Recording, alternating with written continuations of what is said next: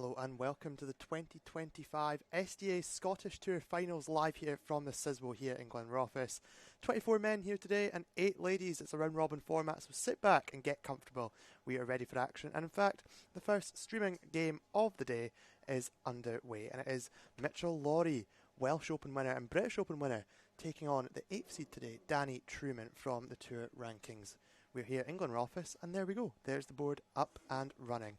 This is going to be a good one. I'm going to sit back and watch it, and I'm going to talk you through it. I'm Sam McLean. Thank you so much for tuning in to the men's singles here in Glenrothes.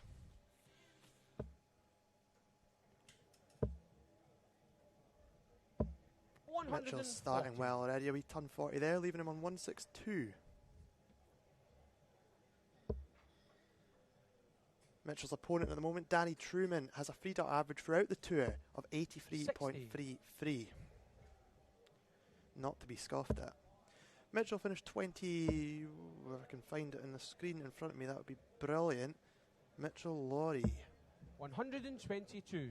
Mitchell Laurie finished 15th this year in the rankings, which is an excellent ranking once again, and he didn't actually compete in all of the events.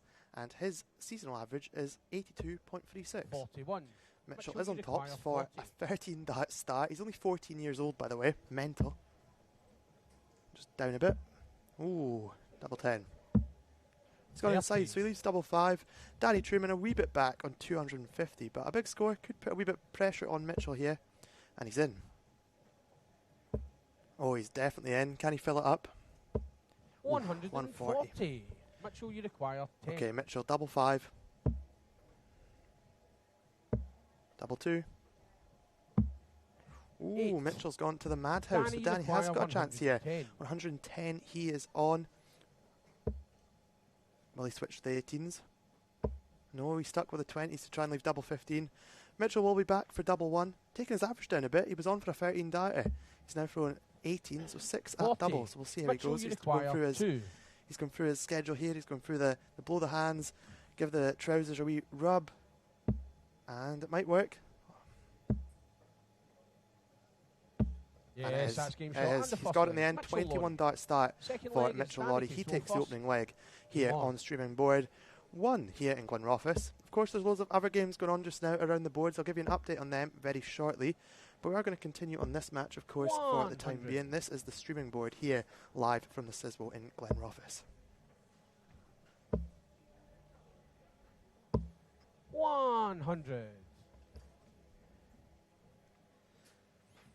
Of course, this is a round robin format. This is a Group D match. There's 4 groups today, 4 groups of 6 players. And 81. The other groups just now, Barry Watson is 1-0 up on Nikki Danoon. Paul Coughlin and Scott Campbell are tied on 2-all in Group B. And in Group A, Derek McLean is trailing to 99. Craig Smith 2-0. Craig Smith averaging 100 at the moment. I'll look through some other results from today already with you a wee bit later on, but we'll focus on this game for the time being. 81. I will, of course, be joined a wee bit later on by Aaron Mitchell, who will be refereeing later on in the day for the semi-finals and final, but he is going to join me here in the comms box as well. Give me a wee bit of a hand, and so is James Ward, because it's quite a hard shift on your own, but we will power on through it. 43. Mitchell not impressed with that, but Danny has got a chance here to hold throw and just get the game back at 1-all. 45. He'll be disappointed with that. That was a chance to pull away from Mitchell a wee bit there, but Mitchell, you'd expect him to leave a finish from here, and he is going to, I reckon. Definitely a 139 leaves, 120 for Mitchell Laurie. Danny needs a big score to put the pressure back on the 14-year-old. Sorry, I'm going to say that a lot today because it's just absolutely incredible. The things he's done at 14 years old, winner of the Welsh 38. Open, and of course the British Open this year as well, 120. alongside plenty of youth events too. That leaves 100. He's going to try and stick on the 20s. He's not going the Littler Bull route yet. That leaves 80. A good switch to the 16s to leave 32. 88 score, leaving 32. The Mervyn King route, I like to call that. The treble 16, double 16 combo for the 80.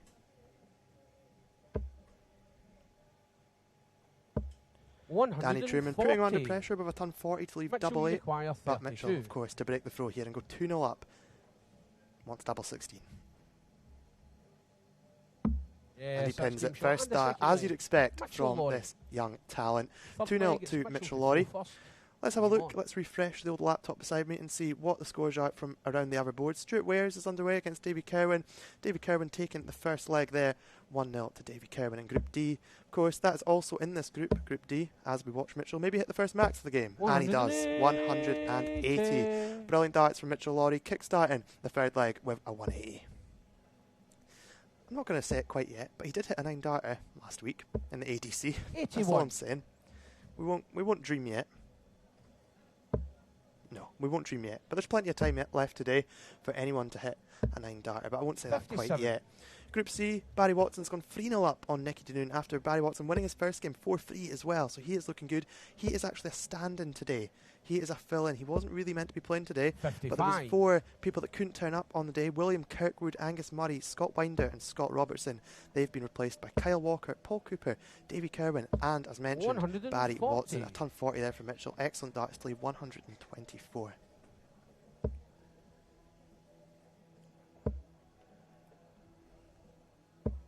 Good darts from Danny, gets himself a wee bit back into the leg, but Mitchell definitely with the upper hand at the moment. This, of course, is a race to 4, best of 7 legs here in the singles round robin. I'll be looking through some of the women's scores after this game as well, so make sure and stay tuned for that and find out what's going on there. Of course, you can follow all the action from around the other boards on Darts Connect as well, dartsconnect.com, so do that if there's any other players that are playing just now that take an interest to you. Double 10. Oh, he's back up here in the 5s. No, he's opted against it. He's burst the score. Probably a sensible play with Danny Truman back on 180. Mitchell currently averaging 84, Danny averaging 77. Bit of pressure on the stage, so I think if I was playing, which I could never play at the standard, I would probably like to play on the backboards. I wouldn't like to play on the streaming board. But it's not a problem for Mitchell, especially when he's on tops. That is 3-0 Mitchell Laurie. And of course, another hold of throw. One more leg for Mitchell will do it. Danny's going to need 4 legs on the trot to get his first win on the board in Group D. 140. Nice turn 40 to start the leg. Other results in Group D, Steve Buchan beat Stuart Wares 4-3 and Evander Stevenson whitewashed Davy Kerwin 4-0. And Mitchell starts another leg with a 180. This boy is unbelievable. But can Danny respond? It looks like he's going to.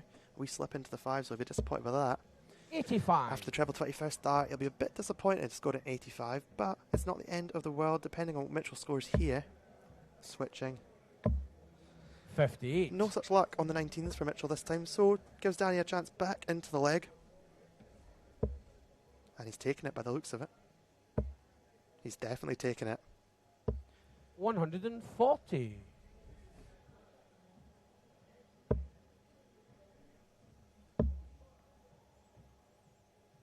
Mitchell obviously disappointed with that single 7. Does recover well though, with 57 last start. Keeps him in touch with Danny in this leg, but Danny will have 6 starts from here. He started well. We could see a 136 checkout. He might not need the 6 starts. Oh, wired it. 120 leaves Danny 16. Very unlucky indeed. Mitchell back on 179. He'll be looking just to apply some pressure onto Danny Truman just now. In the background, you can see other games going on, of course. Like I said, you can follow them on dartconnect.com. 64. Danny, you require 16. Double 8 for Danny. Moving over quite a bit to the right. Moving over to where Stephen Bunting stands. Up to double 4. And he's nailed it. Last start in hand. Danny holds throw. 3-1 here in the first game on the streaming board of the day. Of course, this is the Scottish SD8 Tour Finals for 2024-2025. It's not long till the next tour starts. I'll give you more information on that throughout the day.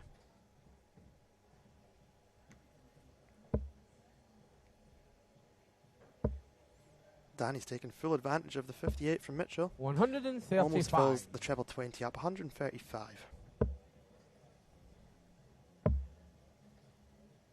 Of course, James 93. Ward doing a wonderful job as the referee, as always. Of course, Aaron Mitchell will be here a wee bit later on as well, doing some of the refereeing too, so make sure and stay tuned for that. 13. Don't think Danny will be too impressed with that, but he is managing to laugh it off, which is good to see. Mitchell will want to step in here, get this game wrapped up. I think the first game's always the hardest. If you've got your first win under the belt, first game, you can maybe just chill a wee bit. I'm talking as if I know. I've never played at a standard like this in my life, just pub darts, but that's what I'd go for anyway. Try and win my first game. 58. 2-5-1 for Mitchell. He's looking to fill it up again. Nope, not quite. But a ton 40 will definitely do to leave 111. Danny needs a big score here. He needs at least a 140, I reckon.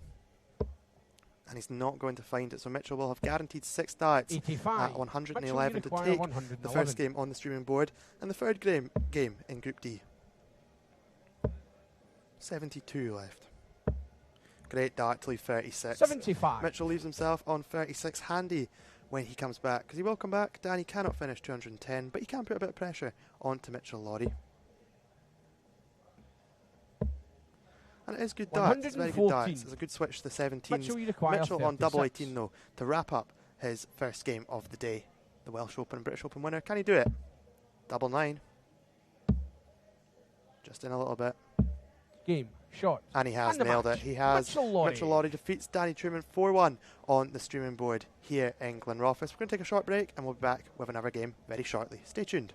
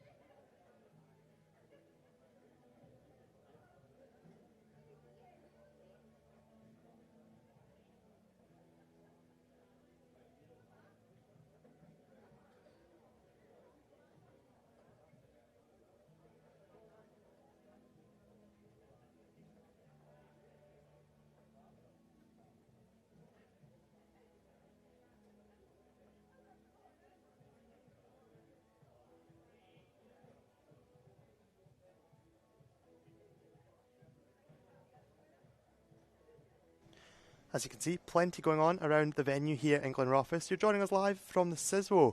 It is an excellent venue for darts. You can see the camera shot there. Boards 5, 6, 7, 8, 9 and 10. They are the boards today. Boards 5 to 8 are for the men. Boards 9 and 10 are for the ladies' side of the draw. We're going to take a quick look through the ladies' results so far. There's 2 groups in the ladies, 4 groups of 2. Group A has seen Louise Patterson upset Lorraine Hyde 4-1. 4-1 victory for Louise Patterson, averaging 52.51. And Lorraine Hyde averaging, unlike her, 46.05. And the other result in that group was Lindsay Ward beating Susanna McGimpsey 4-1 as well, with a 50 average there. And we'll move to Group B.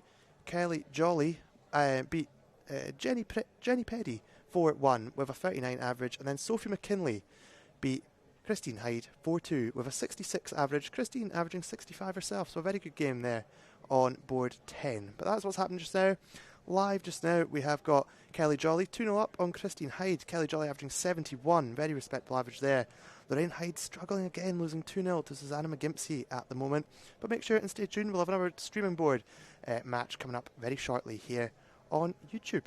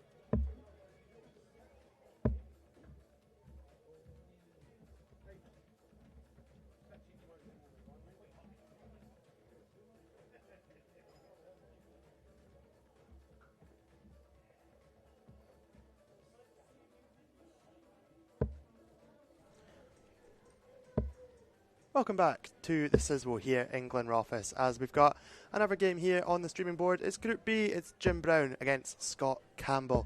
Let's look at some of the other results that have taken place in Group B so far. Jim Brown started today with a 4-2 win against Glenn Parsons, a 77.05 average. Scott Campbell also won his game earlier on, 4-2 win against Paul Coughlin with an 86.41 average. It's said to be another excellent encounter here on the streaming board, and it is of course a Group B match. We'll take a look throughout the game at other results going on around the boards, but we'll let these lads take it away. They're going for a bull up just now by the looks of it. 25 for Jim.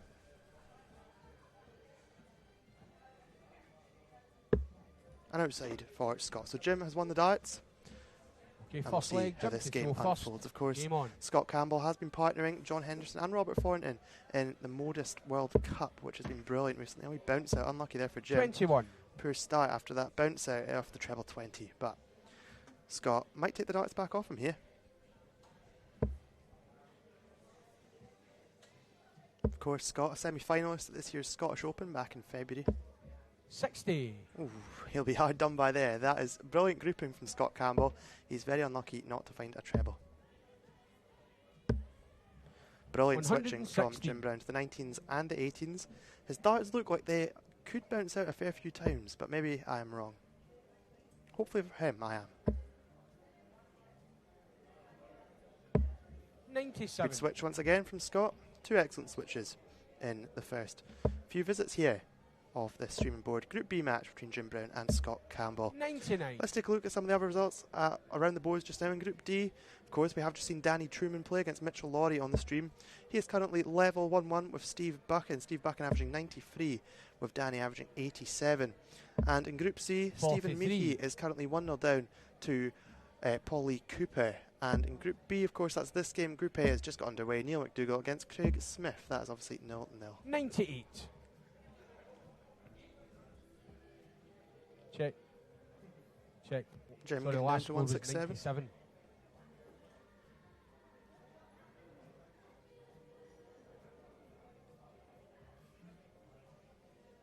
.168. Corrected there, of course.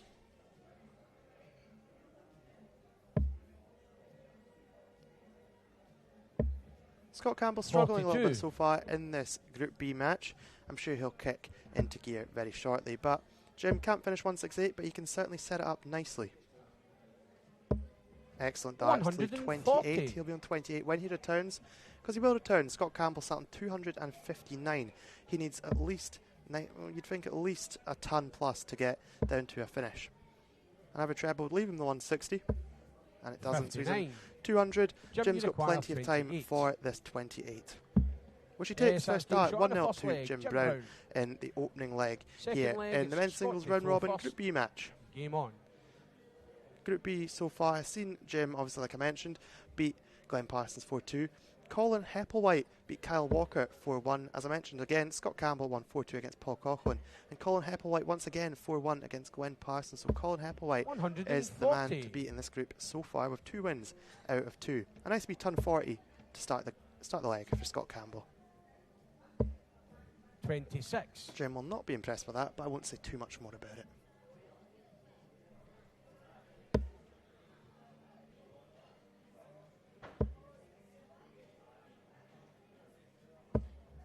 $83.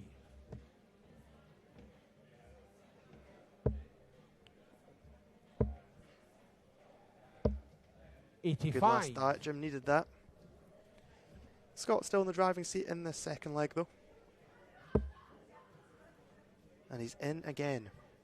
Moving over to the left, to the right, to his right. 98. 98, taking him down to 180. Jim Brown is going to need quite a score here to even try and get back into this leg, which he's not going to get. 47. He's 47, so you're looking at Scott Campbell tying up the leg. It's more or less a certainty from here, but you never know in darts. It is, as they say, a funny old game.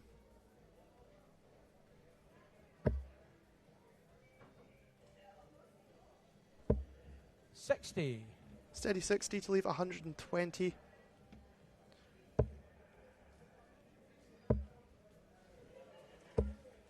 $85.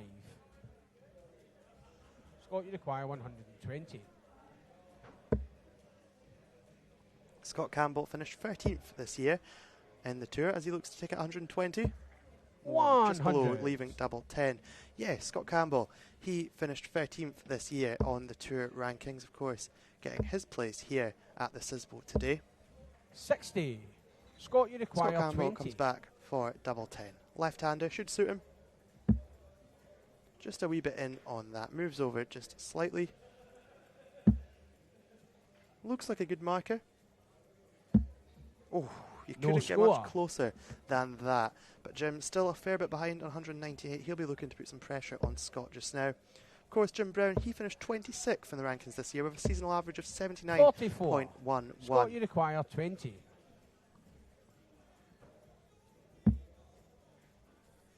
Scott looks a bit bamboozled as to why this start isn't going in the double 10. But it has. It has. Yes, that's game short. And it is 1-1. He ties up the game. We've got parity here in this Group B match between Jim Brown and Scott Campbell. And it is Jim with the darts in the third. 83. As you can see in the background, plenty of other matches taking place across the floorboards with a lot of men's action going on and plenty of women's action going on as well on boards 9 and 10. Sophie McKinley has just gone 1-0 up on Jenny Petty, so keep that in mind. That is a Group B match. And Kelly Jolly has just beaten Christine Hyde 4-1 with a 68 average. Good darts 140. from Kelly, and great darts from Jim there as well, 140, putting him firmly in control of this third leg.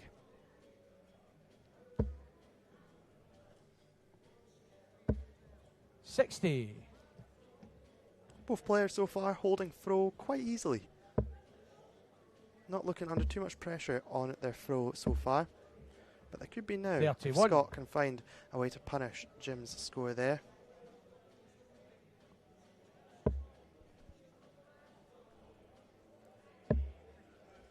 Good switching from Scott.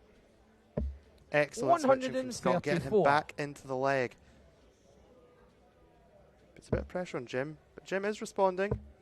He could do with another treble. 85. Takes Jim down to 162, if I'm right, and that should leave him a bogey number. So Scott with 6 darts from 264, and he will now no longer leave a finish either. 54. If you're wondering what the thumping is behind me, it is the circus has come to town. That is just next door to us here at the Sisbo. Looks like quite a good one as well. Sort of like 88. a fairground.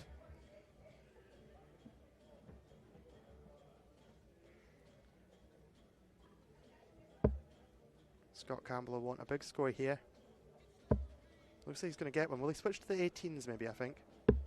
Oh no, he went for the brutally tops. I don't mind that at all. 134. Jim, you require 74. Puts the pressure a wee bit on Jim. Scott Campbell catching him up in this leg. That leaves 60 for Jim. That leaves tops. Ooh, 54 scored, 20 left. Scott, you require Scott 76. coming in on 76 to break the throw after commentator's curse. Me going on about they were quite easily holding throw. Oh, it's a great dart, and it's just sticking on the board. That leaves double 8 for Scott Campbell.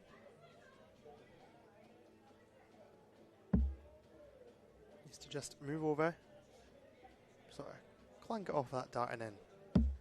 Yes, that's game shot. And the third leg, Scott Campbell. There we go. An excellent fourth finish leg, from Scott Campbell. to throw first. 2-1 to Scott. A break of throw, and it's Scott to throw first, of course, in this fourth leg. Fourth leg, Scott to throw first. Game on.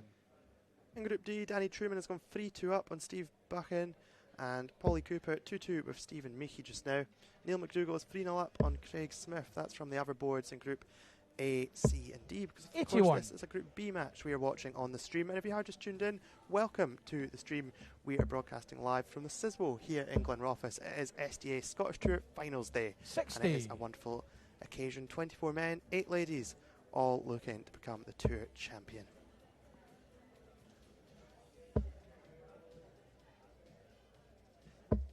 Good last start from Scott. As you can see on your screen, Scott Campbell averaging 75, as is Jim Brown. Not too much separating the players as we 59. Speak.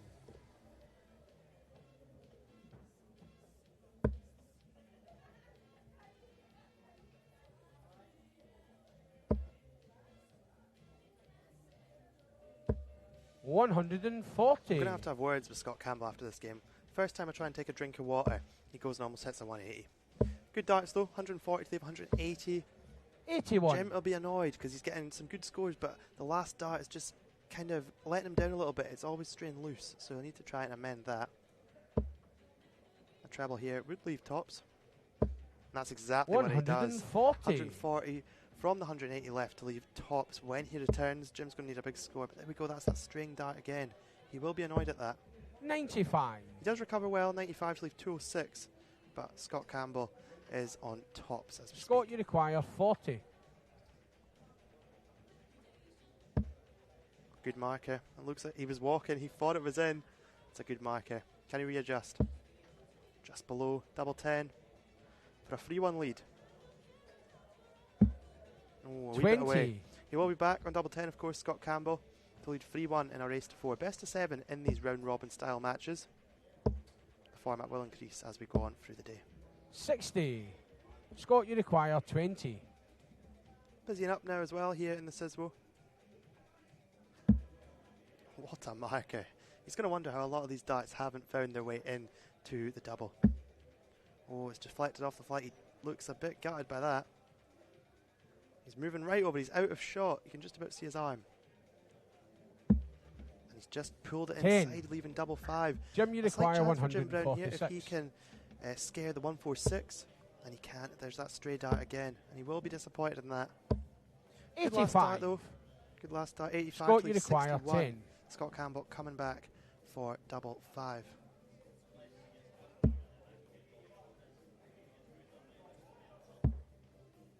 He's struggling on the doubles a little bit, Scott. And in a leg, score. he really, Jim, you really require should have won 61. quite some time ago. We are going to see Jim Brown back to the board for 61. Where will he go? 25, double 18. And yes, he that's finds game it. shot. And the fourth leg, Jim Brown. It's a great checkout. It's 2-all. He gets the Fifth big back leg, against Jim Scott Campbell. first. We head into the fifth leg with Jim back on throw. And Scott will be kicking himself at the back of the stage after not managing to win that particular leg. Warming 86. up now, Kyle Walker against Paul Cockle, and that is going to be another match taking place, so make sure and stick around for that. Head to dartsconnect.com as well to follow all the scores coming in live as we speak. So there's plenty of excellent matches taking place across the men's and the women's draw. 26. Got Barry Watson laughing at me from the practice boards. He started very well today indeed. Here he comes. He might come and chat to us for 97. a wee minute as well. Maybe not. I'm just looking at this. Barry Watson has beaten Nicky Denoon. I'm pretty sure Barry was actually 3-0 up in that game, and he has come back and won it with 87 average. Brilliant darts from Barry Watson. Well played him. He's won 2 out of 2 today so far, and he is delighted with that. I'm sure he's going to crack on for the rest of the day. He was actually not even meant to be here today, but he has replaced 45. He's done a brilliant job so far. He's looking very proud of himself, so keep it up, Barry. Excellent to have a bit of support, people coming over and chatting to us here in the commentary box. I thought I might get him on, but he is trying to practice, so 81. I'll let him go just now. Of course, I did say Barry wasn't meant to be here today. That is a no disrespect either, by the way. He actually hadn't qualified for the event, but with 4 people not being able to turn up on the day, William Kirkwood, Angus Money, Scott Winder and Scott Robertson, they have been replaced by Kyle Walker, Paul Cooper, Davy Kerwin and said Barry Watson. Jim Brown in a wee bit of control in this 5th leg. Scott is going to need something of his last dart here, which he cannot 59. find. So Jim has got 6 darts from the 177.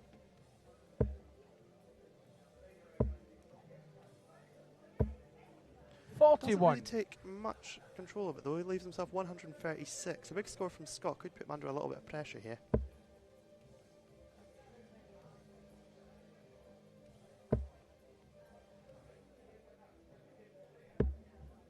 Good last start from Scott, 65 Jim, to you the require 170. 136. The big fish. Would he do the Littler celebration if he took it out? I'm not so sure. The fishing rod.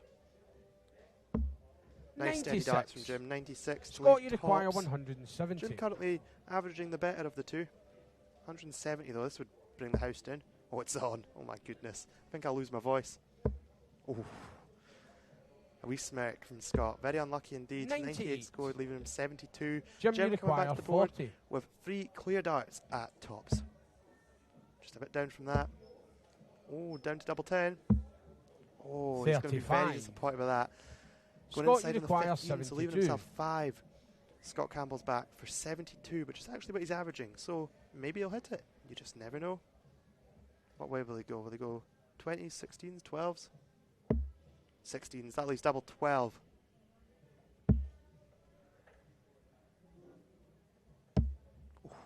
Double trouble for both in this game. Scott will be disappointed after the great Jim, first start in the treble 16. 5 for Jim. That's the hardest bit. Double 2. Moving over. That does look blocked a bit. He's going into that 15 no again. Score. That pesky single 15. Scott, you require Jim 12. Brown can't seem to get away from. Leaving himself back on 5 after, of course, bursting there. 12 for Scott, sorry. Yes, and he takes it. First shot. start. And a fifth Another leg, breaker Scott throw in Campbell. this game. Commentator's curse definitely, because Sixth earlier on leg, in the game Scott to I throw did first. say that both were game on. Holding throw quite comfortably, but not anymore. Just going to take a quick look around at some of the other games taking place just now. Paul Coughlin has gone 1-0 up on Kyle Walker in Group B. In Group D, there's another game underway. Evander Stevenson taking on Mitchell Laurie, none other than Mitchell Laurie. 100. And in Group A, Lewis McLeod has gone 1-0 up on Derek McLean. That is you totally up to date with the men's section of play here at the Sisbo in Glenrothes. 100. As Jim fires in a ton. Currently taking place, there's a Group A match in the women's section of the draw. Louise Patterson is 1-0 up on Lindsay Ward. That game I mentioned earlier on, Sophie McKinley did win 4-0 against Jenny Perry with a 76 average. Very good darts from Sophie there. 83. Another slip with the last dart for Jim. Scott, 2 solid tons to kickstart this leg. He'll be looking to push on. It's a great adjustment, it really is. 2 great adjustments from Scott Campbell. He's down to 161 after just 9 darts. Jim is going to need a big score here, otherwise he can find himself losing this match. Because 85. of course there's a race to 4 in these Scott, round robin group stage matches. Of course if Jim loses this, doesn't mean he's out though by any means, because of course, like I mentioned, this is round robin.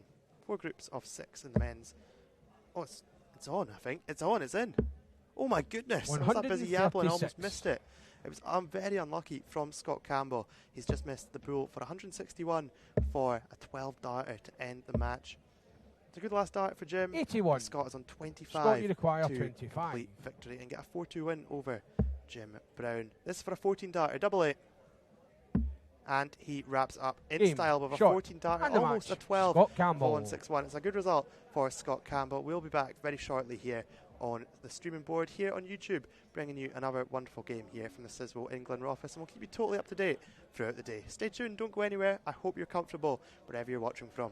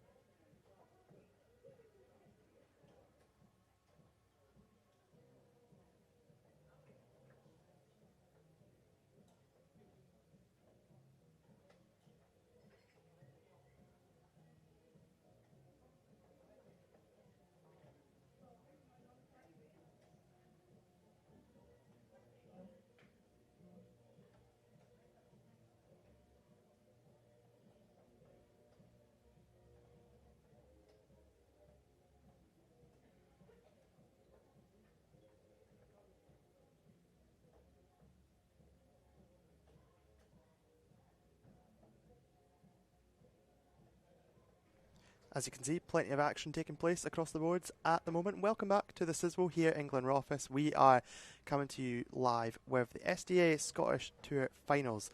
And I have been informed that the next game on the streaming board is going to be a Group A match between Jason Hogg and Craig Smith. Jason Hogg has won his first two matches. He has won 4-2 against Neil McDougall with a 90.53 average and 4-3 against Andrew Edwards with a 99.71 average. So he's looking good so far, Jason. Let's look at some of Craig Smith's results. He's been beat 4-2 by McLean earlier on today, and Neil McDougall managed to beat Craig Smith 4-0 earlier on today as well. So looking at that, you'd have maybe put Jason Hogg as the favourite, but you just never know, especially on the streaming boards. But there we go. Looking at some of the floorboards, boards 7 and 8 there's games taking place at the moment. So yeah, plenty of action to grasp onto at the moment. There really is loads going on. We can see on that board, Nicky Tanoon taking on Ross McDougall. And on board 5, we have Lewis McLeod taking on Derek McLean. It's gone to a last leg decider there. So yeah, looking good. And I'll take a quick look at the women's section of the draw and see what is going on there. Currently, Kelly Jolly is taking on Sophie McKinley. And Sophie is averaging 80 with Kelly averaging 75, and it is 1-1 in that game. So looking good for both ladies there. And Lindsay Ward is 3-1 up on Louise Patterson, averaging 61 to Louise's 57. That is all that's going on just now. You can follow all the day's action on dartconnect.com. There you go. There's a wonderful shot of the ladies' action taking place just now. And you can see Stuart Wares, also known as Arne Slot, in the background too, playing or practicing too. So there we go. Yep, James has just told me that the next game is going up on the streaming board, and like I said, that is going to be a Group A match in the men's between Jason Hogg and Craig Smith. So make sure and stay tuned, that's coming up very shortly.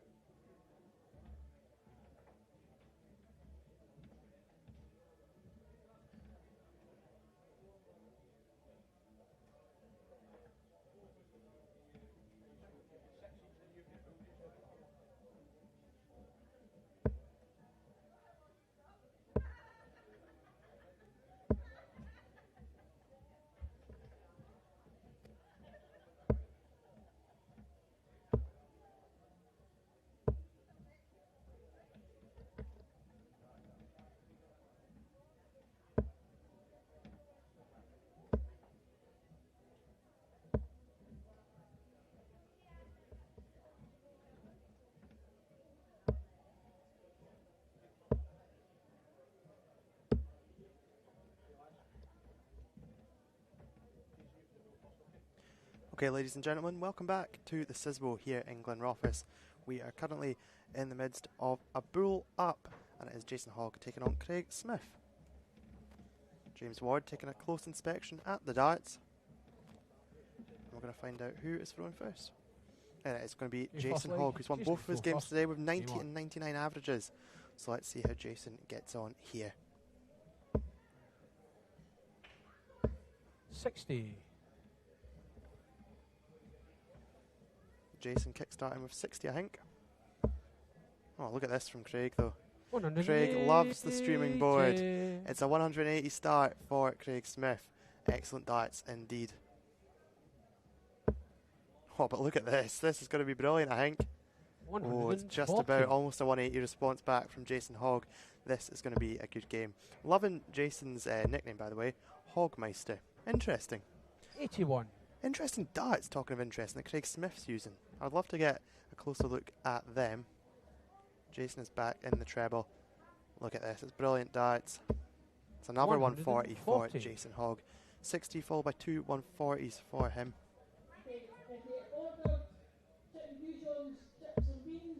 27. Poorer darts there from Craig. Jason, you require 161.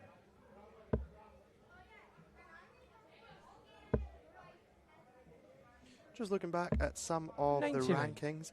Jason Hogg, of course, third seed coming in today with a free dot average seasonally of 88.22. He has left 62 after 12 darts, which is good darts indeed. Talking of good darts, that's another good score, 139. Jason, you to leave require Craig 62. with a reasonable score.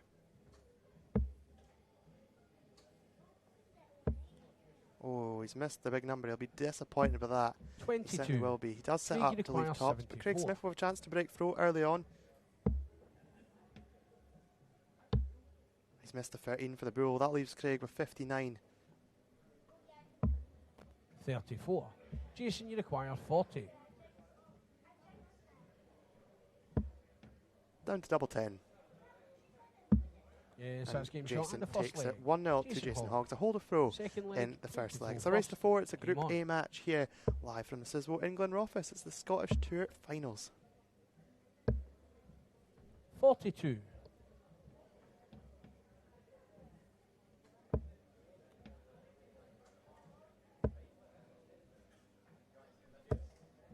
30. Two poor starts from both players in this second leg. 42 from Craig and then a 30 from Jason, but I'm sure they will improve as the leg goes on. Nothing shorter, in fact. 42. Craig Smith actually finished 56 in the rankings this year, but of course, due to players pulling out that I mentioned earlier on, he has come 60. and delivered. So yeah, big chance for Craig Smith today. 56 in the rankings, a seasonal average of 71.61, a first 9 of 79.86. So a really good chance and some good darts there 122. to pull a little bit away from Jason in the second leg.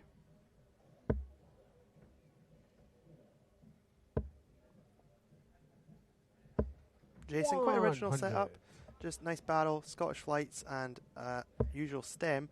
Wee bit different for Craig Smith, as I mentioned. They look sort of like maybe Simon Whitlock style darts. 81. I'm not too sure, but I would love to find out. They do look sort of Simon Whitlocky. He makes his own darts as well.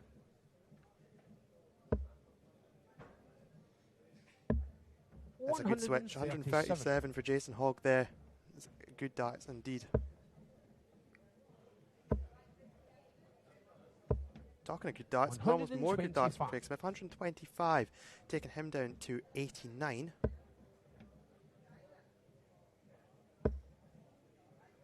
$99 left for Jason. Good counting, 94. leaving himself on a nice Craig even number of 89. 80. So Craig is back for this 89. That leaves 70. He'll go to the 20s now, I think. Double 5. Oh, it's very unlucky. 79. It's good darts from Craig. Jason, you require Jason coming 80. back here for 80. What way will he go? 20s? He'll be looking at another single 20 to leave tops. Keep stacking them, Jason. 60. He did stack them, to be fair, just not Craig, quite you high enough. require That leaves 10. double 10 if he returns, but Craig is back for double 5. A good marker.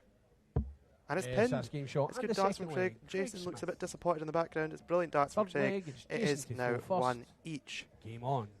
And it's third leg, and it's obviously Jason to throw first. The game going with throw so far. Jason averaging 84.17, Craig Smith averaging 82.46. So let's take a look at some of the other results that are currently taking place just now.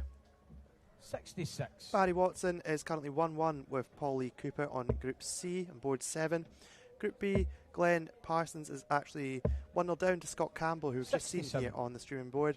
And in this match is 1-1. Danny Truman in Group D, he's leading Stuart Wares 2-0 at the moment. Mitchell Lawrie was playing a wee while ago. Let's see 60. how he got on, because I've not actually been able to check since I saw him playing. He did beat Evander Stevenson 4-3. Mitchell Lawrie, listen to this, averaging 101.23 74. to Evander's 92. At 14 years old, averaging 101. It's just absolutely crazy stuff there here in Glen Rothes. So make sure and keep tuned in. You can follow all the action on Dart Connect, but we are 99. focusing on this game here on the streaming board live for you here on YouTube. Craig is in again. He's in definitely. Ooh, 140 from Craig. Good 140. darts.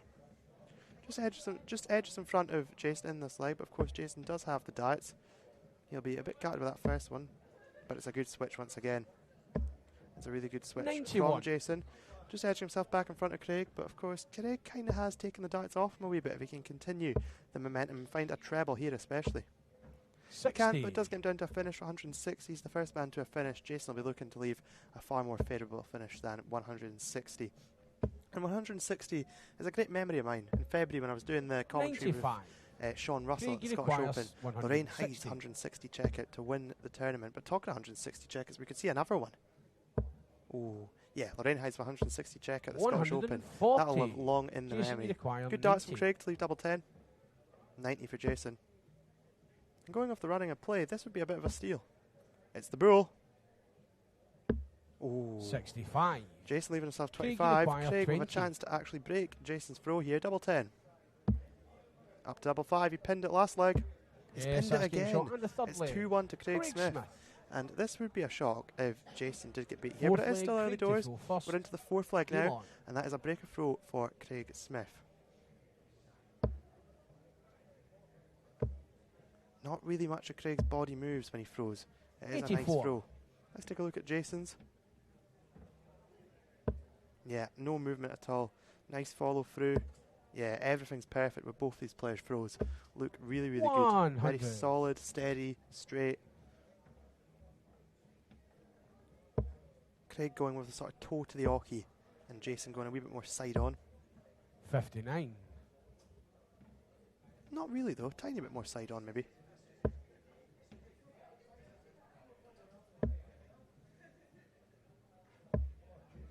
$43.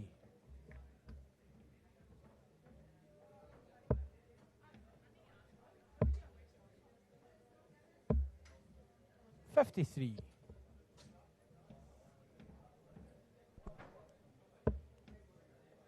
Jason's in. He needs a big score. He needs to try and break Craig's throw back. It's a good 140. Leaving himself on 218. Craig, how will he go about this? Will he switch to 18s? No, he's just going to go old school, stick to the 20s. Oh, another one with the left from the big fish.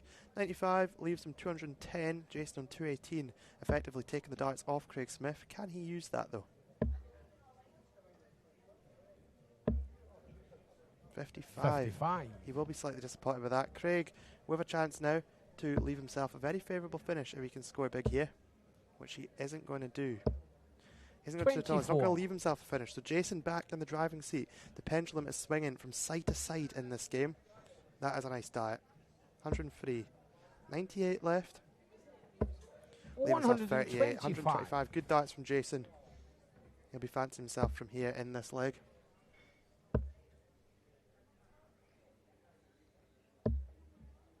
$30. Jason, you require 38. 38 for Jason Hogg. Gone. Oh, that leaves double 14. Double 7. I'm going to assume Jason went 6 double 16 there, but maybe he likes double 14. Maybe he's like Menzer Sudovic. Who knows? But he has busted score. He's still on 38. Craig back on 156. He's not going to take that out. All he can do is hope for a setup and some more 42. Jason Hogg misses. But we'll see what happens here because Jason is on 38 once again. And that is the dart. I assumed Jason before the last time. Double 16. Just in a little bit on that one. 6. Just missed that as well. So Craig with a chance here. 114.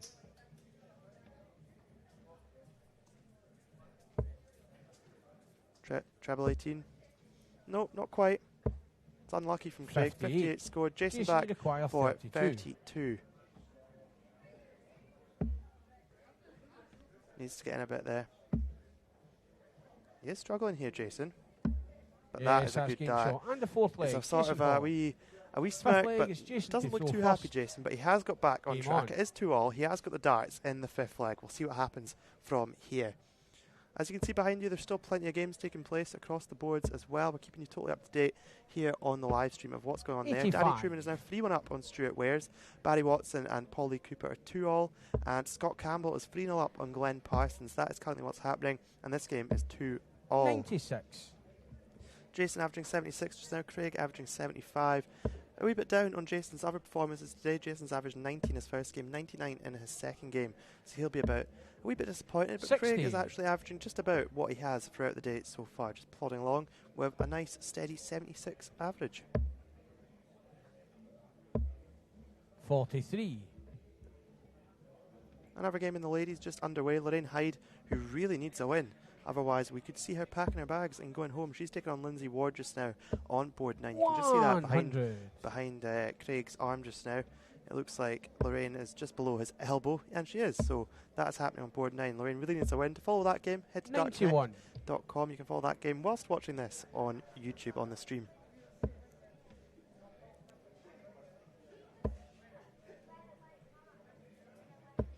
There's another good solid ton to leave 156.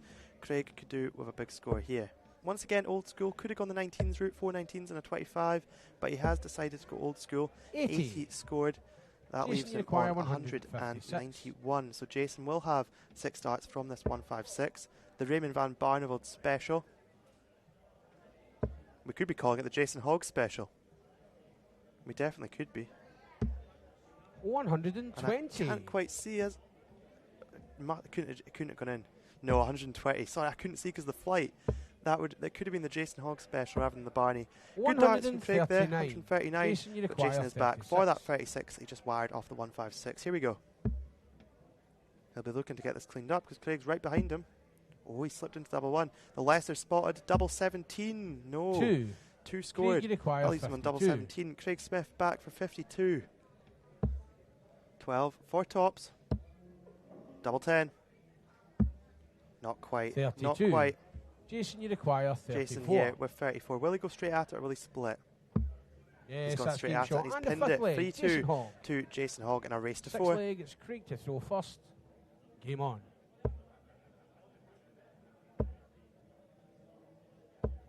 $140. Apologies, the usual water break there. Good start for Craig Smith there. 140 to start the leg. How will Jason respond? With a ton 40 of his own. 2 ton 40s to kickstart this 6th leg here in this Group A round robin men's singles match in Glenrothes. Another game underway in the women's section. Christine Hyde taking on Jenny Perry. That's underway on board 10 just now, so you can follow that one as well on dartconnect.com. Scott Campbell has wrapped up a 4-0 win against Glenn Parsons with a 92.49 average to Glenn Parsons' 81 average. Paulie Cooper has gone 3-2 up on Barry Watson just now, and of course in this game Jason Hogg is 3-2 up 43. On Craig Smith. Game's warming up, of course, as well. Mitchell Lawrie taking on Davy Kerwin, Colin Hepplewhite taking on Paul Coughlin. But we'll focus on this game till its conclusion here 97. On the streaming board on YouTube. I hope everyone's well. Hope everyone's enjoying the day so far. I certainly am here in the commentary box. Jason leaving himself on 164.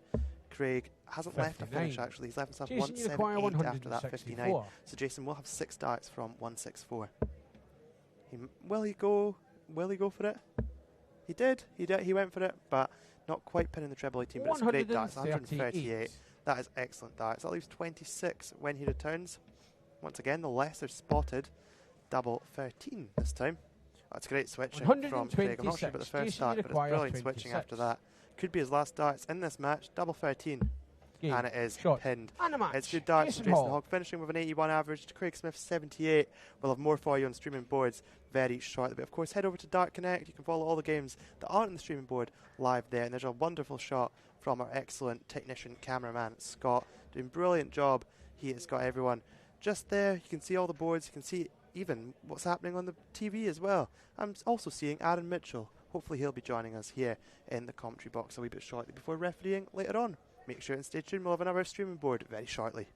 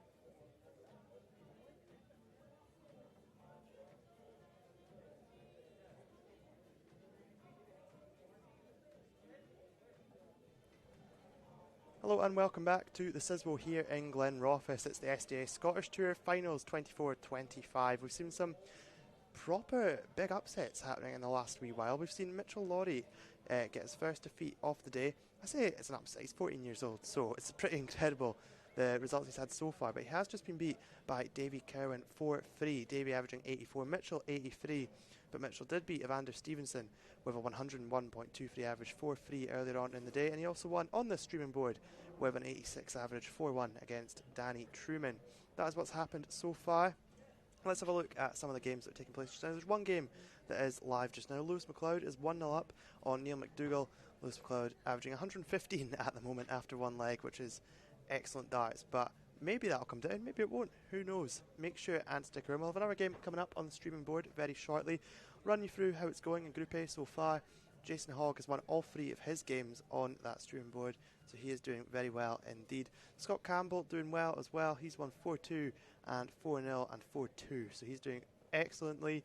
In Group C, Barry Watson's won 2 of his 3 games. He has just been beat by Paul Lee Cooper. He did struggle a bit in that one, but I'm sure he has done enough to maybe get through to the next round, but we'll wait and see what happens there.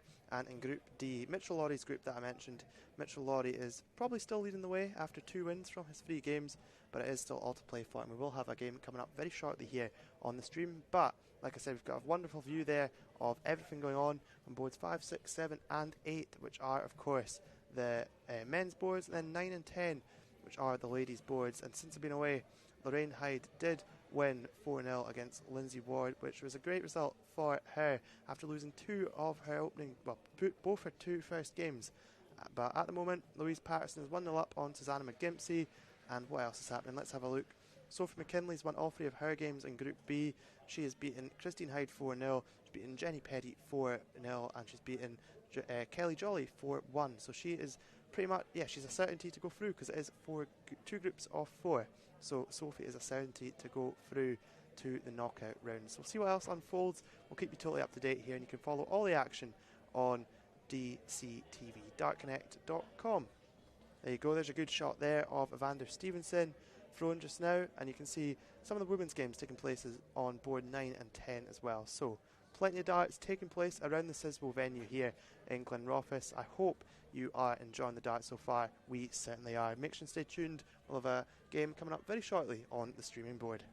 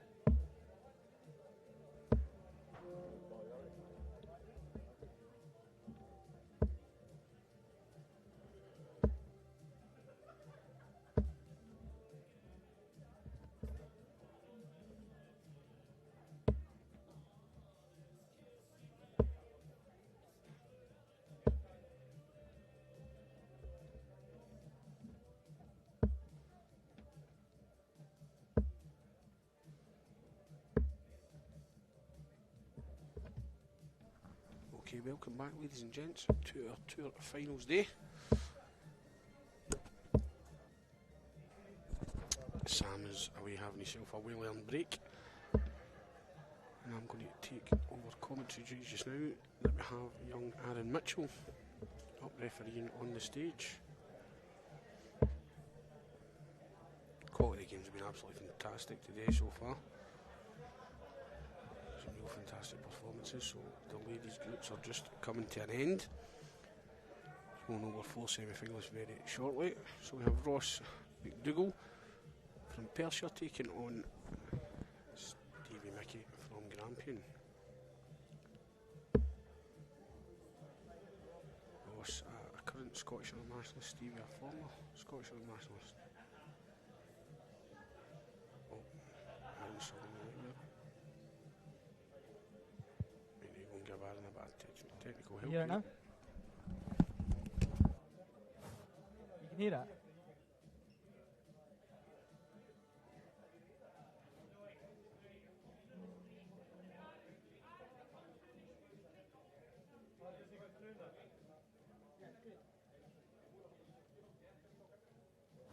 Say, first line.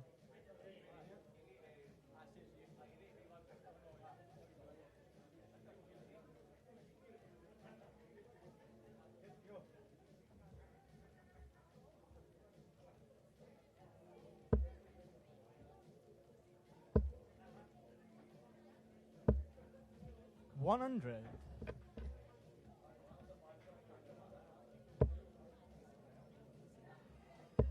Apologies guys, I was just way over 44. offering some technical support there.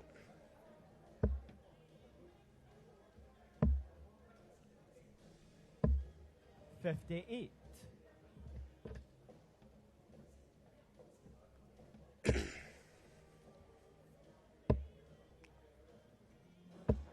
$140.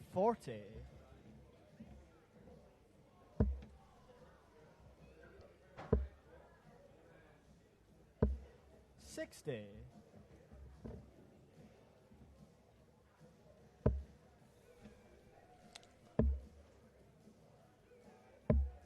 $84. So not much between both players.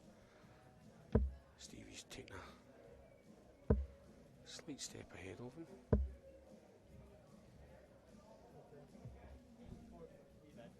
$81. So the score updating there. The joys of technology, folks. There'll be a few of you sitting there at home, I would imagine, saying this wouldn't happen with the old chalkboard and pen. 93.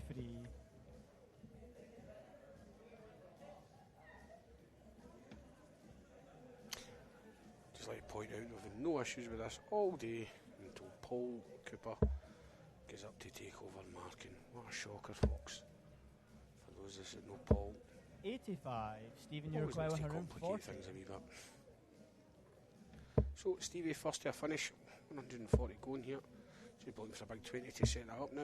No Oh, he's score. bust it. Ross, you What a require horrible deflection 117. that was by Stevie. Ross trying badly to hide his snigger there, but never had. 117 going for Ross. I think he was too much sniggering. Go down the bottom now. No, straight up. 30. Stephen, you require 140. 140 again. Stevie, let's see what we do this time. He's playing it safe to set up the turn. 60. Ross, Played you it very require safe that time. So 87. 87 going for Ross.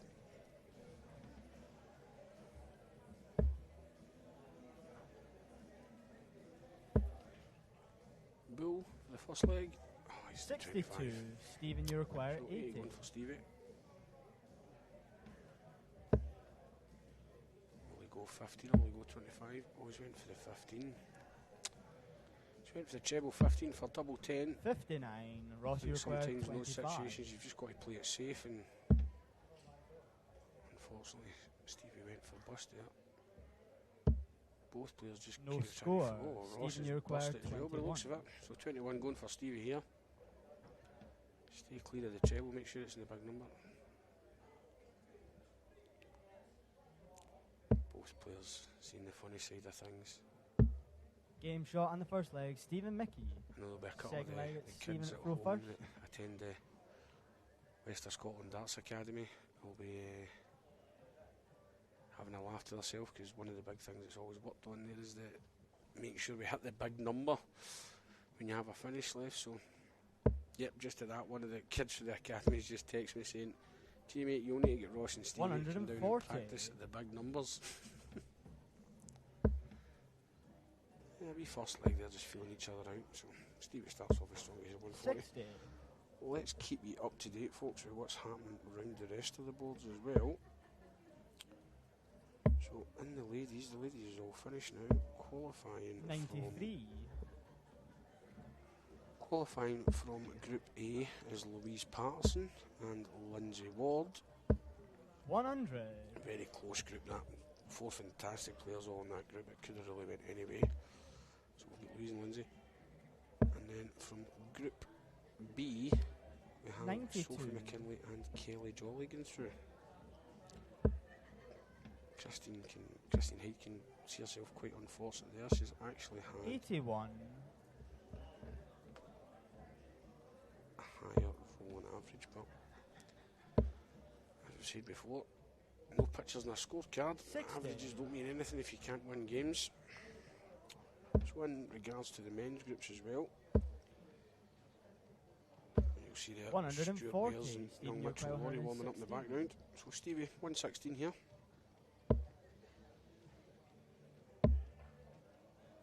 58 to go. 18 for tops, I'd imagine. Yep. 76. Ross, you require 120. So in the men's groups just now, very frustrated with yourself there, Ross. 40. So as we Stephen, you stand require after 40. pretty much all the same games, Group A, we have Jason Hogg topping that group with Lewis McLeod. Game shot in the second Second, leg, as Stephen Miki. Stevie Mickey Third goes leg, it's Ross 2-0 up. Ross really needs to hold his throw here, 100. 'cause losing his throw with Stevie throwing first and the fourth leg could be just game over. So we're looking to get yourself back. 140. A very strong start again with Stephen. So Group A at the moment we have Jason Hogg and Lewis McLeod. We'll be progressing from that group at the 45. moment. Group B, as it stands at the moment, Scott Campbell and Colin Hepplewhite. Group C at the moment 57. is Jamie Bane and the man on stage, Stephen Mickey. So if Stephen wins this, that'll just further strengthen his 140. cause. And in Group D at the moment, it's Evander Stevenson and Mitchell Laurie. 84. Been some fantastic games in Group D so far.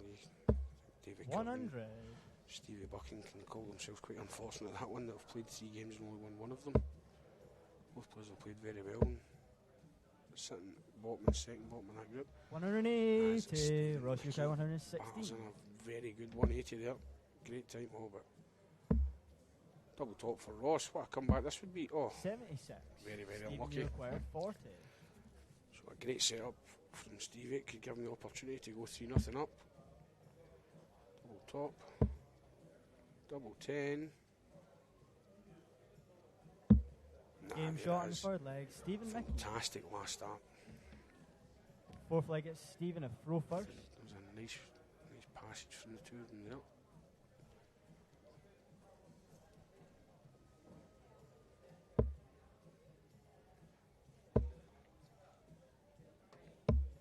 '59.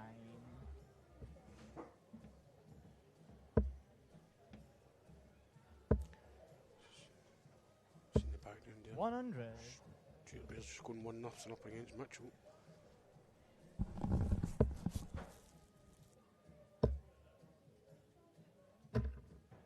'40.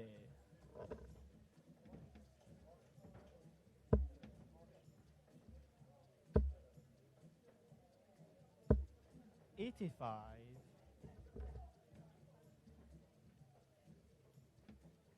100.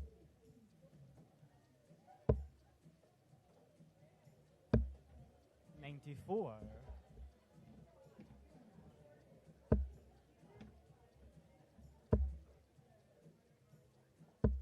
100.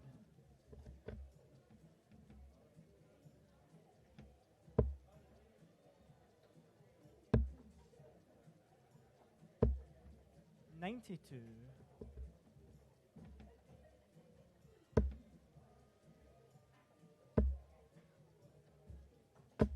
180.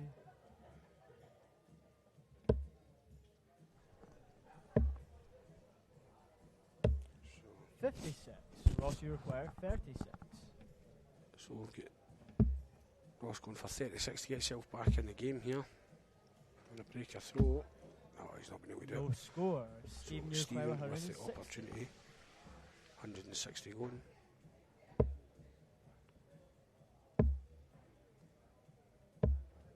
$94. Ross, you So require 36 again for Ross. Go to double 9. He's left himself 28. double 8. Stephen, you require 66.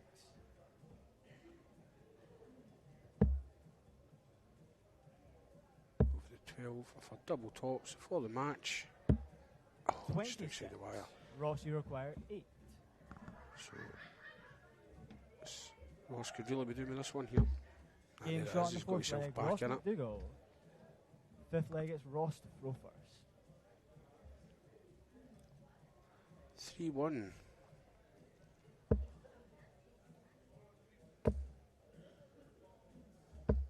Ross starting strong. 140. He really needs to hold his throw now. Unfortunately, due to the earlier legs, he still requires a break to get himself back in the game. 59.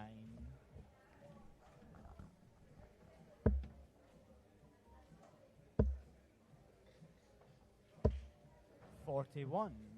Just give yourself a wee bit of breathing space here, but we all know Stephen's got a great power scorer. Just showed there, switching down. Stay down there for the 19s, hoping for the 1-3-4. Great darts. 134. You always know that Stephen can be sort of up and down at times, but fantastic scorer when he's on his game. He's always going to just get that big score in him out of nowhere.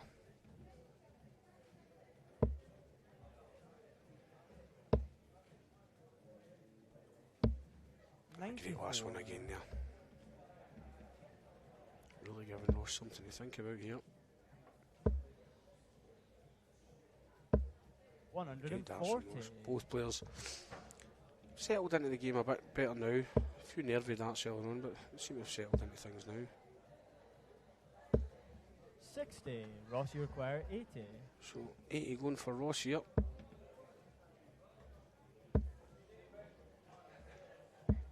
Oh, 60. very unlucky. Stephen, you require So 154. we've got 154 for Stevie here to give him the match. Very unlucky, so just be looking to set this up now. Will he stay down there? Yep. 58. Ross, you require Double 20. 10 for Ross. Double 5. 10. Stephen, you very require unlucky. 96. So 96 incoming for Stevie for the match. Go start with treble 20. Yep. Double 18. Double 9. Got to be aggressive here. 78. Yeah, Ross, you've you always got require to be 10. aggressive there. You don't want to be dropping inside that one. As Ross has just done there. Double 2. 6. Stephen, you require 80. You can see the frustration in Ross's face. He's had his opportunities, but unfortunately he's not took them. Double 9. One dart at double 4 for the match. There Game it is. shot and the match.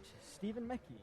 A very, very strange game of darts. Both players there having some fantastic moments, but I think both players would agree that they've got more in the tank than that. So finishes 4-1 to Stephen Miki in Group C, and really puts him in a strong position now to qualify for the stage finals.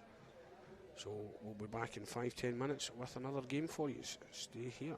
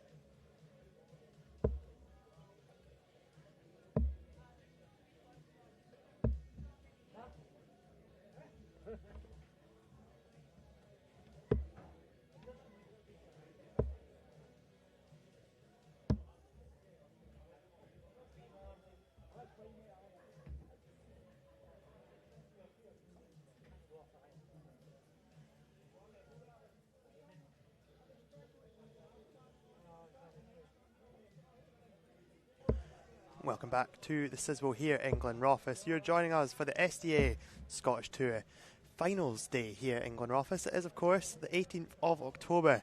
It is Finals Day. Of course, it's not long till the 25-26 Tour starts, but we'll just focus on this for the time being.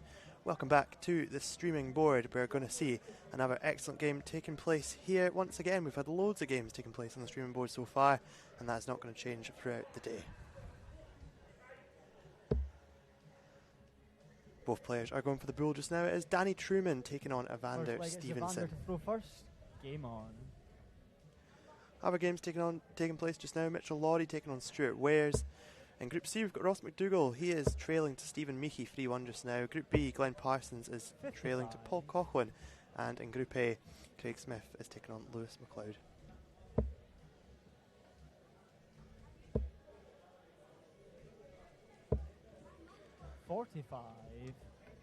This is a Group D game. We'll look over some of the Group D results from earlier on. Thank you to James Ward also as well. He's been refereeing today, did a bit of commentary in the last game. Of course, Aaron Mitchell is here just now. He is also refereeing too, which is wonderful. He's very good at it as well.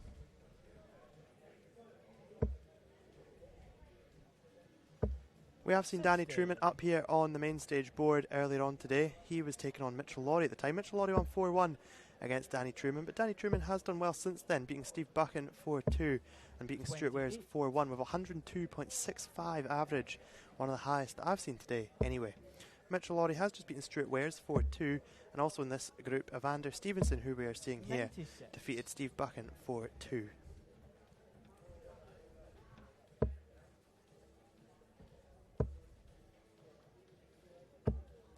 Bit of a slow start from Evander, but I'm sure he will pick up as the game progresses. Danny Truman on 300, Evander just behind him on 327. 96.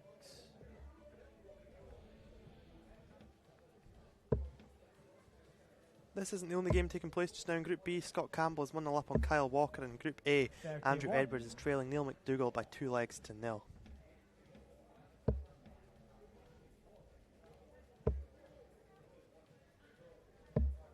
It's a good switch from Danny. It's very good darts indeed. 122, taking him down to 82 with Evander quite a bit behind on 296.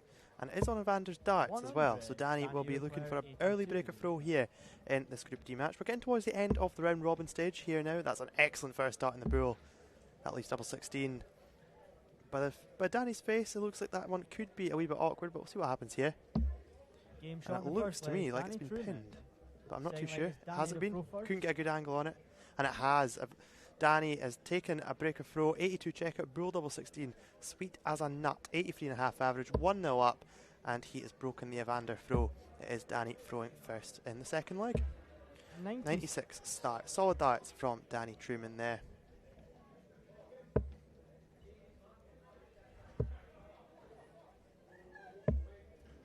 Good darts from Evander. That's more like what we expect to see from Evander Stevenson.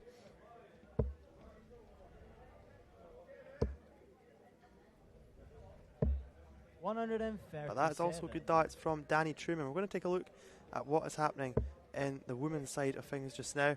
The women's side is pretty much finished, with Group A and Group B coming to a conclusion. Sophie McKinley is a standout in Group B, winning all of her games. 4-2 against Christine Hyde, 4-0 against Jenny Petty, and 4-1 against Kelly Jolly. Lorraine Hyde didn't do as well as maybe some expected her to do. We'll have to wait and see what the tables are looking like. She lost 2 and won her final game 4-0 against Lindsay Ward 4-0. So we will have to wait and see how that one unfolds, that Group A. But certainly in Group B, Sophie McKinley is through, but we'll wait to see who goes through in second place into the semi-finals. 83 for Danny, leaving him on an 87 checkout, with Evander once again behind quite by some margin, only averaging 57 here. This is really unlike him. We've seen him play earlier on, averaging in the likes of 90s and 95, so I'm hoping Evander will pick up for the game. Danny, no need to go 20 bull, he can set up nicely with a 10 and a 20 to leave tops. Evander needs something big here to try and get himself back into leg and put some pressure on Danny as he sat there waiting on tops for a 16 darter if he can put it first dart. That is better darts from Evander though. Ton 40 there. I thought it was a ton 40, maybe it was a ton. Shows what my eyesight's like. There we go, ton 40. I knew it was. No doubt about it. Double 10. Needs to pin it. And he hasn't. 30. So Evander Evander is requires back 49. 49. This was unexpected, but that turn 40 got him right back in the leg. That is 9, so leaves tops for Evander. Down to double 10, left-handed player, and he has missed it. 29 Danny scored, leaves double 10. Danny Truman coming back for a 2-0 lead on double 5. Over to the 1. Oh no, he's gone free double 1. He's actually missed the big free. So he has busted it, and it is Evander coming back at double 10. And it's pinned.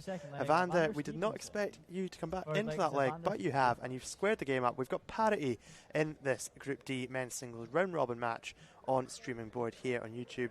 It is 1 leg all, and it's Evander to throw first. 93. Good last start from Evander.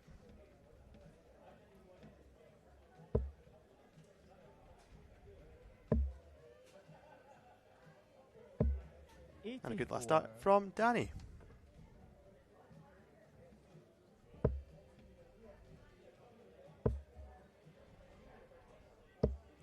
95. Scott Campbell is now 2-0 up in Group B against Kyle Walker, currently averaging 81. And Neil McDougall is 3-1 up on Andrew Edwards, averaging 94.26. And a wonderful average there for Neil McDougall in that Group A match so far.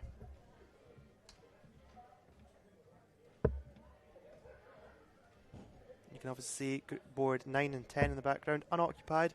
Of course, they were the ladies' boards, and the ladies' round robin has finished now. So you can head over to Darts Connect and see all the results from the ladies' section of the draw. Of course, there'll be lots of ladies' games coming up on the streaming board this evening, and well, this afternoon and this evening as we head 26. to the latter stages of the tournament.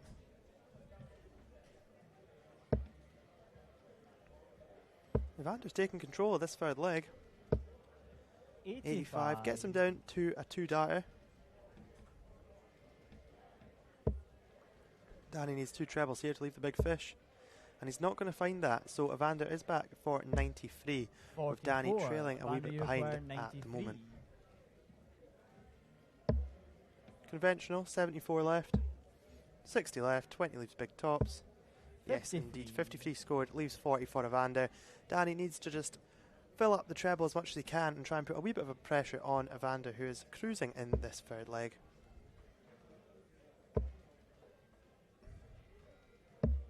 It's good darts, it's really good darts. A 137 to leave 129 for Danny Truman, but Evander is coming back for tops, and he pins it first dart to leave 2-1 and hold his throw. Danny has got the darts in the fourth leg. It is 2-1 to Evander Stevenson.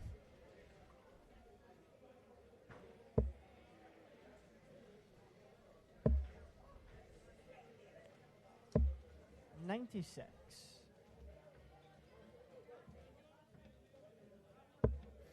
For those not following on Dart Connect and interested to see what is happening over there, in Group B, Scott Campbell's gone 3-0 up on Kyle Walker. Group C, Miki takes a 1-0 lead on Stephen Miki. And in this game, of course, as we're watching on streaming board, Evander Stevenson is 2-1 up on Danny Truman. 85.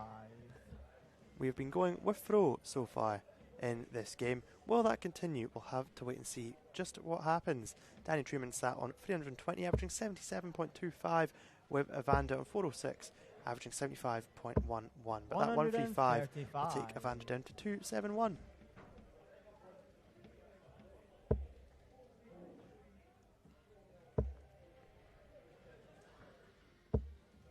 Steady darts from Danny, taking him down to the 220 mark in this leg.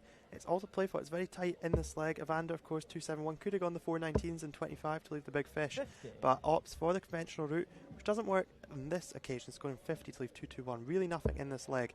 Both players throwing 9 darts. Another solid ton for Danny to leave Shanghai, 120.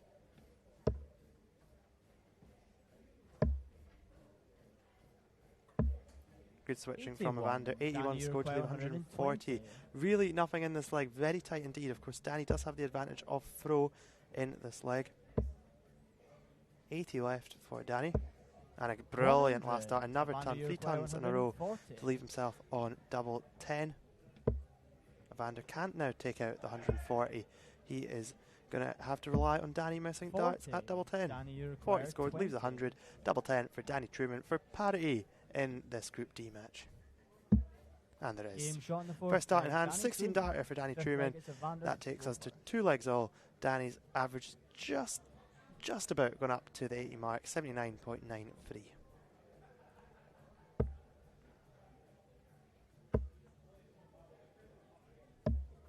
$47.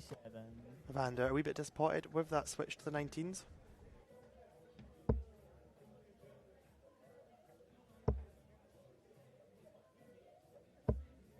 $41.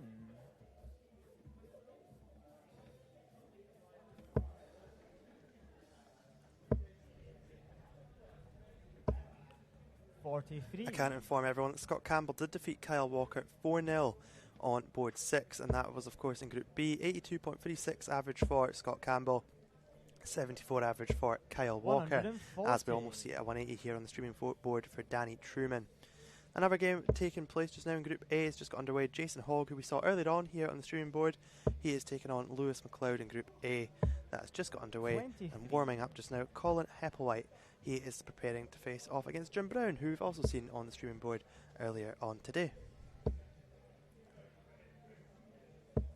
100.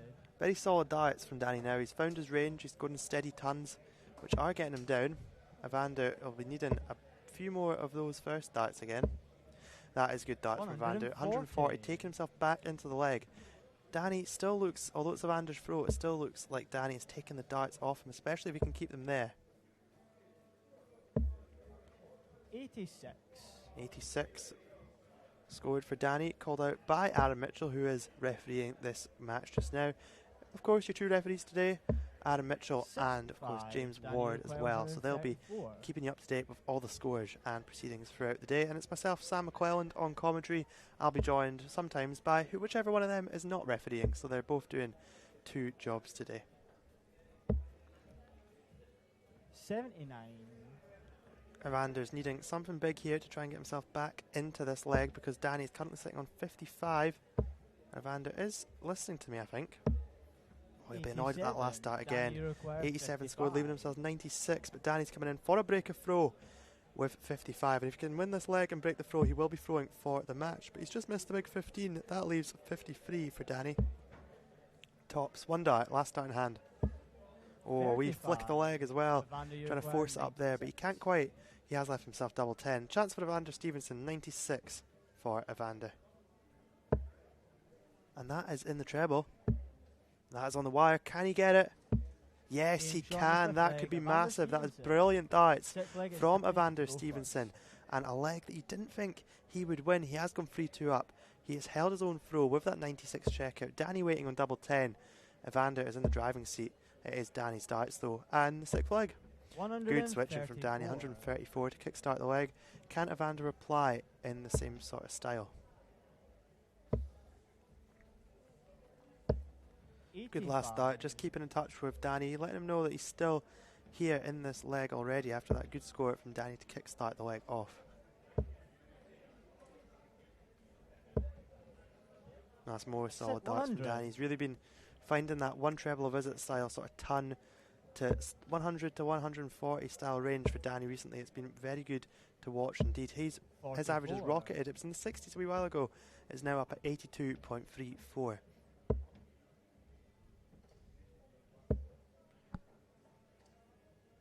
And there's another one. As I'm talking about it, another one of those 100s from Danny. Get himself down to 167 after just 9 darts. Evander is looking to fill this up though. 180. And he does. Evander fills it up very nicely indeed. 180 to just get himself back in the leg. That's how much he needed it. Leaves himself 192. Danny is currently, after these 2 darts, 106. That'll leave Danny 86 when he returns. Can Evander throw in another big score and put the pressure right on Danny Truman? He can. He's in again. He's in again. We could see back-to-back. We could see back-to-back 180s here. And of course, Evander looked pretty chuffed when he found out from Adam Mitchell that was in. Oh, he did switch. 136 scored. Evander, 2 massive visits, puts the pressure right on Danny Truman. And we are getting to crunch time in this match. What's going to happen here? 82. Danny's already taken this out. He's gone a different way. It's a great dart. Tops. Oh, so close. Danny will be gutted. What a second dart in the treble 14 to leave tops. Evander coming in with 56 is to win the match 4-2 in this Group D game. Double 10, last start in hand, and he's busted it. He'll be absolutely gutted with that. He's busted his score. Danny Truman coming in on double 10 to force a last leg decider here in this Group D game.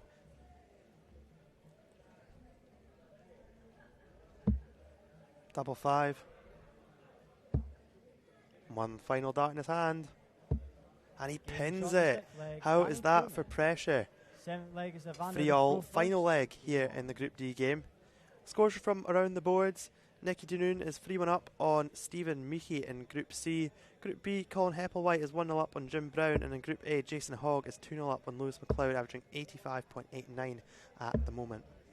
Of course, you can follow all the action on dartsconnect.com, so head over there if you haven't already and see what is going on there.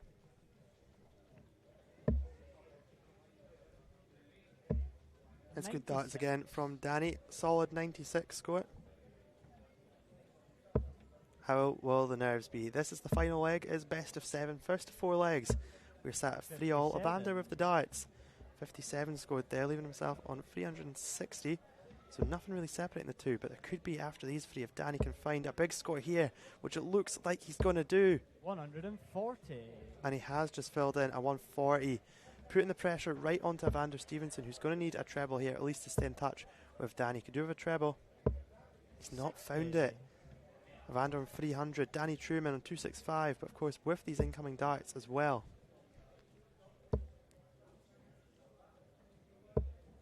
But he's not used it. The pressure's getting to both of these players. You just cannot pick a winner just now. I don't know who is going to win this.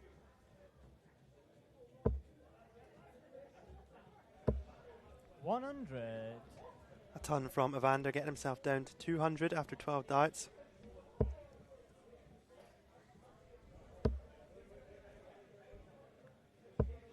And good darts 100. again from what I'm going to call him the ton man. He always seems to score a ton. Very steady player, Danny Truman.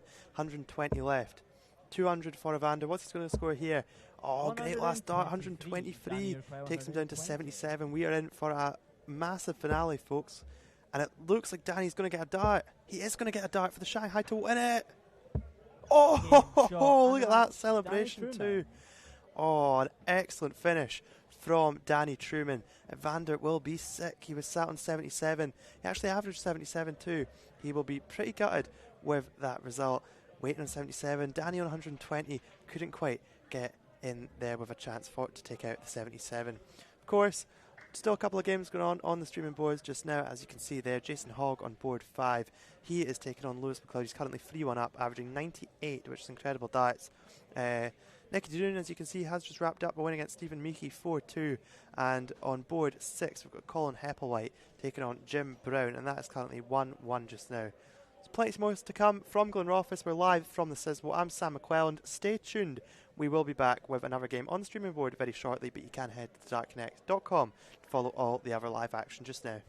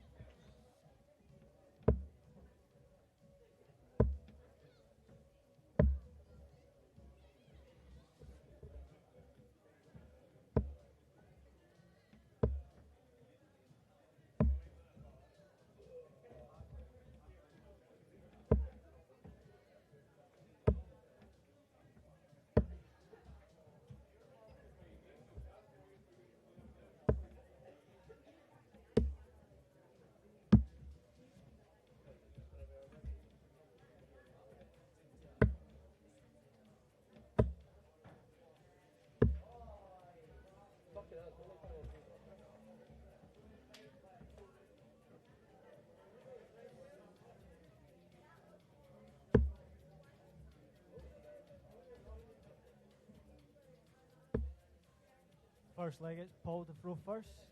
Game on.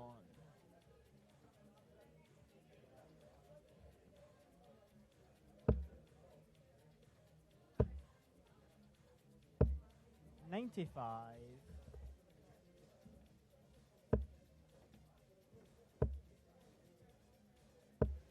$125.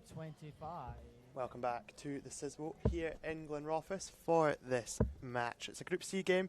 First to 4 legs, it's Paul Lee Cooper taking on Jamie Bane.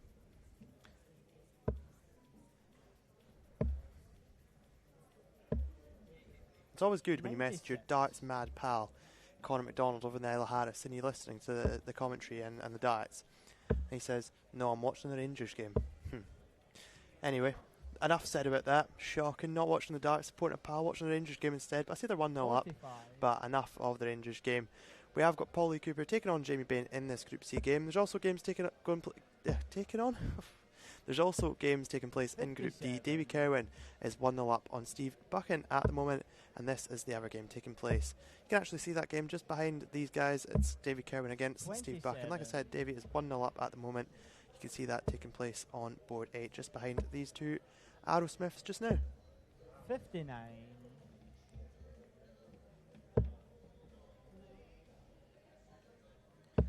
We'll take a look at some of the results from today in terms of Group C, which of course these two gentlemen are in.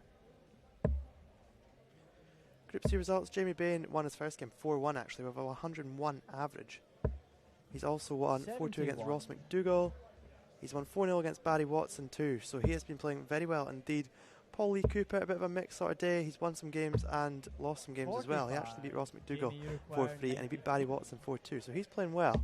But Jamie Bane, for me, is the favourite in this game. He has not been beaten today yet and been playing very well indeed. And look at that, for a 93 checkout, that is world class. That is 19 to leave 74, 42 to leave 32, and 32 pinned, last start in hand. 1-0 to Jamie Bane. And on we go, second leg of the match underway. 85. Nice smooth throw Jamie Bane's got, quick as well. Quite like it.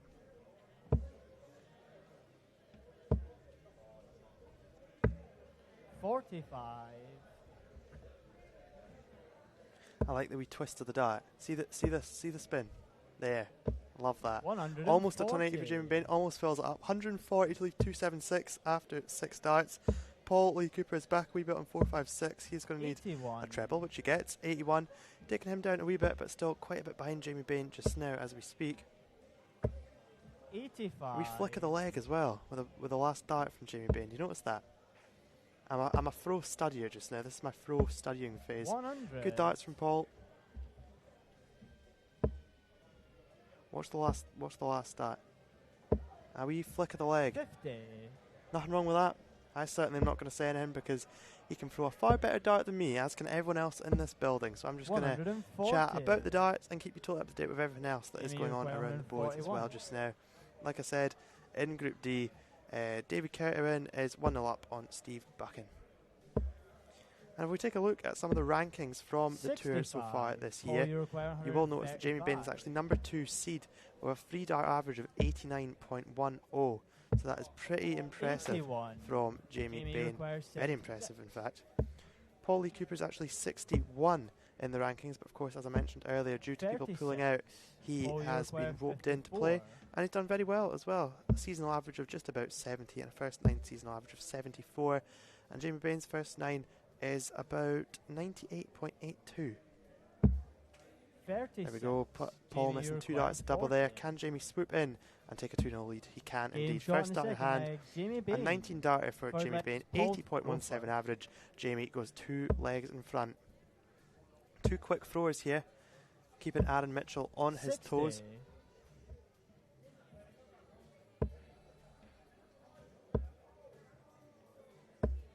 60. 2 60s to start the leg.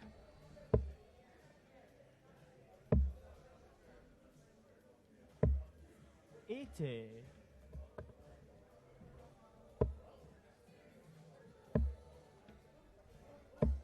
119. Interestingly enough, Jamie Bane's average finishing percentage has been 48%. That's 100. crazy. 34% of his darts, he scores a ton plus. And that was almost another one until the bounce out, with 5.4% of darts thrown being a 180. So there you go.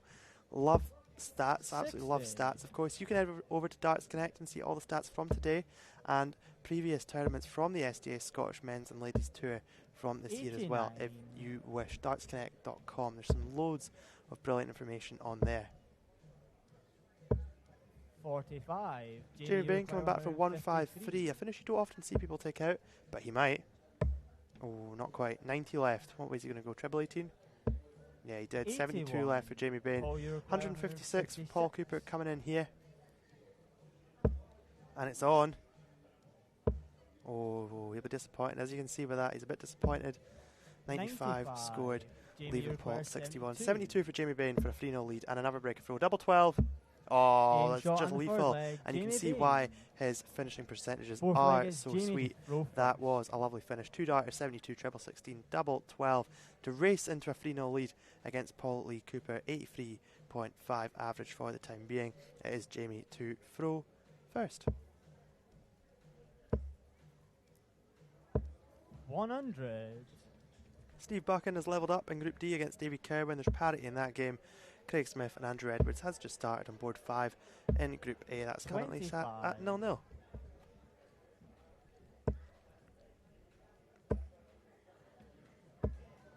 $60.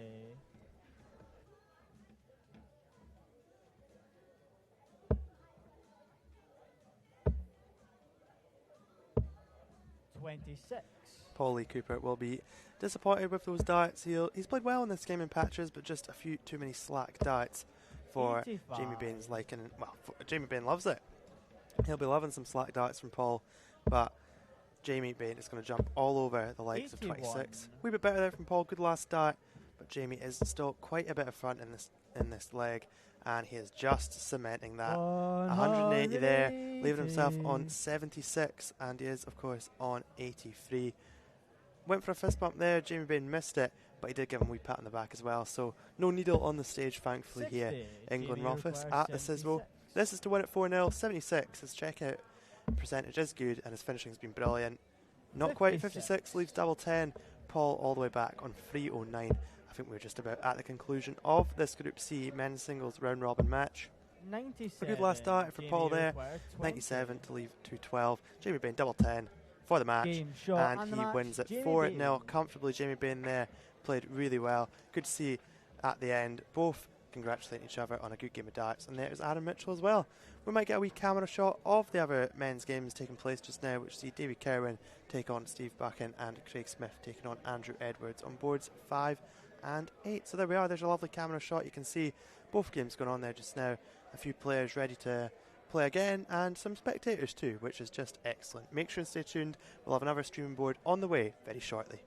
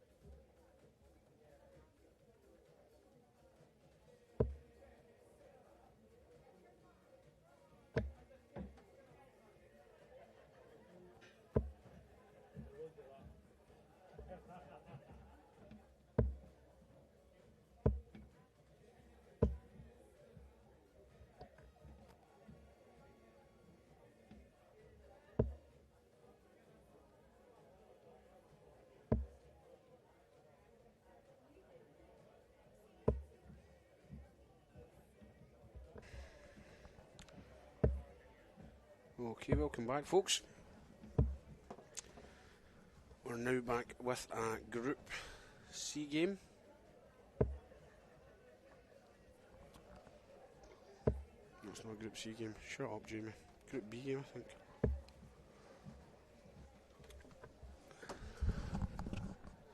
Scotland internationalist Glenn Parsons taking on former youth internationalist Kyle Walker. Kyle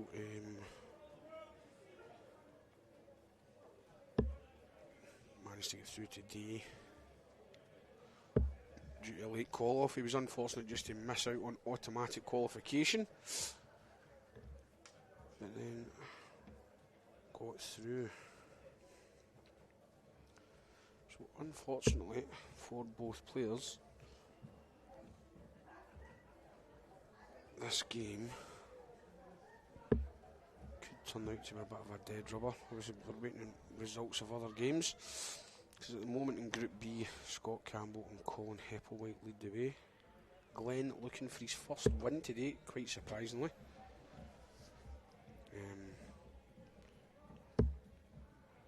First leg is Fantastic player, Glenn Glenn. throw first. Scotland international, but unfortunately it's just not been his day today. But like everything else, he's in a very, very tough group. 6 fantastic players in his group today. So he hasn't played badly, but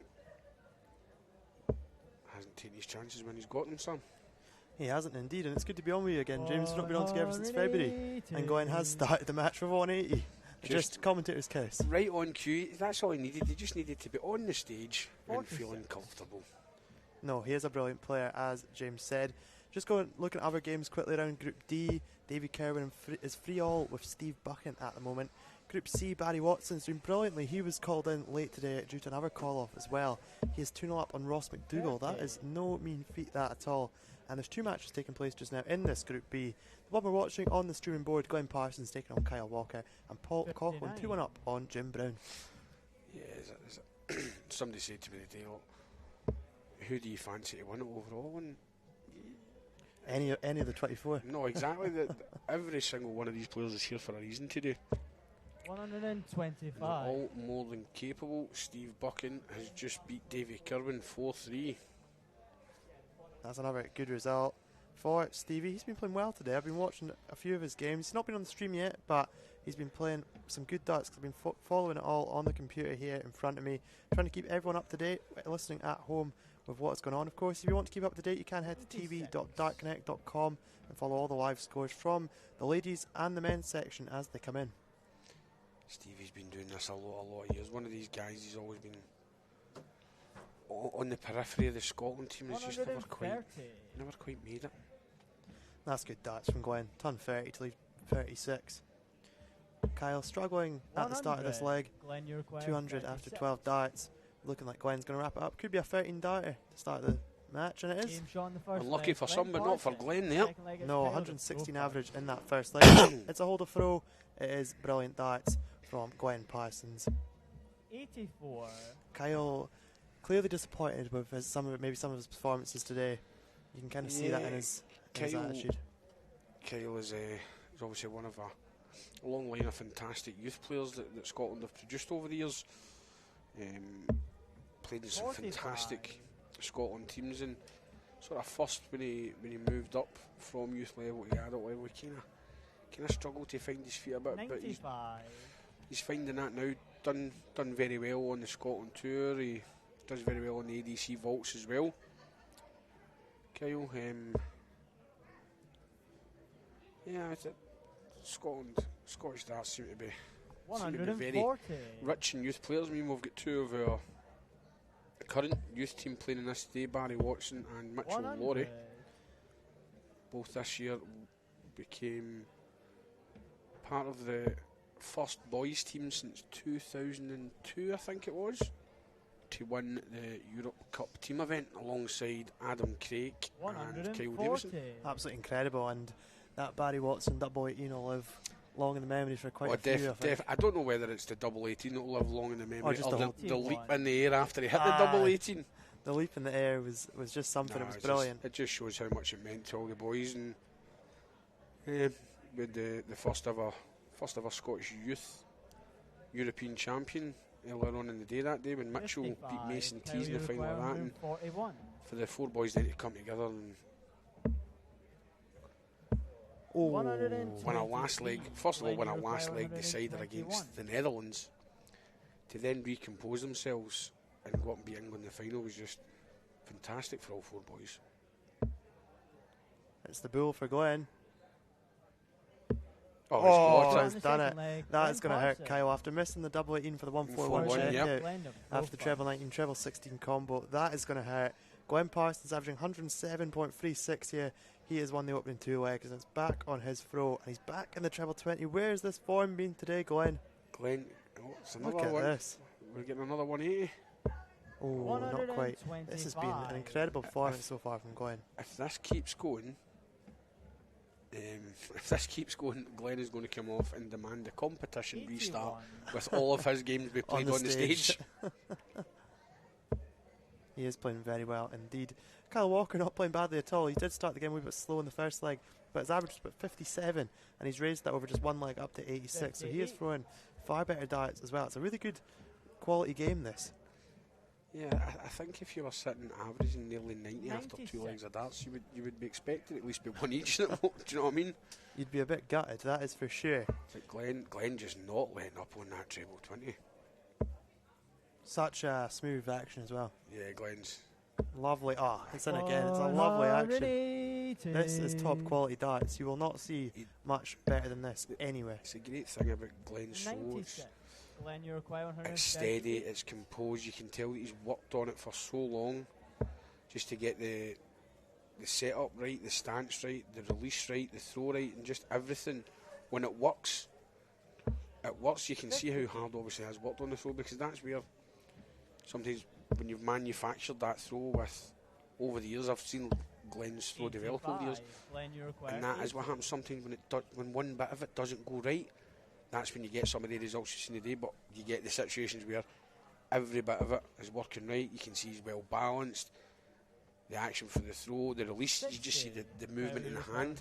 When it all comes together like that, this is what you get. Everything's been perfect in this game for Glenn. Kyle's going some strange ways on finishes. 143 starting on the 18s, 54 but obviously leaving 89. So he is going different sort of ways for finishes, which I don't mind seeing at all. Obviously Glenn's just gone 3-0 up. But you saw in the 141, treble 19, treble 16, double 18, a wee bit unorthodox. You don't often see that. I thought the 141 was a bit unorthodox. I can understand the 143 because with a 143 primarily your treble 20, treble 17 and then over to the 32, whereas I think I know what you're going to say. The 18s, and then you've got the 19s to 16s. It's an easier switch. Yeah. No, totally. There's method to that madness. There's less movement. I mean, I watch some of the young kids just now, and I always thought myself a good counter, and I could work out some ways. But some of the ways I see some of the kids going now is just it just astonishes me as well. It's absolutely fantastic. It's great to see. And one of the things that sprung to my mind the other day was I was watching the Pro Tour. Another 180 from Glenn. It's just unbelievable. And Littler was playing, and 97 left. He goes 25, double 18, double 18. Yep. It's just different gravy, you know. Do you know? And that was a thing. I remember arguing with somebody about maybe even as much as 5 years ago, having an argument with somebody about the constant players using the bull. I should never use the bull. Should never use the bull to start. Never use the bull to start. If you're that confident and you're playing that well, and you've got that big space, whereas, you know, even if you don't hit the bull, if you hit the 25, you're leaving yourself that one dart. I think you've got to use it. And then we're now 5 years down the line, and it's probably one of the most 25 in bull is probably one of the most commonly used darts for set-up play. It definitely is, and we could be on to something special here. This would be incredible. Glenn Parsons, take a bow. Absolutely. You can see. Look at Kyle's face. Kyle's just averaged 85, and I think apart from he had one dart at a double. I think he had one dart at a double. 107.36 average for Glenn Parsons there. And if you are just tuned in, you're probably thinking, oh, Glenn's got a chance of winning. He doesn't really, because that's the first game he's won today. Astonishingly. And it just shows you the depth of talent we have in Scotland. That Glenn's done that, and it's the first game he's won today. And you've seen it there, the hands were thrown up in despair as if, where has that been all day? Aye, that is it. Just looking around the other boards before we take a short break here on YouTube. Barry Watson, who we did mention earlier on, is now 3-3 with Ross McDougall. Both players averaging 80 there in that Group C game. That could be a crunch game.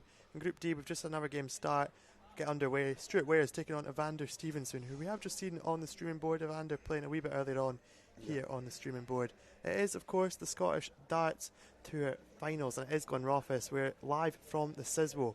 It is an excellent day of darts. No one cannot enjoy this. Brilliant.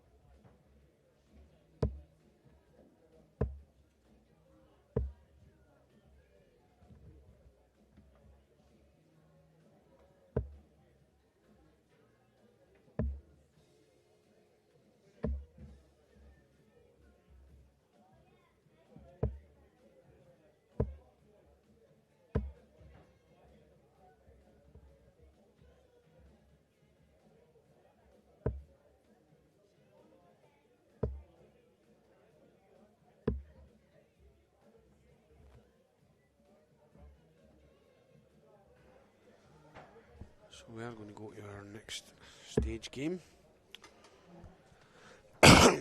which will be our last group stage game. The last group game to be played on the stage. First leg, it's Derek to throw first. Before we go to Game the knockout on. sections. And it's between Derek McLean and Neil McDougall.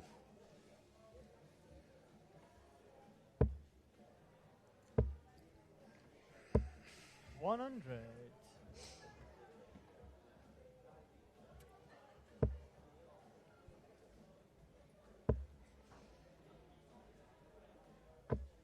$140.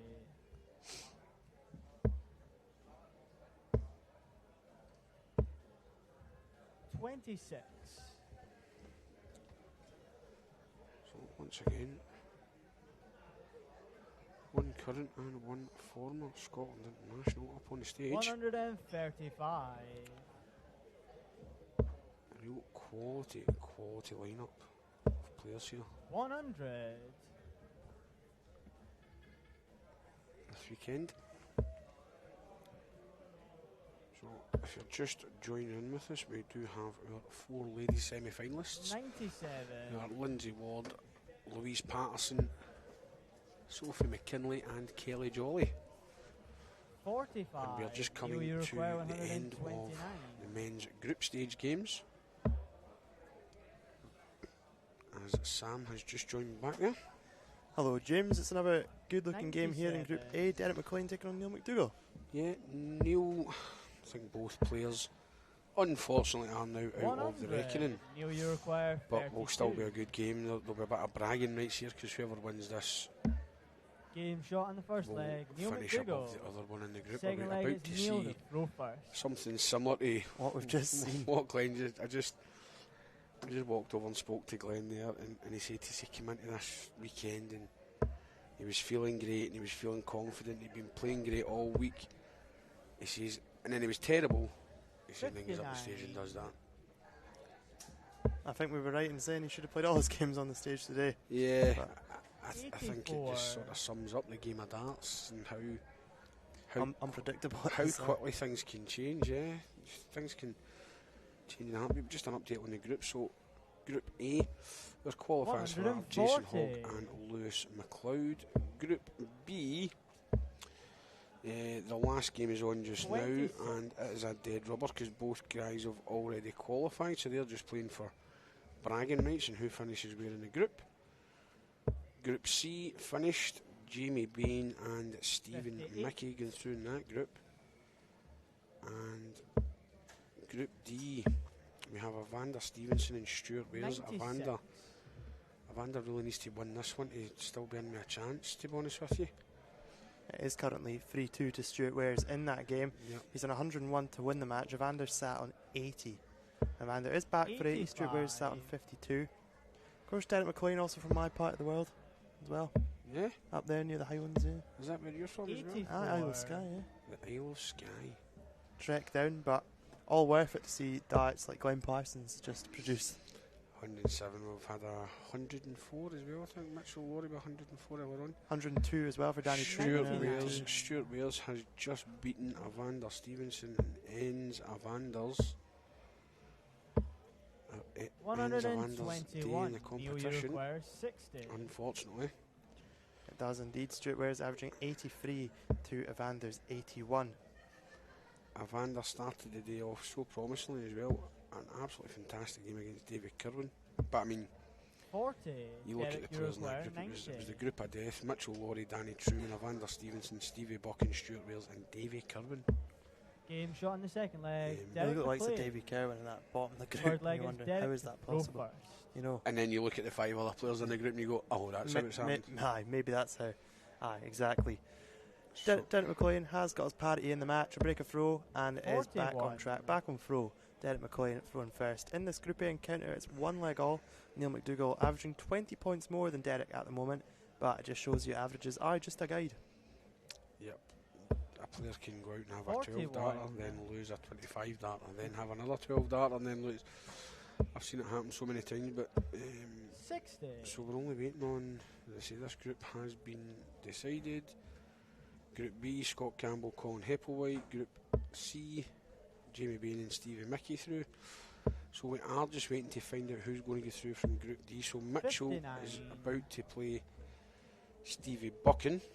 So because of Stuart beating Evander, Stuart or Evander can now not qualify. If Mitchell beats Stevie Buchan,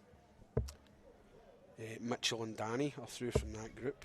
And if Stevie beats Mitchell, it would then depend on what the result of Danny and Davey is. Because that would then give you... So if, for talking sake, if Stevie was to beat Mitchell here and 100. Davey was to beat Danny, we would then have Mitchell, Danny and Stevie all on 3 matches won. And then that's when we start going down the leg difference route, and then if that's the same, it's legs won, and if that's the same, it's averages, And you let Sharon deal with the rest. yes, and we let Darts Connect sort the rest of it out. Yeah, exactly. 100. Derek McLean has taken a bit of a foothold in this game now. Neil McDougall sat on 176, with Derek sat on 210s when he comes back. But we'll be looking at a 16 here, Yep. maybe. Yeah, to leave tops. 136. So puts the pressure right onto Derek, but will the pressure phase him? Double 5. No, it will not. That's really good darts. Quite an original setup as well in the day. Now that you see all sorts of K-flex and different style of darts come out, Derek's setup is quite just plain average, just what you do, sort of like old school. Don't mind that at all. No, I think it's great to see the sort of the more traditional setups. Neil's very traditional as well. The only thing with Neil's is he's got the old, stamped flight, and that's probably the only thing that makes his kind of non-traditional. Back in the days you just played and your spring ended up halfway down your stem. And you still played it, but you didn't move it, because if you played well and you moved it, that's the reason why you were playing well, because your spring was halfway down the even though the spring was there to hold the dart in place. But no, Derek, 140. very sort of, very rustic sort of setup. The nylon stem with the old Harrow's Scotland flight and the springs at the bottom. Have you seen Craig Smith play today at all? Yes. Have you seen his darts? Yep. I was looking at them. Do you know what they are? Because I was amazed when I saw them. I was like, are they Simon? They look almost Simon Whitlock style. They're kind of Simon Whitlock. I think they're a shot. Because shot make a lot of different sort of styles of darts like that. Yeah. I think they're a shot. I'd marked one of Craig's earlier on the stage, and quite a unique setup, because not just that, he's playing with I think it's the L style. The L style flights, but it's the small kites and stuff as well. So it's a unique setup. Don't get me wrong, it's not one that I would like, but the dart isn't actually that big either. Aye. It's quite a small sort of dart and stem and flight setup. What's your go-to setup? If you were to have a game on that stage, what would your ideal setup be? Quite old school, or do you like some of the... No, I'm quite old school. I did kind of go new school at one point. I was playing with the K-flex and stuff like that. But no, I'm very Gary Anderson phase 3, 41 mil, the 6 groove points, medium, or standard as you would call them, the nylon stems, the 2-tone ones, the blue and the white, them, and then it's just a normal kind of poly flight as well. I do love some of the Target stuff, I must admit. One of our, obviously Scottish Darts is title sponsor of Target stuff. I absolutely love some of that. I've got a beautiful set of Phil Taylor Target darts that I go with now and again. And I absolutely love them, but they don't love me is the problem. I think that's the problem with most players like ourselves style of dart. What would your setup be, Sam? We'll just wait for Neil McDougall to see if he hits this, and then I'll go into what my setup is. Well, I'll just go on about it just now anyway. I use more of quite a long barrel, Mike the Decker style. Oh, right, okay. Long barrel, quite a long point, although one of my points snapped, so I'm using shorter points just now, but that's what happens when you're a pub player. You can just kind of throw whatever, it doesn't really matter. That was a different way for Diego. Do you know, you're actually talking about the Mike the Deckers, one of our Scottish Darts officials and one of our referees and masters, Anthony Dundas, he actually came in the other week with a set of the Mike the Decker darts. And you do see they're quite a long dart as it is, with a 51 mil point on it. You could just stick them in the bush. Yeah, one of the guys went to a shot with it and nearly poked himself in the eye, trying to throw. And the young gentleman you can see in the background there, young Mitchell, took 6 starts with him. I've sussed out to throw these and then proceeded to hit a 180. That's unbelievable, isn't it? Absolutely incredible. No, I don't know if they suit me that well. My dad actually has an old set of the original Jockey Wilson's darts as well. He still uses them, and sometimes I'll have a full with them. Can't beat them. Susanna McGimpsey, our Scotland captain, she actually still plays with a set of, an old set of Jockey Wilsons that you can take the point off by turning it at the bottom. Really, yeah. So it was back in the day when they used to use them, so you could change them for used to use you could just take them off and put soft tip point stuff in when you just used the one set of darts and it changed before the different sets. But Susanna still uses a set of Jockey Wilsons. Susanna's used them for a number of years now. 41. And they're obviously working. They've kept Susanna in good stead when she's still playing at this level of the game after all these years. They certainly have. Let's take a look at the game here. Group A, Derek McLean is 3-1 up on Neil McDougall. 74 average for Derek, 78 for Neil McDougall at the moment. It's looking like Derek McLean is going to close this one out and win 4-1, but we'll wait and see what happens. In Group D, Mitchell Lawry's taking the lead on Steve Buckingham. He's 1-0 up. Group B, we're going to the last leg decider between Scott Campbell and Colin Hepplewhite, which could mean... That one's for bragging rights to see who finishes top of the group. It's looking like... In fact, no, I'm not even going to say that because it's very tight. Scott Campbell is on 333, Colin Hepplewhite on 255. You were just about to give the commentators curse there. I was, and I you thought... were just about to put the jinx, the hex right on somebody. I thought, no, I'm not going to bother. I don't want to curse anybody, so we'll just wait and see what happens. Very unlucky with the last start there from Neil. So 110 here for Derek to close out the game 3-1. And he's got 6 starts, at least 72, 56 left. Neil not on a finish, so Derek will be coming back, but we're looking to press it as much as possible. Go on, just do it. Go on. You probably would at this point, wouldn't you? Probably go to 13s now. He's went down to 17s for 6s. Derek, you require 56. 56 for Derek to take the match tops. Down to 10s. He's not managed. 36 scored, so Neil will be back for 46. I can tell everyone that Scott Campbell has defeated Colin Hepplewhite 4 legs to 3 with a 91 average, finishing the match with a 59 checkout. There we go, Neil. Not done yet. It's Neil to throw first. Mitchell's thrown some excellent darts once again. His average is in the 3 figures. He's 1-0 up on Steve Bucket and waiting to come back on tops to go 2-0 up in that game as well. Still plenty of games going around. You can actually see Mitchell throwing just now at that tops, which I assume he's just hit. I think he's just hit the 10s there. Just behind the 2 players on the stage here. And hats off to our cameraman as well today, Scott, doing a brilliant job keeping everyone informed.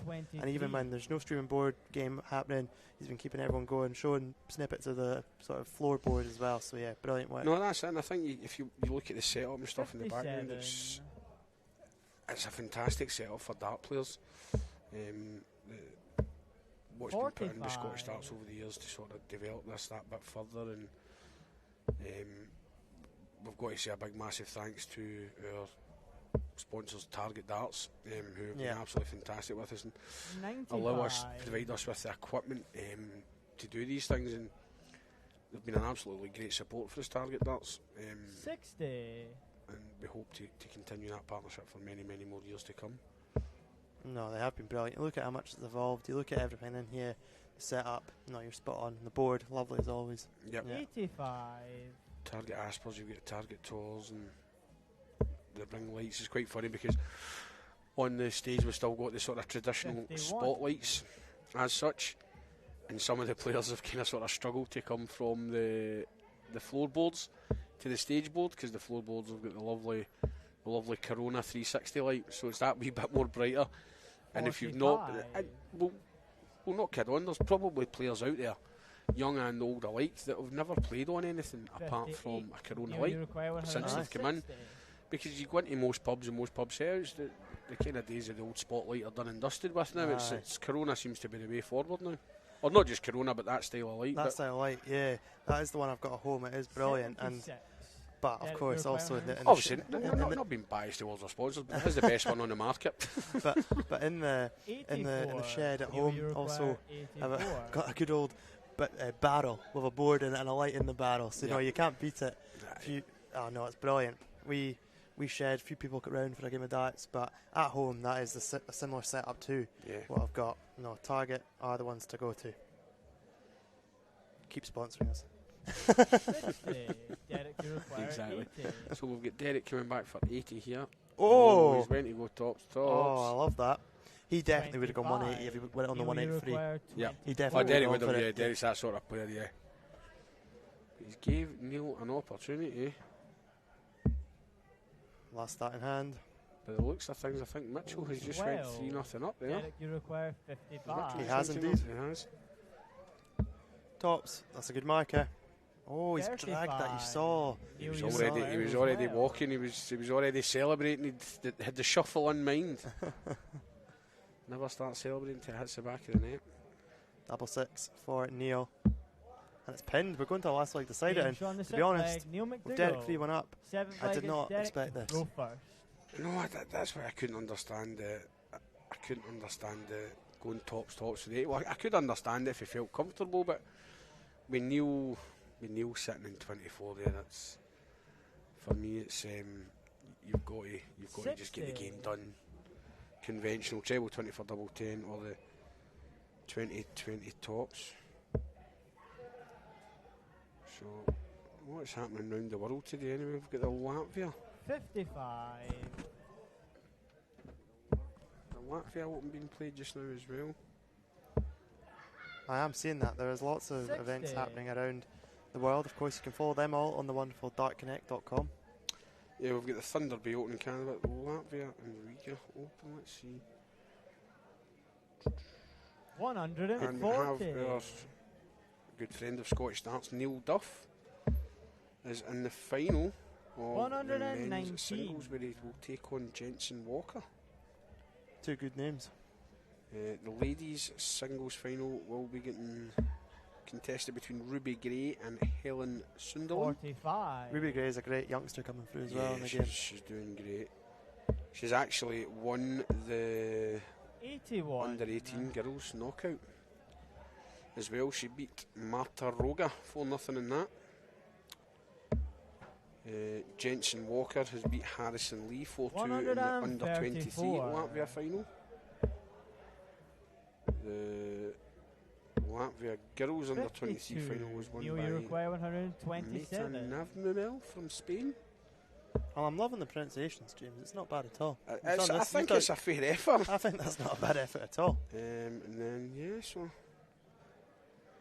I don't know if the men's final was played out today on that one, but if it is, best of luck to Neil Duff from all of us here at Scottish Darts. 47. We are coming towards the Derek end of this match 129. between Derek McLean and Neil McDougall. Derek McLean, 129. Treble 20. Oh, treble 18? Yeah, 93. 36. Will Neil go tops? It would be funny, wouldn't it?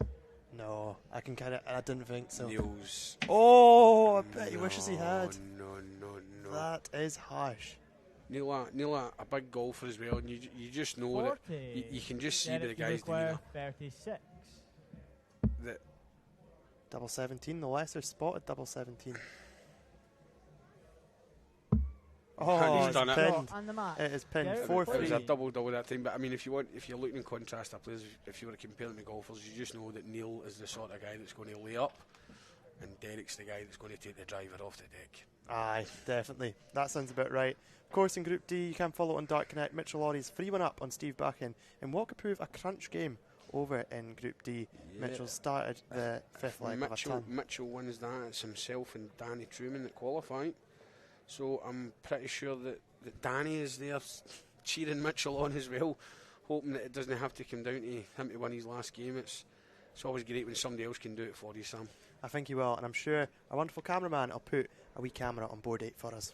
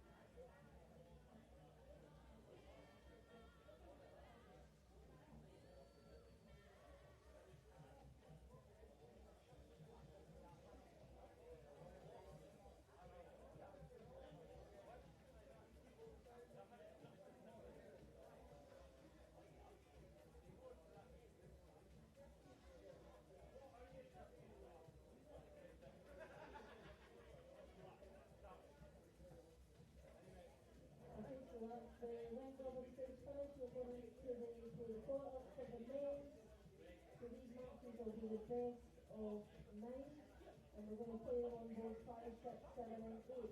So board 5 will be Jason, Bob and Steve Miki. Board 6, McDougall, Colin Applewhite. Board 7, Scott Campbell, Danny Truman. And board 8, Jamie Bane and McLean.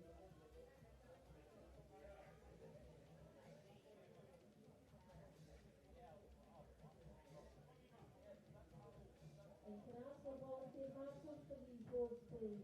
Let them stay in the board. So board 5, Jason Hawk, Steve Miki. Steven! I'm just going Steven, Miki. You know who it is. I'll just do the questions now. Next board, Colin, board 6, Scott and Danny, board 7, and Jamie and Lewis, board 8.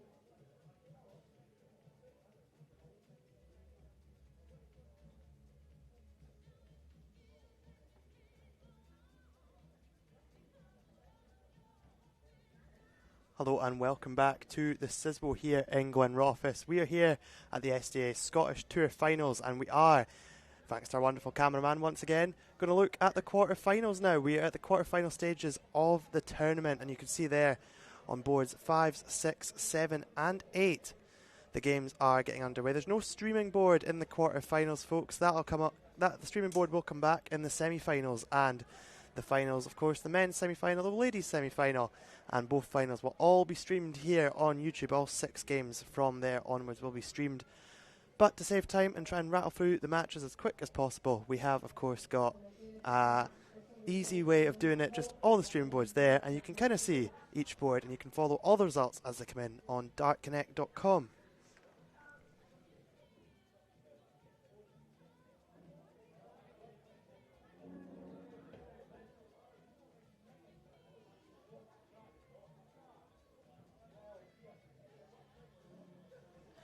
Men's quarter-final that you can see. Jason Hogg taking on Stephen Miki, Mitchell Laurie taking on Colin Hempel-White, Scott Campbell taking on Danny Truman, and Jamie Bane taking on Lewis McLeod in the men's singles quarter-final. 4 excellent matches that we are going to see here in front of us on the stream.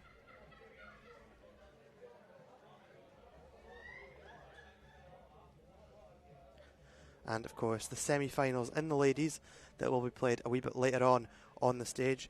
Louise Patterson taking on Kelly Jolly, and Sophie McKinley taking on Lindsay Ward. So make sure and stick around for all of those matches still to come on the stream.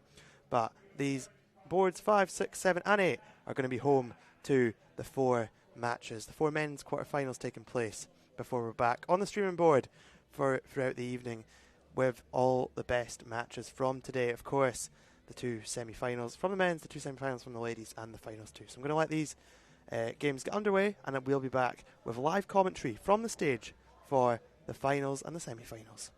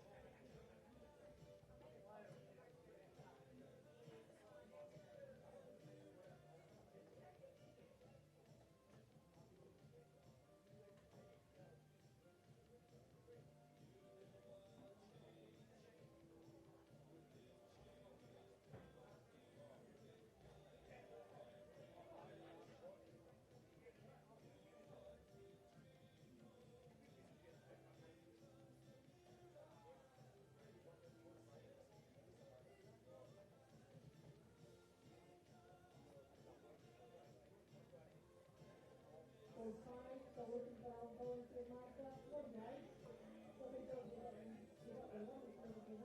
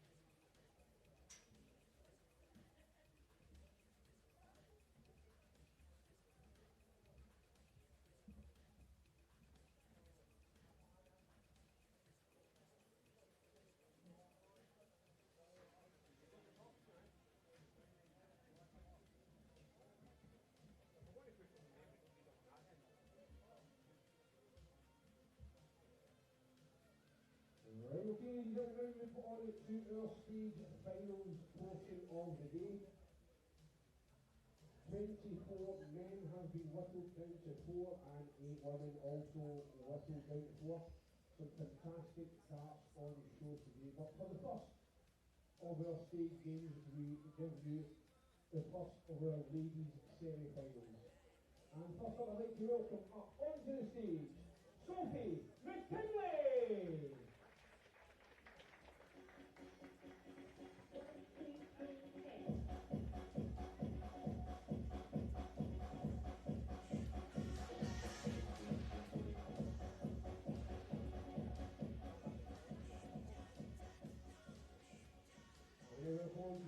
Sophie's opponent in her first ladies semi-final, Lindsay Ward!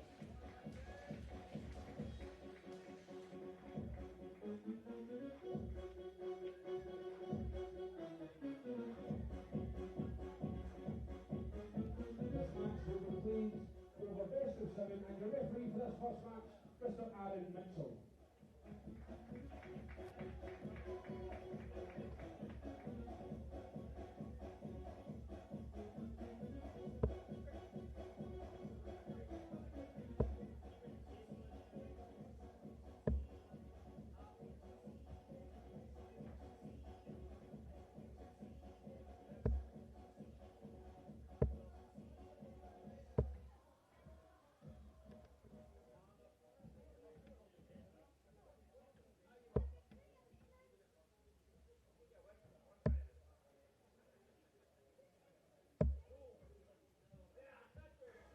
Well, hello and welcome back to the Sizwell here in Glenrothes. It's going to be an epic ending to the Scottish Tour Finals. We are back with the first semi-final here on the live stream. As you can see, all the boards are now empty and it is time for the first semi-final.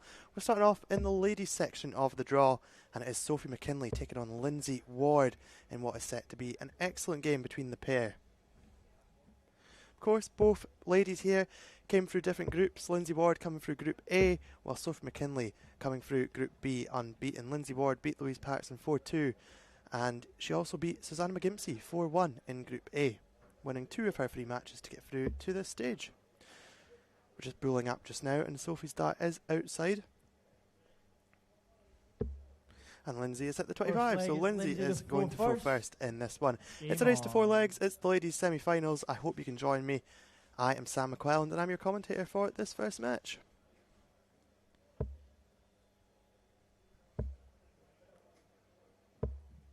$41.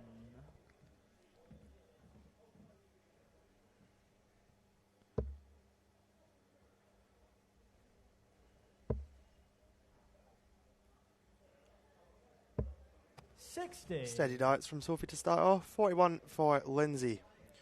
Got all the stats in front of me, and from the competition today, Sophie is currently on a 3-dart average of 71.45, which is just quite incredible.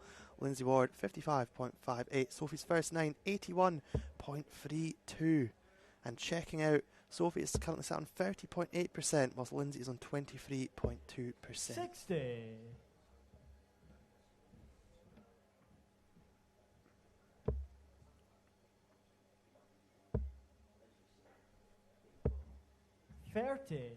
Few nervy darts from Lindsay to start off, but I'm sure she will get better as the game progresses here in Glenrothes.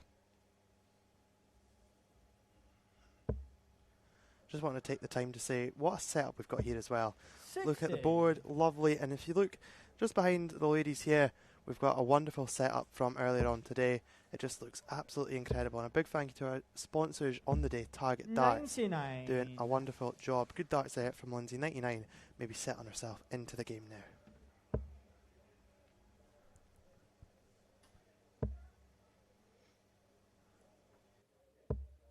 $45.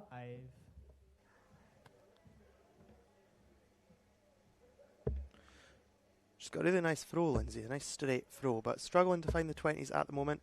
13. Struggling to find any sort of consistency at the moment as well. She'll be very disappointed with 13, but things will turn, I'm sure. I'm surprised Sophie McKinley hasn't found the lipstick yet, but I'm sure she will, like I say, as the game progresses. Still struggling to find that treble 20, but still just doing enough to stay in front of Lindsay at the moment. Lindsay is in here though. And that's good darts, 98. Of course, 99 and a 98. Good darts from Lindsay. In between a 13, but we won't mention that, Lindsay, will we? We'll keep that between ourselves.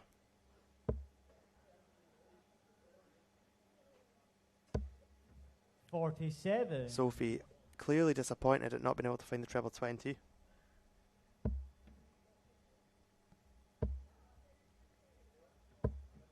Another good last start from Lindsay, 81. Getting her down to 130. Sophie sat on 184.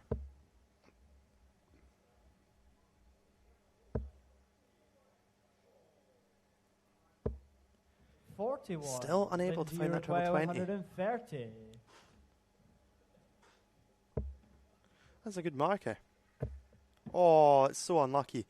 It is. Oh, see what I mean? I told you. Sophie, No commentator's curse for a change. Lindsay, a good score of 80, getting her down to 50. 143 for Sophie, and it's on after not finding a treble. Can she find 2? Oh, very unlucky. That leaves 66 for Sophie. And oh, lovely darts. That sets up double 18 if she returns. But Lindsay is here on 50 to hold throw in the first leg of this one. That is 44 left. She's struggling. She's chasing the singles round the board at the moment. 38. 38, leaving herself on 36. 12. Sophie McKinley back for 36 for a break of throw in this first leg. And it is a good first start. Sophie, you can tell she just got into it there. Found the treble 20, going for the 143. Missed the 17s, but got the treble 10 as well. I think she is coming into this one now, averaging 60 at the moment. And there we go, she is in. I thought it would click after a few good darts, and it looks like it has. Oh, excellent darts. 140. Really good darts from Sophie McKinley.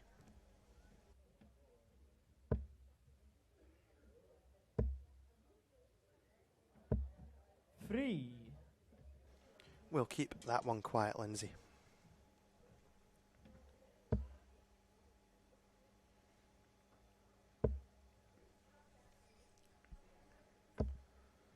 $41.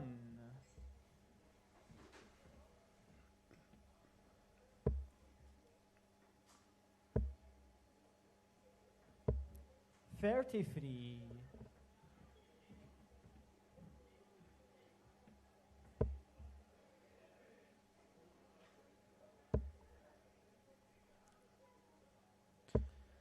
$60. We'll look back at some of the results from the ladies' round robin. Group A saw Louise Patterson win her first game 4-1 against Lorraine Hyde. Lindsay Ward, as we're seeing here, defeating Susanna McGimpsey 4-1. Susanna McGimpsey then going on to defeat Lorraine Hyde 4-2. Lindsay Ward defeating Louise Patterson 4-2. Lorraine Hyde getting back on track a wee bit with a 65 average, beating Lindsay Ward 4-0, and Louise Patterson winning 4-2 over Susanna McGimpsey. And in Group B, Kelly 60. Jolly beating Jenny Peddy 4-1. Sophie McKinley 4-2 winner against Christine Hyde. Kelly Jolly 4-1 winner against Christine Hyde. Sophie McKinley 4-0 winner against Jenny Peddy. Sophie McKinley 4-1 winner against Kelly Jolly, and Christine Hyde a 4-1 winner against Jenny Peddy. So yeah, Sophie definitely the standout in Group B this afternoon. But now we're into the evening, we're into the semi-finals, and it is of course first to 4 legs. Another 140 for Sophie McKinley, getting her down to 60. Very good standard of darts. After 15 darts, her average is now crept up into the 70s. 44. Lindsay still struggling to find her feet here. This for a 17 darter. A good marker. Can it be an 18? Oh, 20. 2 very close darts from Sophie. She'll be wondering how on earth they haven't found the red bit at the top of the board. But she will be back with plenty of time to spare because Lindsay is away back. 81. Good dart there for Lindsay, but she's still a fair bit behind Sophie here, and Sophie looks to go 2-0 up and hold her own throw. And Game she shot in the does. second leg. Sophie McKinley. Third leg is Lindsay to throw first. 2-0 to Sophie McKinley here in this first of the ladies singles final. Ladies singles semi-final, apologies. I'm getting a wee bit ahead of myself. It's not quite the final. The semi-finals here, England Office, is 2-0 to Sophie McKinley. A break of throw, followed by a hold of throw, and she'll be hoping to try and break the Lindsay Ward throw once again and get herself closer and closer to 60. the Scottish Tour finals.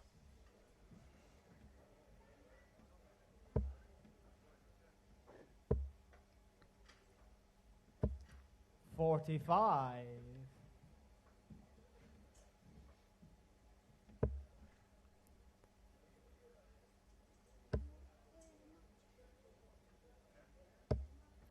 More good darts from Sophie. 140. Her ton 40 hitting has been extraordinary in this game already. I think we've seen 3 or 4 140s from Sophie so far, and it has been very good indeed. 42.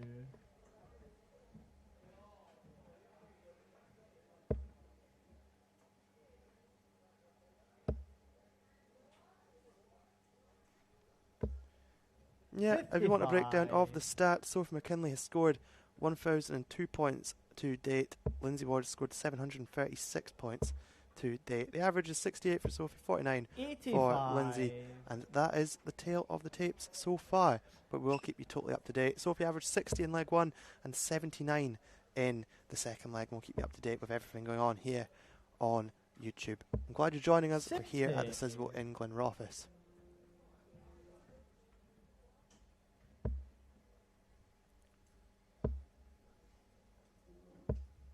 $41. Sophie on 186 after 12.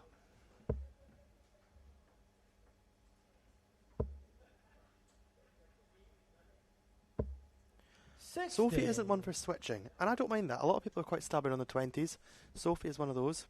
Nice steady darts, though, getting her down to 126. Lindsay playing slightly better in this leg, a wee bit more steady. 44. Sophie, you require 126. I think she will go 19s here. I'm sure of that. She will. Another one of those. Well, another treble. Not quite. That leaves a ton up to the 20s. And that leaves 86. tops. Excellent setup play from Sophie McKinley. 86 to leave 40. Lindsay back on 214 after 18 darts. She's going to need to find a couple of trebles here, and she isn't going to do that. Oh, and that is unlucky. That is very Sophie unlucky. 21. 40. Sophie with all the time in the world here on 40 to get herself 3 legs in front and break the Lindsay Ward throw once more. Down to double 10.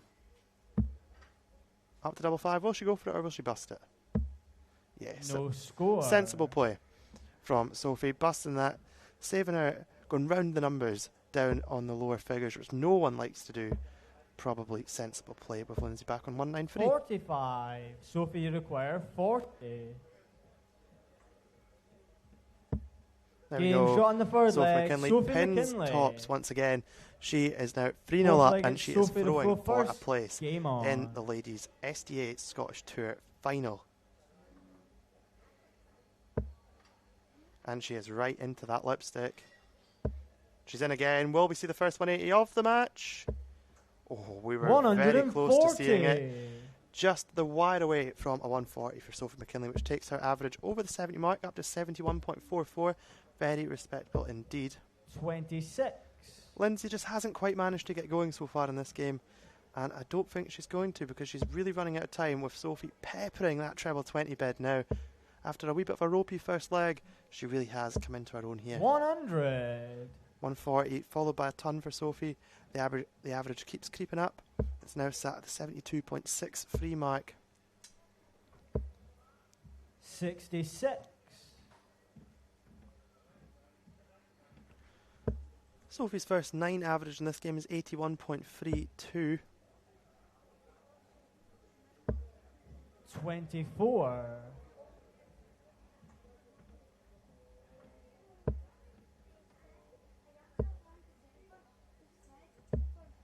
54.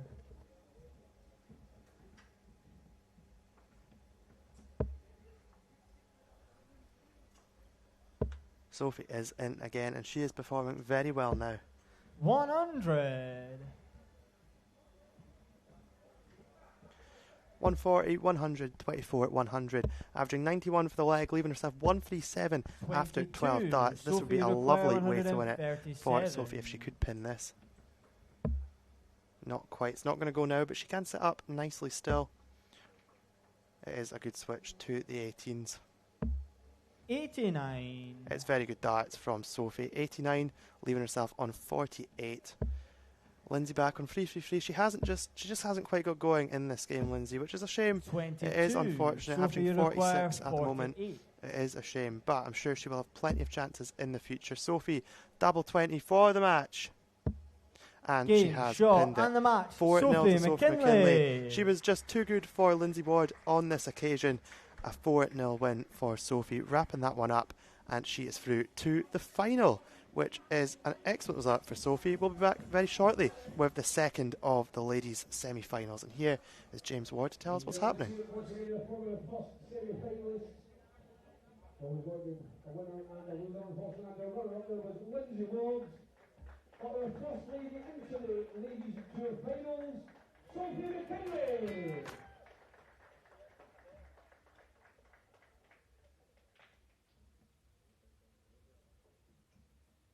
We now move on to our second ladies' semi-final. And can I welcome first to the stage, Kelly Jolly.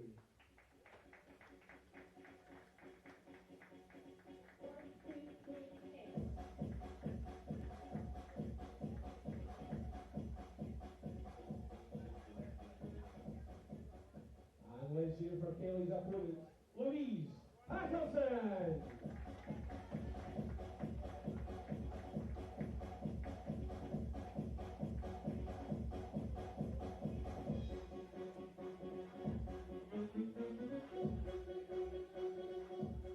Once again, this match will be played over best of 7 and your referee, Mr. Aaron Mitchell.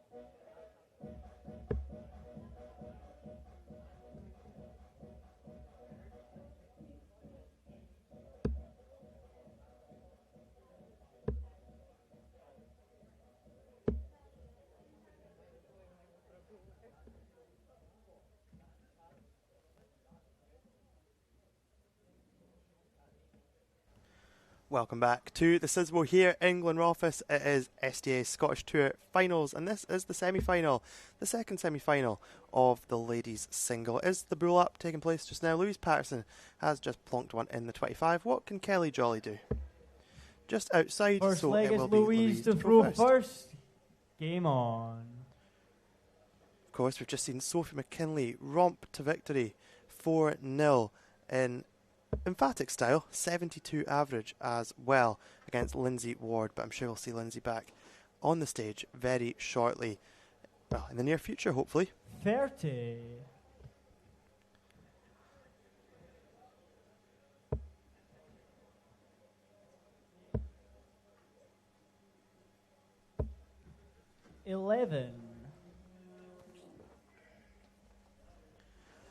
I am delighted to be joined by James Ward here in the commentary booth. We are here for the second ladies semi-final between Louise Patterson and Kelly Jolly. James. 85. How are you doing, Sam? How's it going? Not too bad at all. Wonderful emceeing as usual. I try my best, that's it. And of course, Aaron Mitchell is our referee once again for this one. James, 60. how can you see this one going? On current form, Kelly's had a fantastic 12 months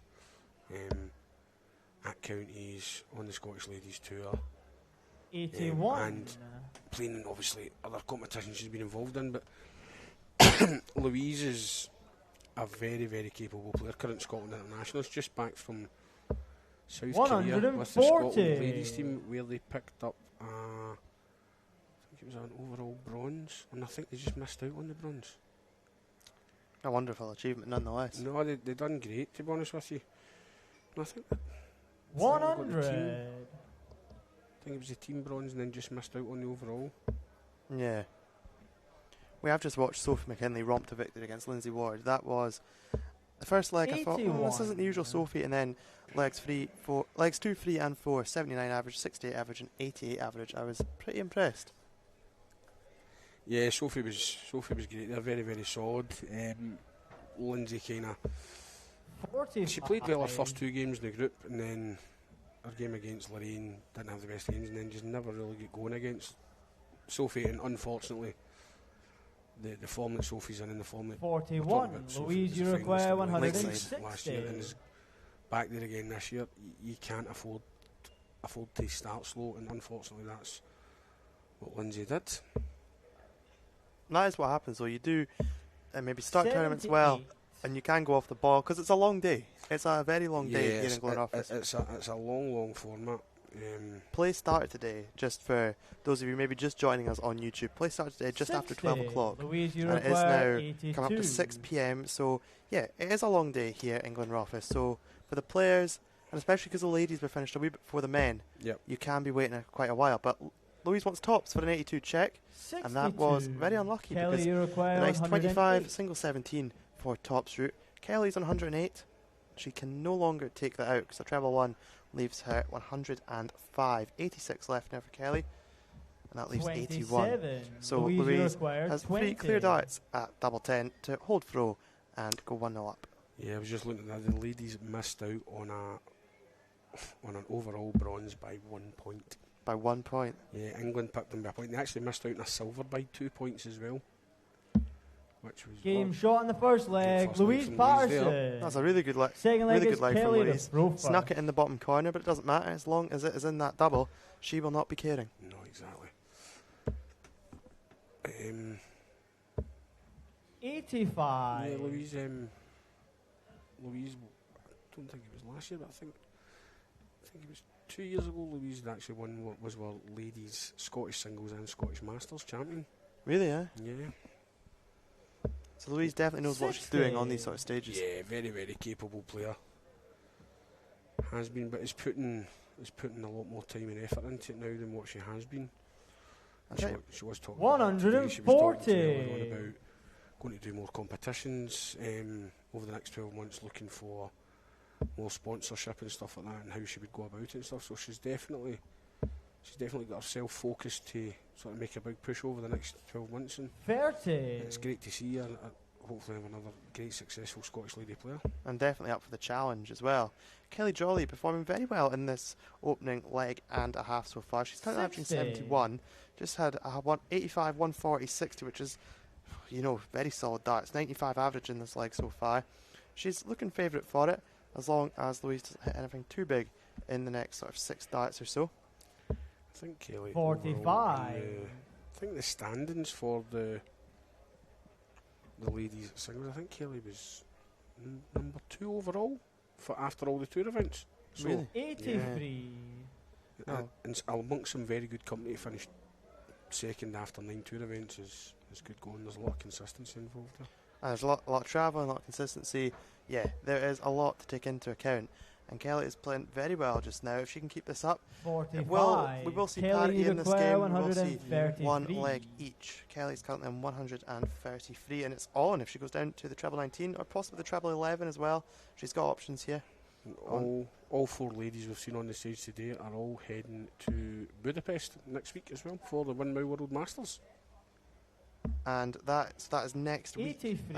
There's some travelling involved in darts. There really is. Yeah, so I think it begins. You've got the Hungarian Masters and the Hungarian Classic next Saturday and Sunday, and then the Masters kicks off on Tuesday. Okay, so it's a bit of a long weekend over in Hungary. 140. Kelly, you require 50. We've got a good representation from Scotland this year for the Masters, and no reason why we shouldn't see a Scottish name on the trophies. That leaves Kelly 24. Double 12. Oh, Game pinned. shot on the second It's not the leg. conventional Kelly way to go Jolly. for 50. 4 double 11, Third double leg is 12. Louise But if to it go works, I might first. try it myself. Game Yeah, on. the double 11 was probably the best bad dart you could get there, because it gave her double 12, which is not the worst double in the world. That looks like a nice dart for the way Louise's darts go in. Still on the last game. There you go. 140. Nice follow through. Nice action. Turn 40 to kickstart the leg. Really good stand of the darts here in this second ladies If you semi-final. watch both ladies' actions, both have actually got a very, very good action. And a very similar action.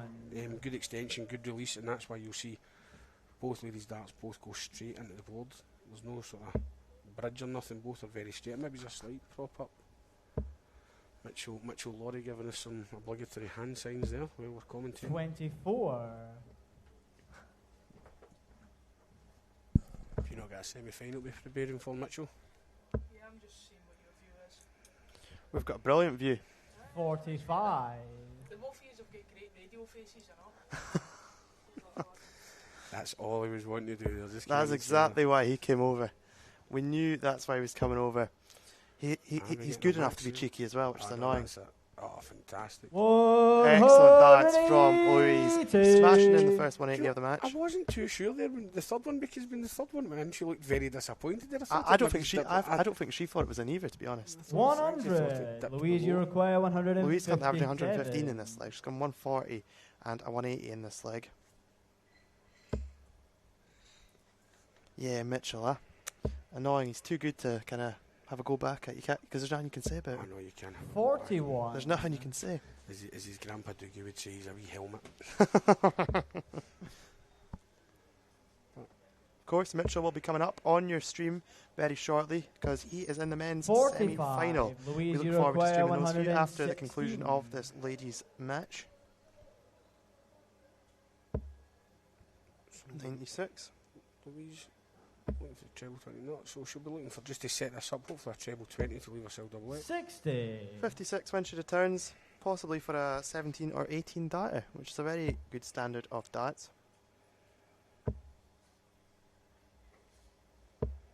Oh well, the pressure's on now. Louise, you 'Cause require the big fish is in 56. town. Tops. That's a great first start. I think I jinxed her there after seeing it was a great first start. You know. 46. I know exactly what you mean, Kelly, because you people require are thinking it's just a single 170. 16, but it showed confidence the way it went into the 16. It landed perfect. It was in the middle. I think I sort of spent a bit of time talking about it earlier on. That big number at times 56. can be so hard, and Louise, especially you require if she'd 10. have dropped and hits the 7, leaves her 49, all of a sudden that big number space gets a Game bit shot smaller on and the smaller third and leg. smaller Louise every time, so- Patterson. And I always remember Fourth leg, it's Kelly to Mervyn throw King was first. a great Game proponent on. of it. Was if you get a chance for a big number, then a finish, don't even try for the treble. Just get that big number, and it just sets you ease a bit. 37. Whereas if that wee one mistake, you start thinking about it, the arm gets tighter, the gap gets smaller. So, And as we know, darts is all about mental thinking. yeah, it's 80% the arm, it's 20% the arm, 80% in the brain, because Aye. your brain controls your whole body, and I think 41. people forget that at times, and the slightest wee bit thing, if that focus or anything goes, it can be so detrimental to your game. Of course, whilst we were chatting there, Louise did pin the double 5 to go 2-1 up. The game is going with throw at the moment. It's a race to 4, best of 7 in this ladies' semi-final. Both ladies averaging just around the same, just pretty much bang on the same 67 mark at the moment, which is a really good standard of darts for this semi-final. 45. I was watching Louise practice a wee bit just when I was coming over to the commentary booth, and it was a very good. She was.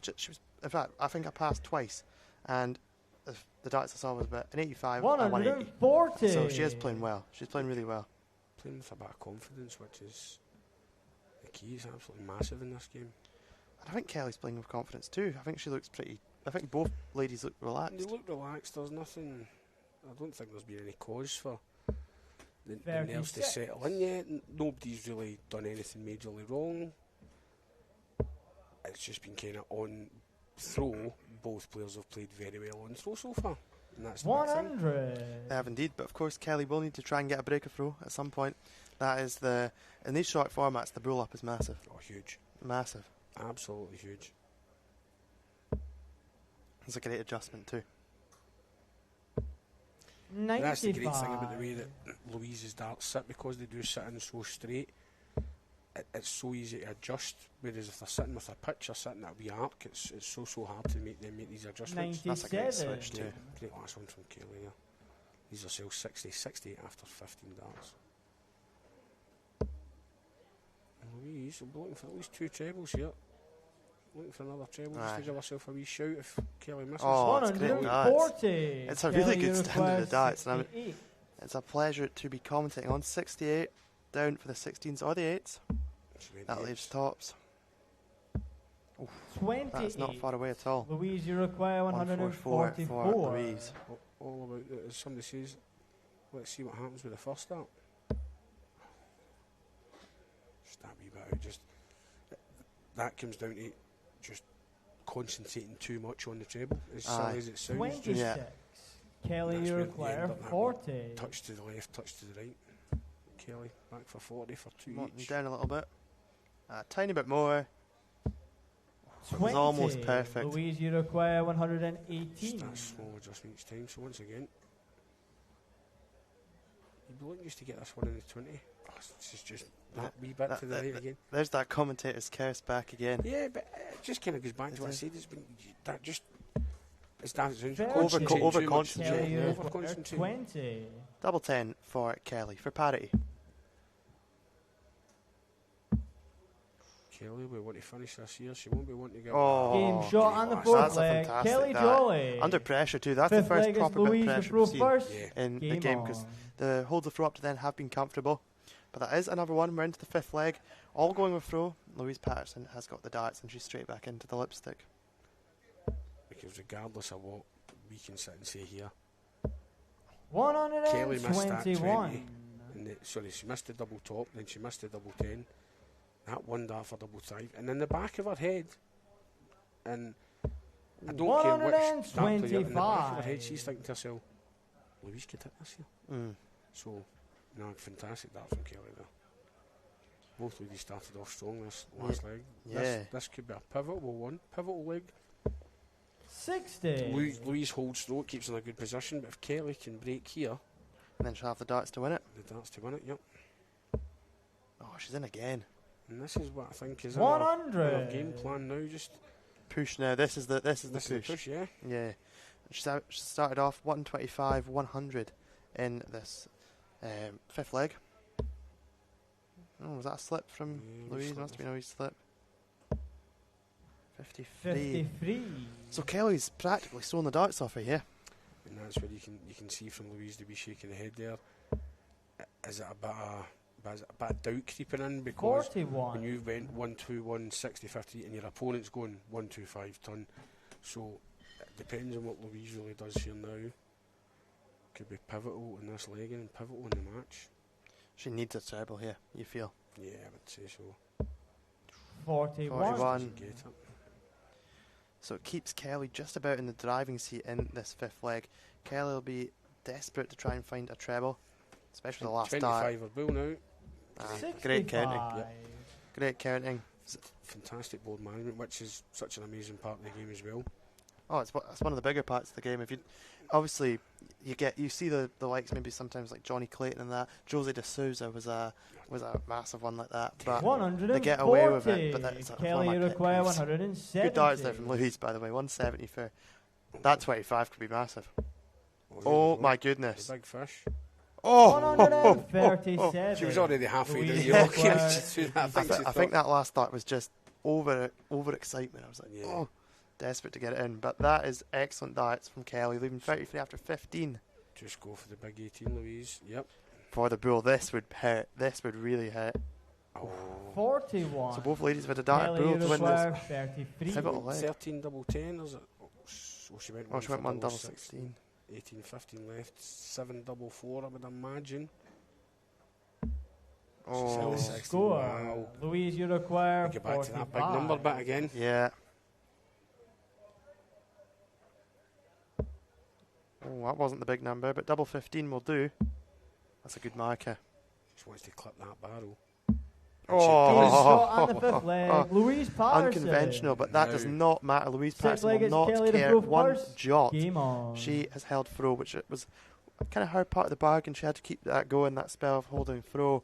She is 3-2 up. Kelly really needs to wipe that leg out of 60. her head now, because that was hers for the taking there. And as we said, she was up there thinking, get this, I've got the throw. And unfortunately now Louise has wrestled that back, so 55. could that have planted a small seed of doubt into Kelly's head?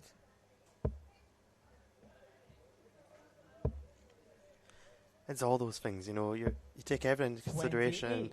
with darts like that, you wonder. It probably has. It's probably. She'll be. Of course, it's just natural still to think about it, you know. Frustration, And she'll hate to look at this.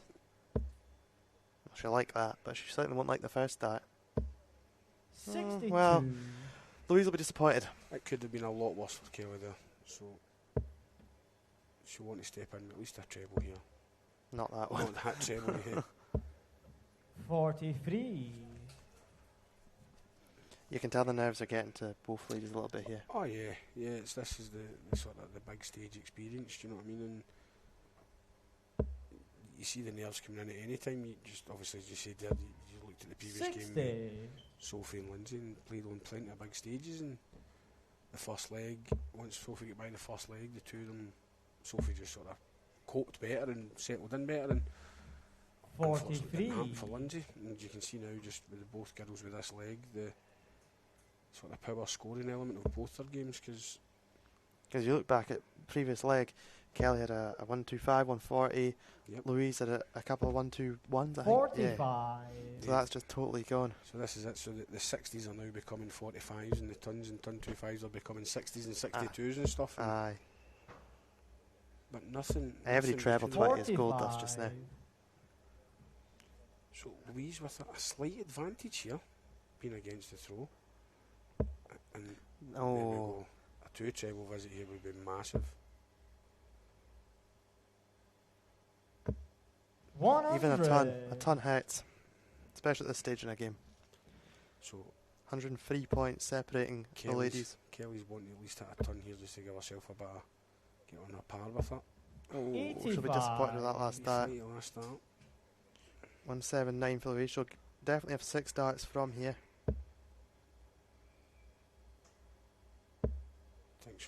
I think she'll switch to 19s here. Switch, yeah. 59. The sensible option, because she's a 20s player, so going down to the 19s to leave yourself the 120. It's far more favourable than the it's- 119 as well.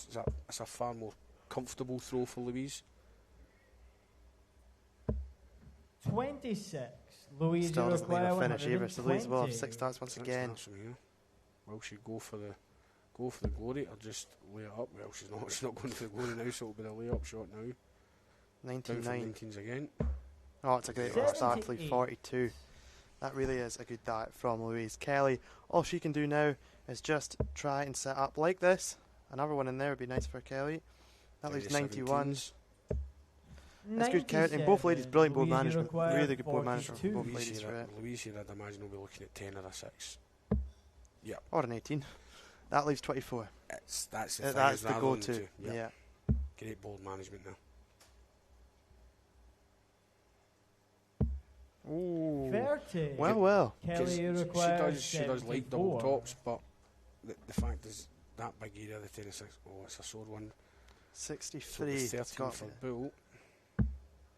She's missed the 13. And there comes the singles in again. The that big, you were on the about. big 36. numbers, it's Louise, you require so critical. 12. It's probably something that players don't practice on, but Double 6 to win it. Just in a little bit to book her place in the final against Sophie McKinley. Can she do it? She's moved over the hockey quite a bit. And no, she's got further away from it. Kelly, So you Kelly is require back again with 38. 38. chance to level the game up.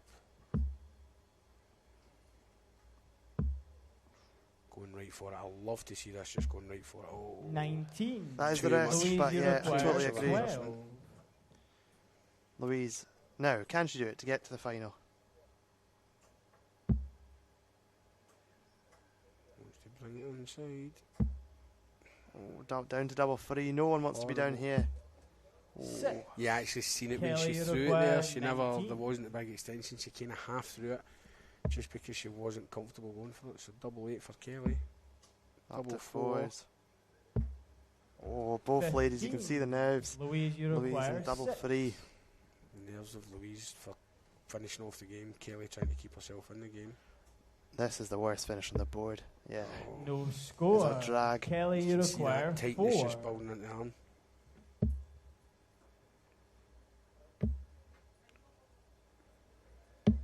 Yeah. No You score. can actually see the Louise, difference. you When, as I said require earlier on, 6. both ladies, beautiful extension. Now it's you can see it there. Yeah, The totally.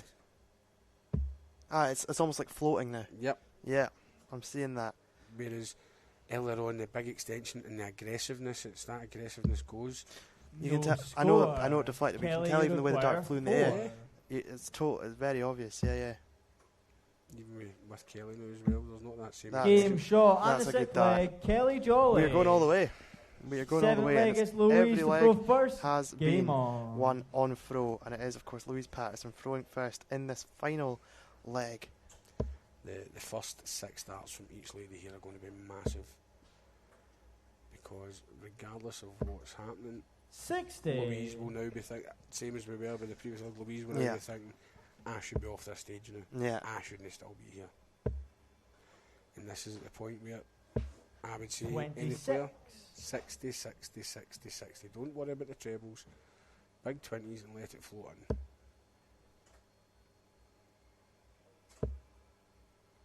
Another treble would be massive for Louise. 100. Even that, though. See that there? Yeah. That instead of the extension and release, the dart's now coming out the hand probably halfway between what she Yeah. was doing it earlier on. And it's just 60. a natural thing of the game. When nerves set in and... She's in again. Yep. Louise is pulling away. We have seen this, though, in the match. It's been the person with throw that obviously has won the leg, but it's also controlled most of the legs, apart from maybe the last one. But Kelly has found herself in the treble 20, and she's found herself in it again. Oh, that is a really good dart, and just gets herself back in. This is a topsy-turvy game of darts, and it really could go either way still. Kelly on 275, Louise on 260. There's really nothing in it. That is a brilliant adjustment after the one. 62. Should be gutted with that. Yeah, she'd have hoped to have left herself in a better position there. But Kelly not far behind her. Needs a treble, you feel. 30. So, Louise 6 darts. She's had a wee glance at the board there. She's just working out in her head what she's going to do here. Probably that wasn't the first part of the I plan. don't think that was part of the plan, but what's plan B got to offer us? Down to 19s. Yeah, 54. 54. 1, 2, 4. Good finish. Plenty of outs available for a 1, 2, 4. Kelly. 25 or below. She's still up there. Oh, she's still up there. 100. Louise, you require 144.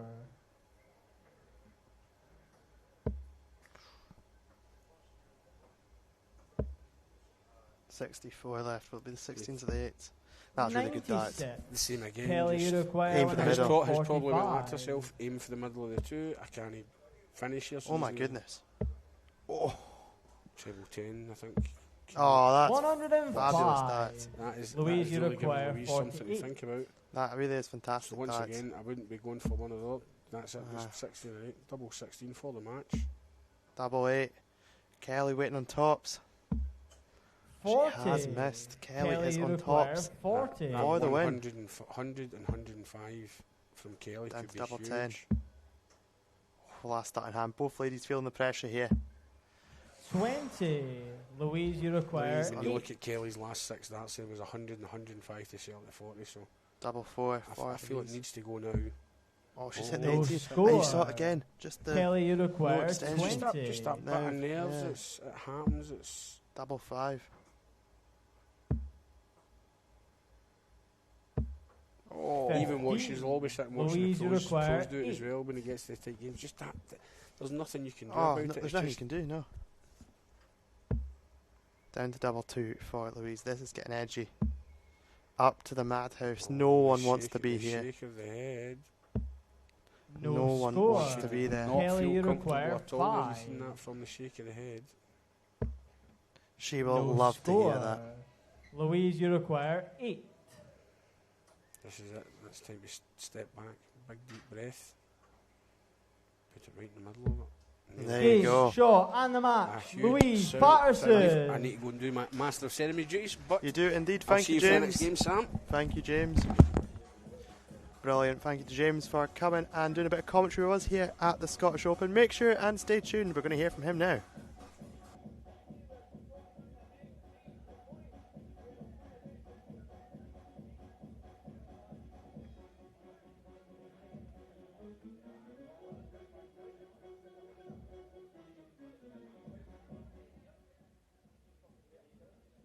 Another fantastic semi-final there, folks, going all the way, all 7 legs. Let's hear it first of all for Kelly Joy. And your winner there, joining Sophie McKinley in their final, it's Louise Patterson. Folks, we will have a wee 5-minute break just now just to reset the stage and stuff, then we will get our first men's semi-final up.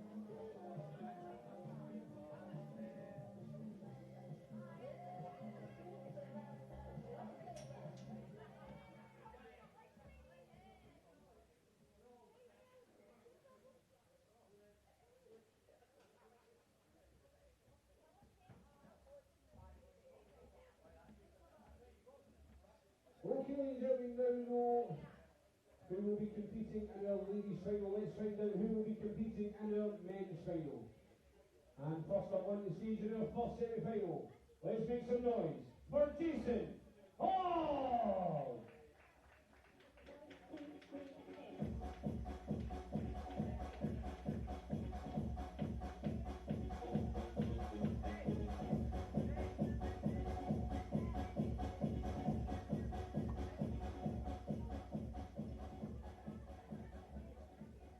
And let's see, ladies and gentlemen, for Jason's opponent, it's Mitchell Lottie!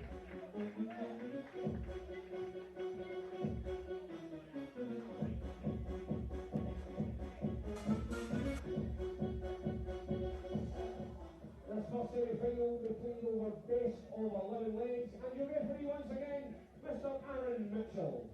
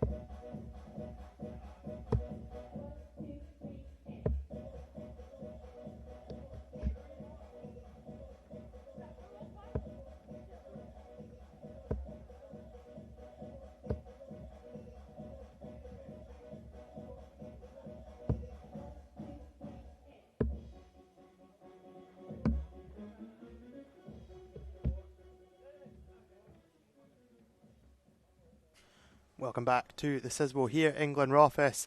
It is time for the men's semi-finals, and the first of which is going to see Jason Hogg taking on Mitchell First Laurie. leg And is I'm delighted to be Jason joined of on Roe comms first. by Game a man that on. was playing today, Barry Watson. Barry, welcome. Hello. Oh, How are you? fine. How do you feel about your performances today? Up and down. Up and down. Yeah. And you're a Hearts fan? How are they getting on so far? 1-0. 1-0 Hearts. Come on. Delighted. Right. Who are you calling for this game? Who are you reckoning? Ooh. 60. Who won the bill? Jason. I'm gonna go. Be a close game. Two best performers of the day. 140. Definitely two best performers of the day. Both been playing brilliantly. Of course, Mitchell, Welsh and British Open winner, which is just incredible at the age of 14. And Jason, of course, third on the 95. tour rankings so far this year.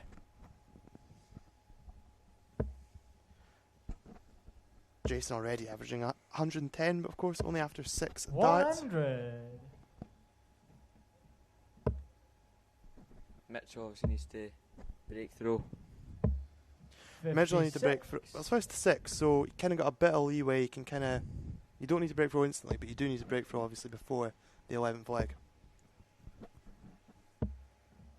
140. That's brilliant. That's sleeve tops. After 12 on tops. 140. Jason, you require 40. Game shot in the There we go, first Jason leg. Hogg, Jason 13 Hogg. darts start, Second leg is 1-0 Mitchell to to the Froberg. Hogmeister. Hogmeister taking on Wee Socks, of course. Two nicknames. Hogmeister's an interesting nickname, but absolutely love it. Good switch in there. 134. If you're wondering what that's shuffling around in the background is, Barry can't seem to find a suitable place for his microphone. 100. What do you make of play? Like, obviously you've played in teams Mitchell Laurie, you've played against Mitchell Laurie. What do you make of this talent? It's Just insane. 60. Doesn't stop. It's unbelievable, isn't it? Yeah.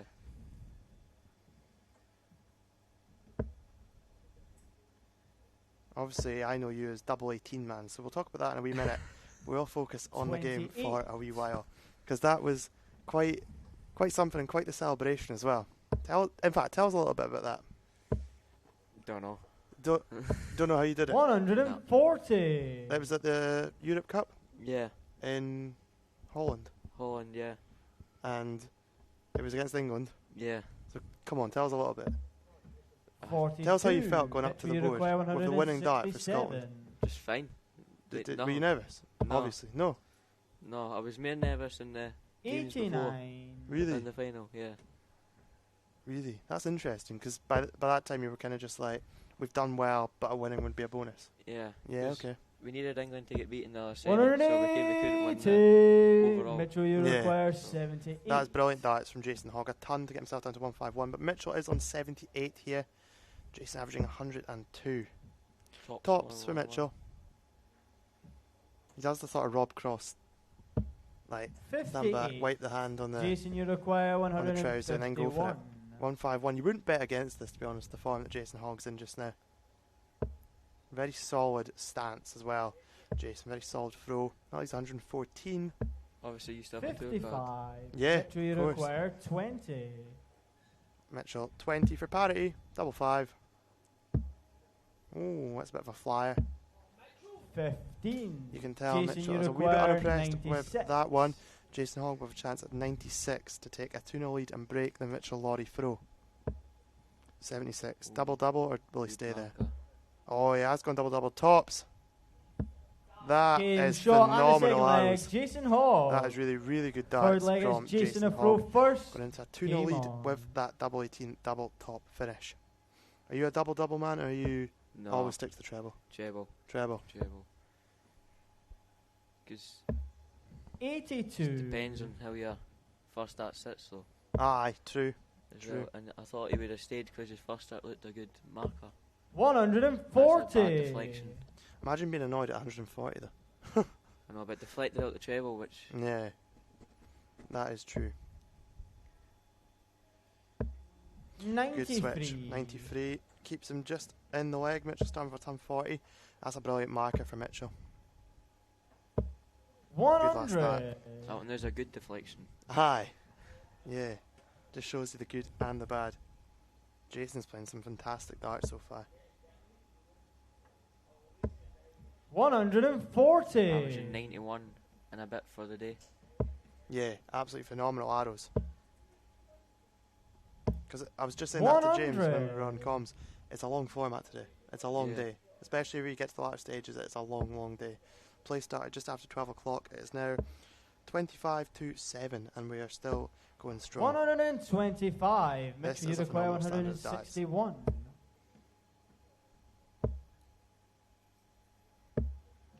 59. Mitchell averaging Jason, you 91. require 61. As well, and not Is he? Oh yeah.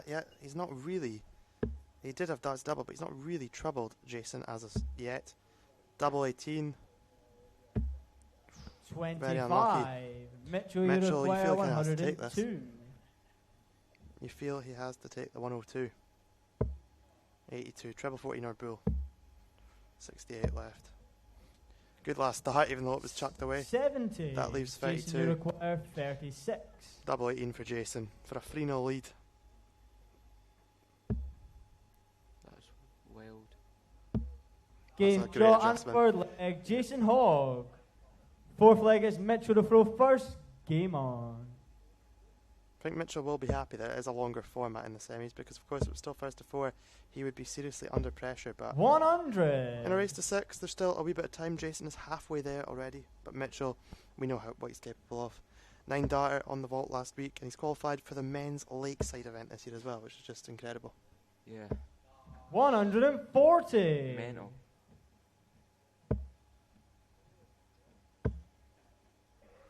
Coach Barry, you are 60. still eligible to play in the youth events, but after the youth events, what's your plans and darts? What plans have you got? Probably development tour. Development tour. Yeah. Nice one. Nice one. Does that involve quite a lot more travelling? Yeah. Yeah. Where do they take place? Is it like Wigan, 43. Milton Keynes, all that Yeah. sort of thing? Coventry. Yeah. So, looking for sponsorship. Ooh, 341. He's tried to go for 171 to leave 170. 133. Yeah, does that involve getting more sponsorship and things like that to, Probably, yeah. yeah, be able to go to more events? His second dart always looking good. For Jason. 125. Even with a poor first one, the adjustments are brilliant. Look at this though, talking of brilliant darts, 114 94. scored. That's fantastic darts once again 132. from Mitchell Laurie. 193 Jason's on. That's a good first start. He could put the pressure right on Mitchell here. That's 120. That leaves 73. 139. Leaves Mitchell, 54 you for require Jason. 76. Oh, what a dart. Double 8. Has to go, you'd think. Yeah, you feel that has to go. Mitchell's really not impressed with that second dart. He's now looking. He's taking a wee break back. He's going to wipe his hand. Biggest dart of the match. So Oh, far, definitely. Really. Definitely, without a doubt. He knows. Double 4. Welvin's right, takes time. There's no limit. And Game that is shot why on the he fourth did it. leg. Mitchell That is Laurie. fantastic. That's a 15 darter Fifth leg for is Mitchell Jason Laurie to approved get himself first. back into this Game match. on. But Jason does have the darts in this fifth leg. Like Mitchell knew he couldn't get broken twice. No, definitely not. But this is phenomenal darts. What a start for Jason. 140. I feel Mitchell has to follow it already or put more in. That's 19s. interesting. 96. Obviously not happy with his 20s. That is very interesting. I'm glad you've sorted your microphone out. 60.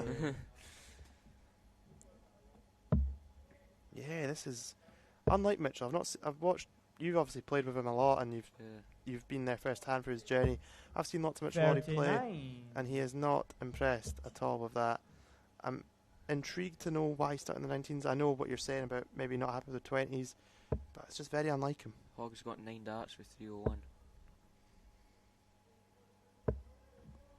81. Good last start again. His adjustments have been brilliant in this game. Every visit, just if it's not a treble, it's at least 3 big 20s. 140. No 19s needed there. Turn 40 gets Mitchell back into the leg. 226 plays 220, but Jason has got the darts here. That is the dart that Mitchell wanted to see. Have to go Bill. 33. Yeah, the 25 would have left the big fish. Mitchell will be hoping to punish that to the hilt. Needs another. That is fantastic darts. 134. That really is fantastic darts. Jason 187. Mitchell will win this leg to get it back on throw. 59. Mitchell, Yes, you indeed. require You're 92. spot on, 92. Double 18, double 18? No, tried to stay there. 60 scored. Jason, you require This would be a sickener for Mitchell. 128. Yeah. Still on.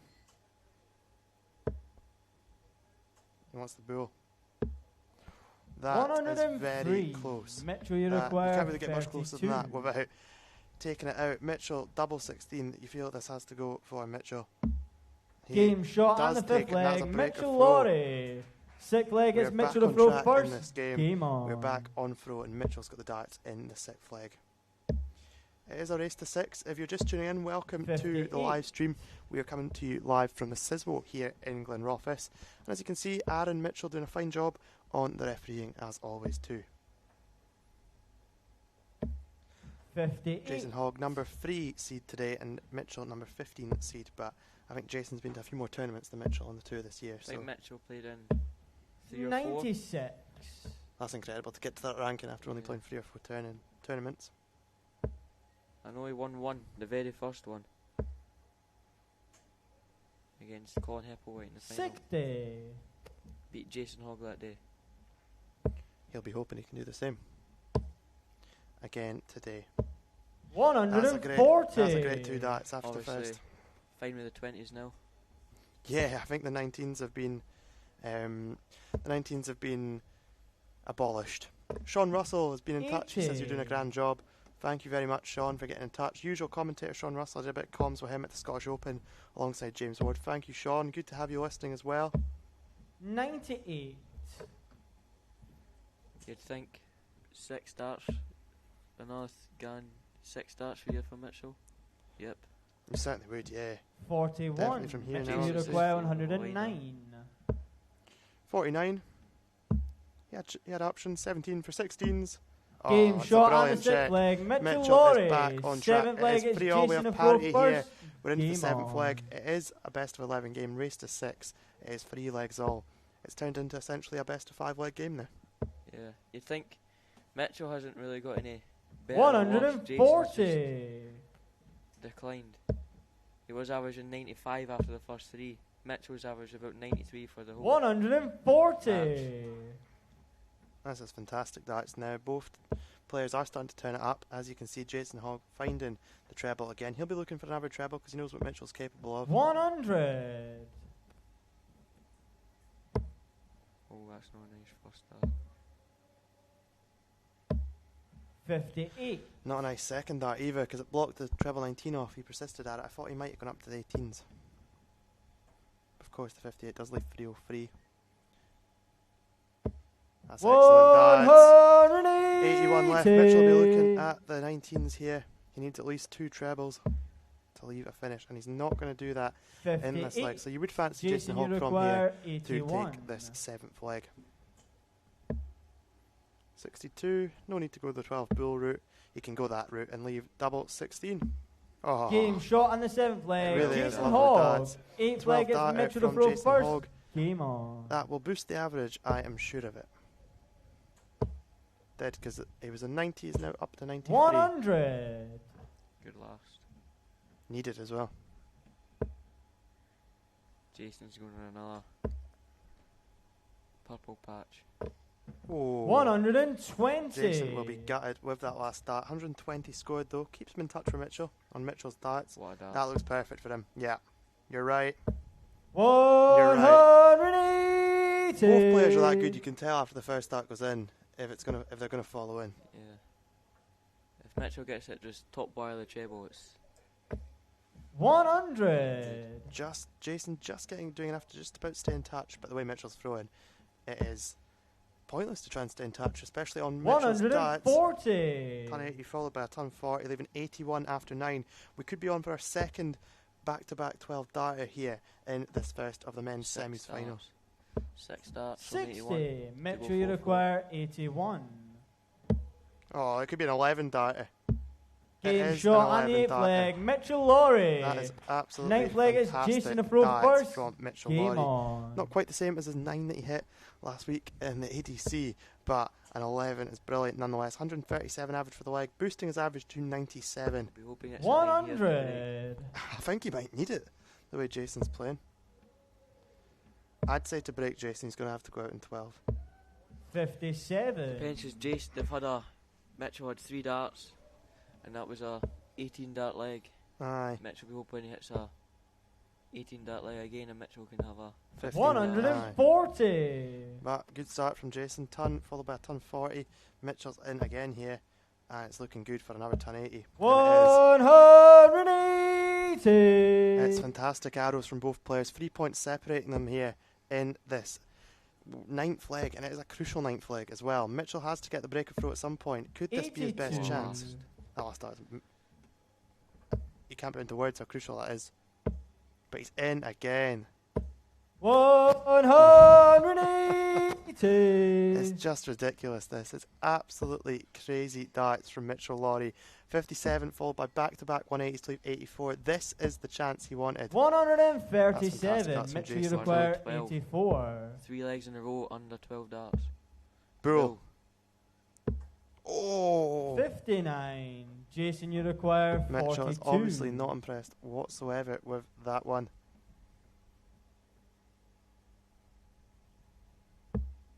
Six for double 18. Game Pinned. shot on the 9th leg. Has been Jason pinned by Hogg. Jason Hogg. 10th He leg is is over Mitchell the to moon throw with first. that. 5-4 to Jason Hogg. Mitchell's back in. He's in with another 180. His last 3 scoring visits have been 180s, and it's just absolutely incredible.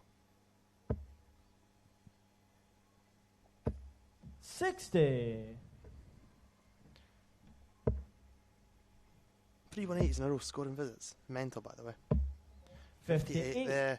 Mitchell's averaging 101 at the moment. Jason averaging 93.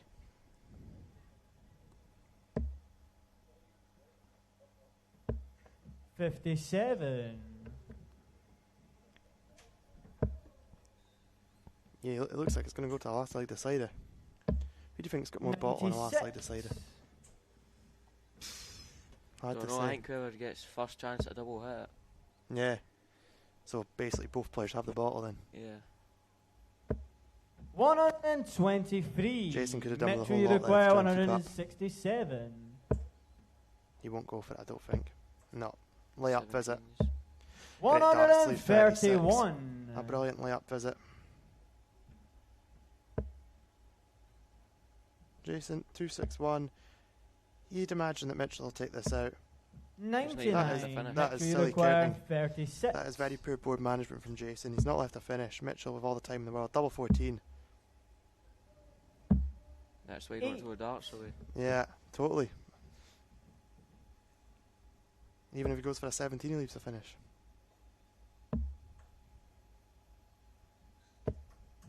That's a good last stat. 72. think Mitchell, this you will require 28. I feel it might have to force a last leg decider in a little bit. And it is Game, pinned. shot, and the 10th 5 leg. legs all. Mitchell Laurie. 11th leg, it's Jason Afro first. Game on. This is the final leg of this match.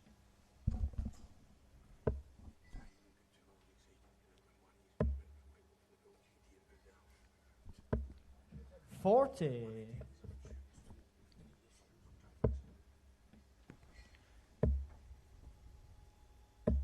Both players 58. feeling the nerves.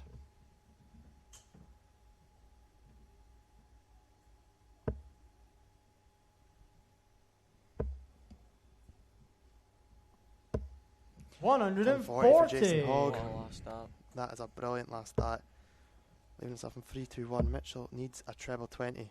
Treble 19, sorry. 96. Finds that one. enough? You feel he probably needs. Just relentless from. It Jason is Hogg on relentless his from throw. Jason. 100. Really is. Needs a ton 40, really. There's one. 85. Mitchell not impressed with that last start. He'll be gutted after the treble 20. 262. Jason on 221.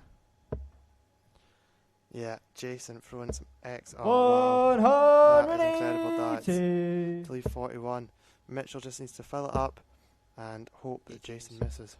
That's good darts. 134. Good counting, good Jason, darts. you require Give him a shot. 41. No, he certainly won't. 41 for the match, and to book Jason's place in the final, he wants tops.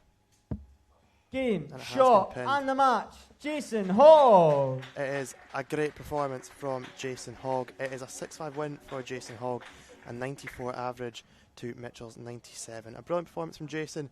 Commiserations to Mitchell. He was fantastic. It has been a wonderful match, and here is the MC. We'll hand over to him. Our first player into the men's final. Let's hear it for Jason Hogg.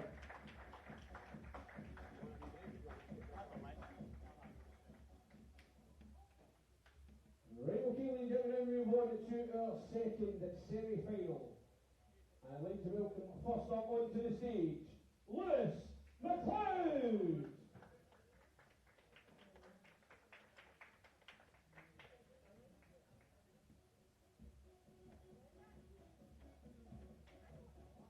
And let's hear it from Lewis' opponent. It's Truman.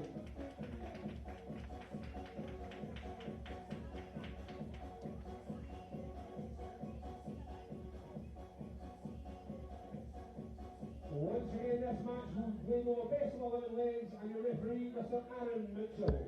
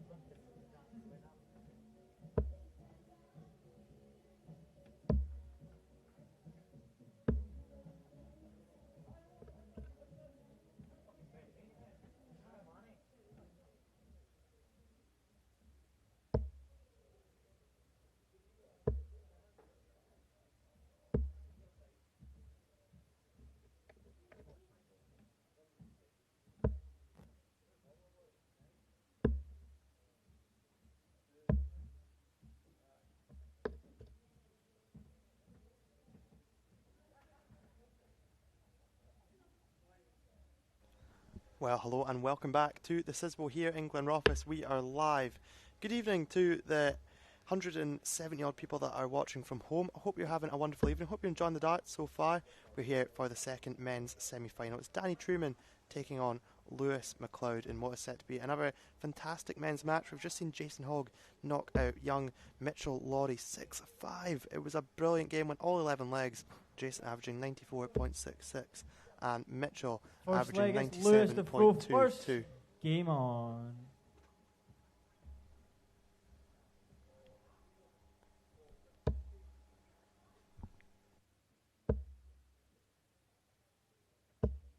$100.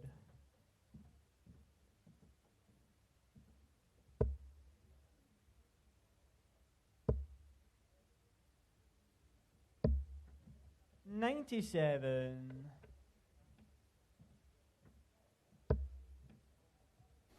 There we go. Mitchell Laurie's just come over to me and asked if I want a donut. So thanks so much to Mitchell. He's away to get me a Nutella donut. 70. And what a player he is. 14 years old, 97 average. Just there, lost 6-5 to Jason Hogg. But now all eyes on this game. Danny Truman taking on Lewis McLeod. And Danny Truman has had a good day. He has been playing very well indeed today. His highest average of the day is 102. So we'll see how this one unfolds. Lewis looking for the first 180 of the match. 140. And almost got it. 140 though.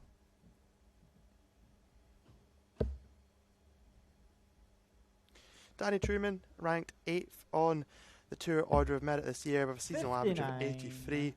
And if we look down to find Lewis McLeod, if I can find him on this list, there's been quite a few players playing on the Tour this year, so a wee bit hard to find, but I'm sure 60. his name will be here somewhere. Lewis McLeod actually ranked 44th in this particular Tour.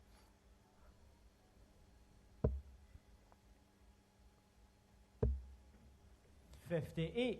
Lewis, you require 131. Looking like the first leg of the second semi-final is going to go with throw. 71 left. Oh, that's brilliant. Double 16 for a 131. Game That shot on the is first phenomenal. leg. Lewis Arrows from Lewis McLeod. McLeod. A Second leg is 131 Danny to check throw out first. Game on. for a 15 dart leg, making his average 100.20 after the first leg of play. Hold a throw. Second leg underway. Danny Truman has got the darts. 80.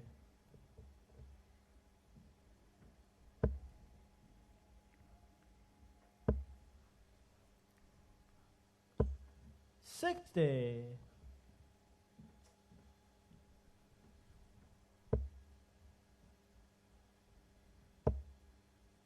Good adjustment from Danny after that first one that was low. 100. If you're sat at home wondering who's that strange voice on my TV, I'll put you right in the picture. It's Sam McLelland. I am your commentator for the day. I was just joined by Barry Watson in the last game. Been joined by James Ward throughout the day as well. He is quite busy doing his Master of Ceremonies duty just now, though. Of course, Adam Mitchell is our referee for this evening as well.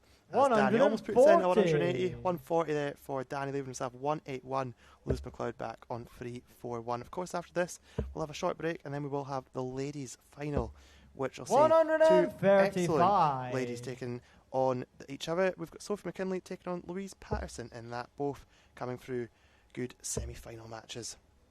Danny, remember you're not, yeah, that's it. Well remembered, Danny. Make sure you didn't go for a 180. 145, brilliant darts, leave 36. 206 for Lewis McLeod. All he can do is try and put a little bit of pressure on Danny Truman, and he does that. 140 to leave Danny 66, requires taking his average over the ton mark, but double 18 for Danny to give us parity. That's a happy accident. Double 16. Game Excellent shot in the adjustment. second leg. Danny Truman. I thought like that first one can Third put you off leg a is little Lewis bit, to but throw it certainly first. didn't Game to on. Lewis. It certainly didn't to Danny Truman there, as we level things up at one leg apiece. Look at this from Lewis, though. He's in again. 140. It's excellent darts from Lewis. Taking his average past the 104 mark now, up to 107. Which is excellent arrows indeed. Danny with another good adjustment. 100. I think I was commentating on Danny Truman earlier, and I called him the ton man. He is so solid. He hits a heck of a lot of tons, and I think I can find it here somewhere. His ton plus turns, 34% of his visits today have been a ton plus, which is just incredible.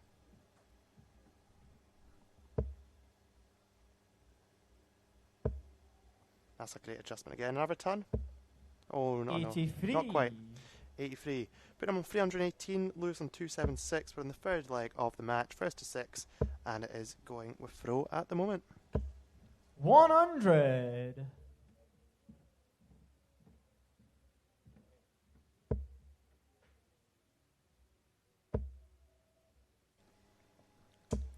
123. It's typical, isn't it? I go for one wee water break, and Danny Truman also almost puts in a 180, and I need to put my mic on really quickly. It really is just typical, but that is it. Good darts, Danny. Lewis. Oh, that's fantastic darts. A ton 40 to leave 36 after just 4 visits to the board. He's on for a 13 darter. Danny could do with a treble. 57. scored. Lewis, you require 36. Double 18 to hold throw once again. Looks like a good guide. That could be awkward though, maybe. Game shot in And the it is third in. leg. That's quite Lewis deceiving. I wasn't too McLean. sure if it Fourth was leg, in, it's Danny but to it throw has been first. pinned by Game Lewis, on. giving him a 2-1 lead in legs, and of course that was a 15 dart hold off throw. 140. That's more good darts. Ton 40 from Danny Truman.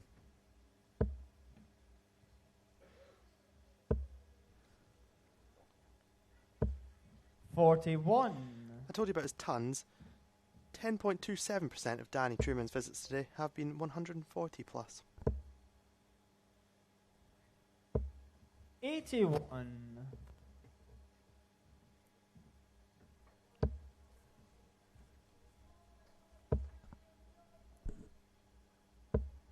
45.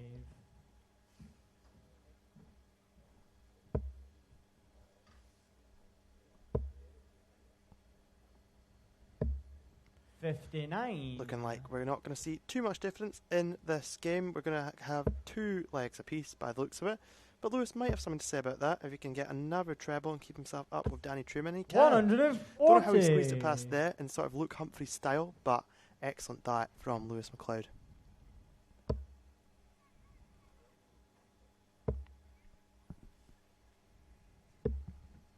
$94. I like Danny's thinking, used the bull, come out of the 120s and go on to 116. Unlucky that he didn't manage to hit the 25, but still in a decent position. 127 left after 12 darts.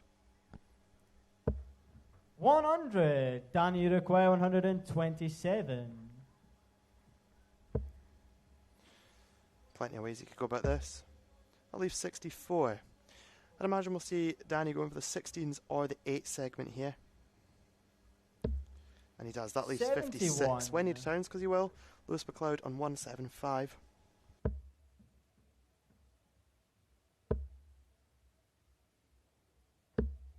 $65. Nice use of the Danny, bull once you again to get to a require nice even number of 56. 110. But Danny on 56 to give us parity once more in the second of the men's semi-finals. Big 16 for tops for Danny Truman. Looks like a good marker.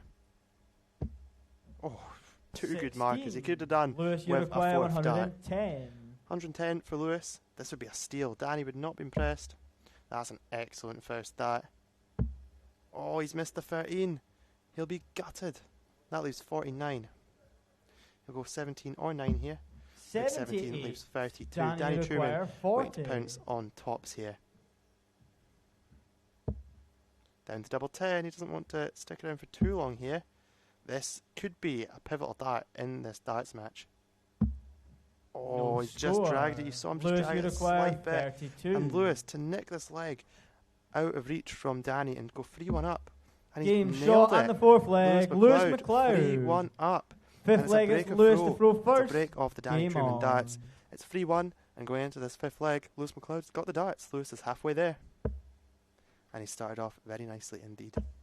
Oh, he's started off very nicely. 139. Good darts from Lewis.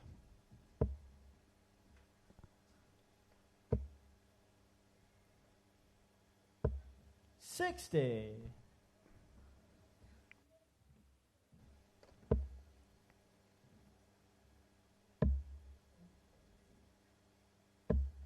A nice 96 there from Lewis McLeod.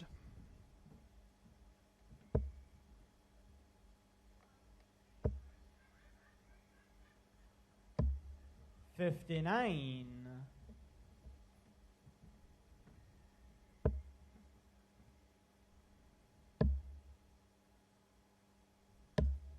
134. Excellent switching from Lewis McLeod. 134, taking him down to 132. A fair bit ahead of Danny Truman right now, but Danny could hit a 180. 140. Lewis, you require Lewis McLeod still 132. well and truly in the driving seat in the semi-final. 132 left. That leaves 127. 107 left. He'll be looking for a treble here to... Oh, he was away. He was away there. That's a great last start. Really, really good last start. 85 from Lewis McLeod, setting up a 47 when he returns. Let's take a look in the next leg over some of Lewis's results from the round robin today. We'll have a look over that. 134. Lewis, you require 47. Tops for Lewis McLeod to go 4-1 up. Oh, Game shot brilliant. on the fifth leg. Lewis averaging 98, McLeod. and it is a very solid performance from Lewis. Sixth leg is averaging Danny 83 to just throw now, first. but the sixth leg is about to get underway. Let's look at some of Lewis McLeod's top performances from today. If I can get them up in front of me, that would just be absolutely dandy, wouldn't it? I probably should have actually tried to get them up in front of me before I started yabbling on about them. But a nice wee ton 34 coming in there from Danny Truman.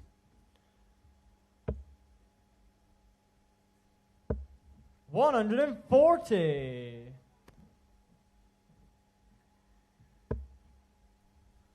Okay, I've managed to source Lewis's group fixtures from earlier on today. He was, of course, in Group A. And in Group A, he started off with a 4-3 win against Andrew Edwards. He then carried on his form, beating Neil McDougall 4-1. He then had a good result against Craig Smith 4-2.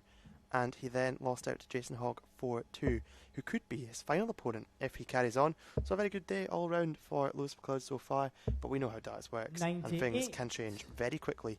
Danny leaving himself at 148, Lewis McLeod back on 301 in this leg, but for how long?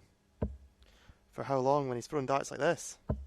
For how long indeed? Danny, as you require Adam Mitchell screams 148. 180 to leave himself 121 and get himself right back in this leg, but we could see a 148 check. We definitely could now. Double 14.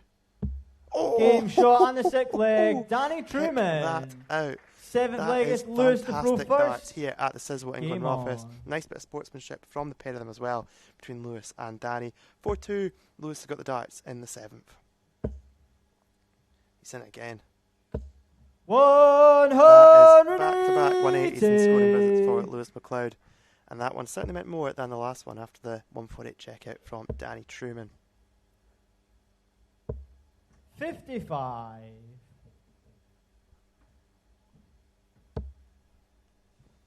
Lewis McLeod currently averaging 103.41, as you can see on the scoreboard. 88 for Danny Truman.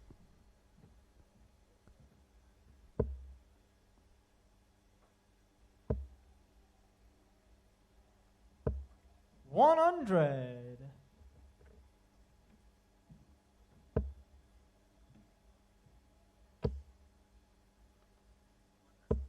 $140.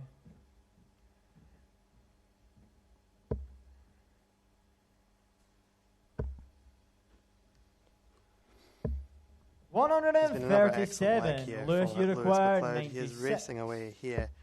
96. He's currently averaging 104. 135 for the leg. That leaves 61. And that leaves 36. So 60 overall. He's gone 180, 85, 140, 60 in this leg to leave himself on 36. Danny back on 209 just now. What can he do to try and get himself back into this leg and put a little bit of pressure on Lewis McLeod? 60. Not a lot Lewis, really. you 60 require 149. 36. Lewis coming back for double 18, which he has pinned already in the game. Over to double 9 now. Awkward double. Will it be for Lewis? We're about to find out. And yes, it proves that way. Danny Truman, he has to take it out a 148. Can he take out the 149? No, not quite on this occasion. So all he can do once more is set up and try and put some pressure on Lewis. That leaves 114. 94 left for Danny. Lewis, you require 18. Double 9 for Lewis. Last start in hand. Could it be awkward?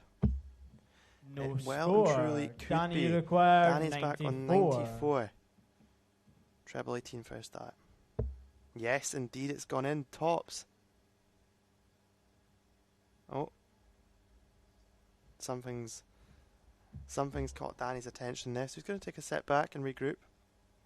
Well within his rights to do that. No time limit. He needs to try and adjust. 54. I think that just put him off. I don't think Lewis, he's you impressed with whatever require he had there. 18. Lewis McLeod is coming back for 18 as Danny points the finger at somebody. Lewis is gutted with that. Lewis had a real No chance score. here, but like I said, double 9 Danny, is you a require very awkward 40. double. Tops for Danny to break throw, and we'll be back on throw. Down for double 10. Game shot on the 7th We are leg. back Danny on throw. Lewis Truman. McLeod will be kicking himself 8th leg after is Danny 9 to throw missed first. darts at double 18 Game and double on. 9 there. He will be devastated, in fact. And it's taken his average right down as well. He was actually up at 108 average in that leg. He's down to 94 now. Danny is really rubbing salt into the wound with a 2 treble visit to kickstart the leg. Nice use of the treble 17, taking the 1 away and leaving 370. 60.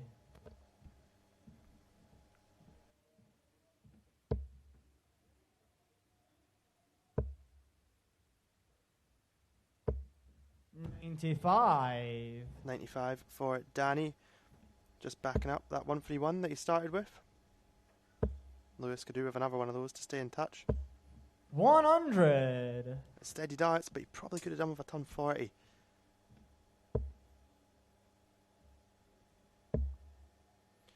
Danny's back jolts a little bit when he throws, but it seems to work very well for him.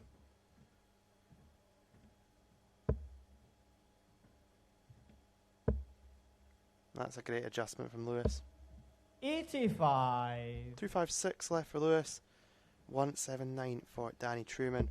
He's got at least 6 darts from this 179. He'll be hoping to hit a treble like that one, and possibly another one to set up quite a nice finish.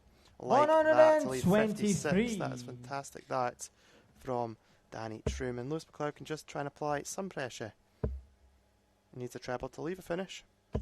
And gets it. A brilliant last dart. He's very good at that, Lewis. 56. Just sneaking a dart through 2 tight grouped together darts. But it is tops for Danny for parity in the match. Just down from that. 36. His left hands, he's looking Lewis, again. you require 156. I don't know what's going on there, but he is looking. I don't think he's too impressed. This would really not impress him, though, if this goes. And it won't go. 76 left. Good 100. Ton leaves Danny, 56. you We got require pressure 20. on Danny now. Double 10. Up to double 5. No one likes it up here.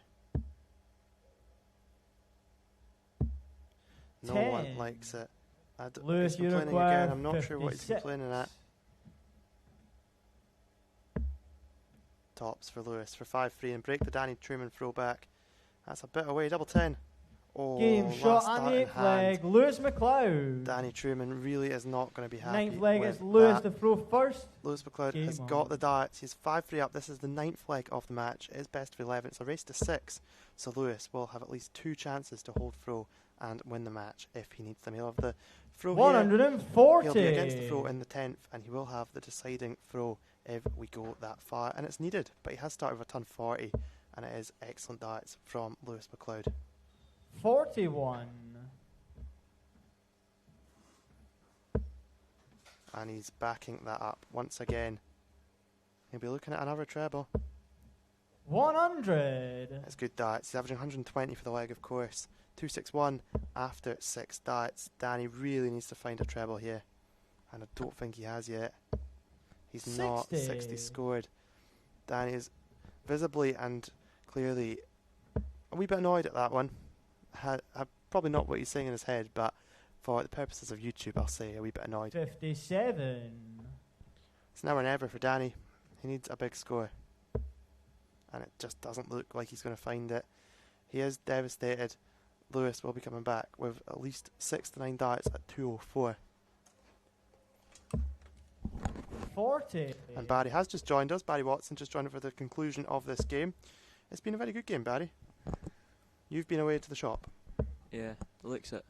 It's looked like it has been a really good game. Lewis has been playing really well. He was actually up at 106, 107 average, 56. and then missed a few darts at double. A couple of legs got double 18 and double 9, and that took his average down.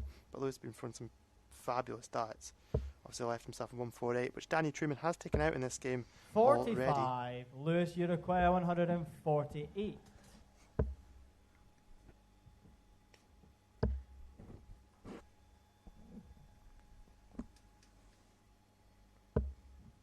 $41. A bit of a slog to the finishing line after playing really well in this match for Lewis. Danny needs a treble though, really. Oh, 59. yeah, he's needed a treble the last Lewis, few you visits. require And 107. it's just, you can tell he's annoyed at himself because he's played really well all day today. That leaves 50. That leaves tops for the match for Lewis McLeod. Just 87. below. That leaves 20 for Lewis. When he returns, Danny is laughing to himself. I don't think he's too impressed with his performance in this last few visits. Not too sure what is funny, but I'm sure we'll find out as the night goes on. 140. Lewis, you require 20.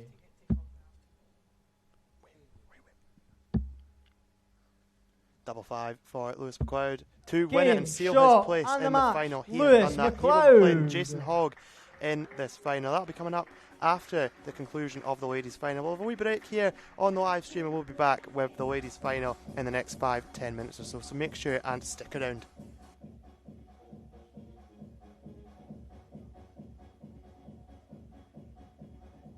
Another high quality semi-final there, ladies and gentlemen. Let's hear first of all for Danny Truman. But joining Jason Hogg in our men's final is Lewis McLean. Ladies and gentlemen, we'll have a 5-minute break just now. Then we will be back with our ladies' final.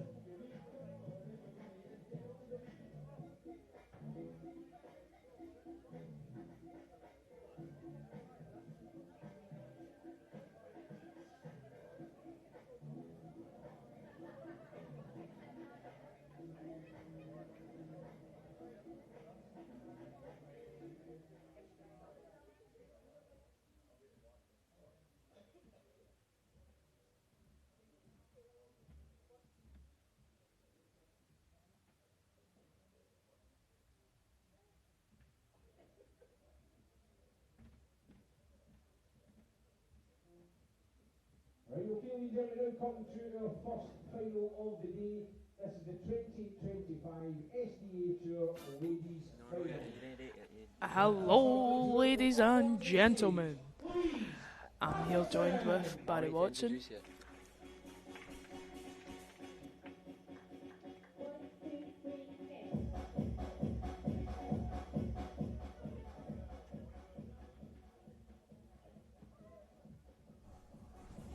Hello, ladies and gentlemen. I'm joined here with Barry Watson. How are you feeling today, Barry? Fine. Good. Bit of JBX, always good.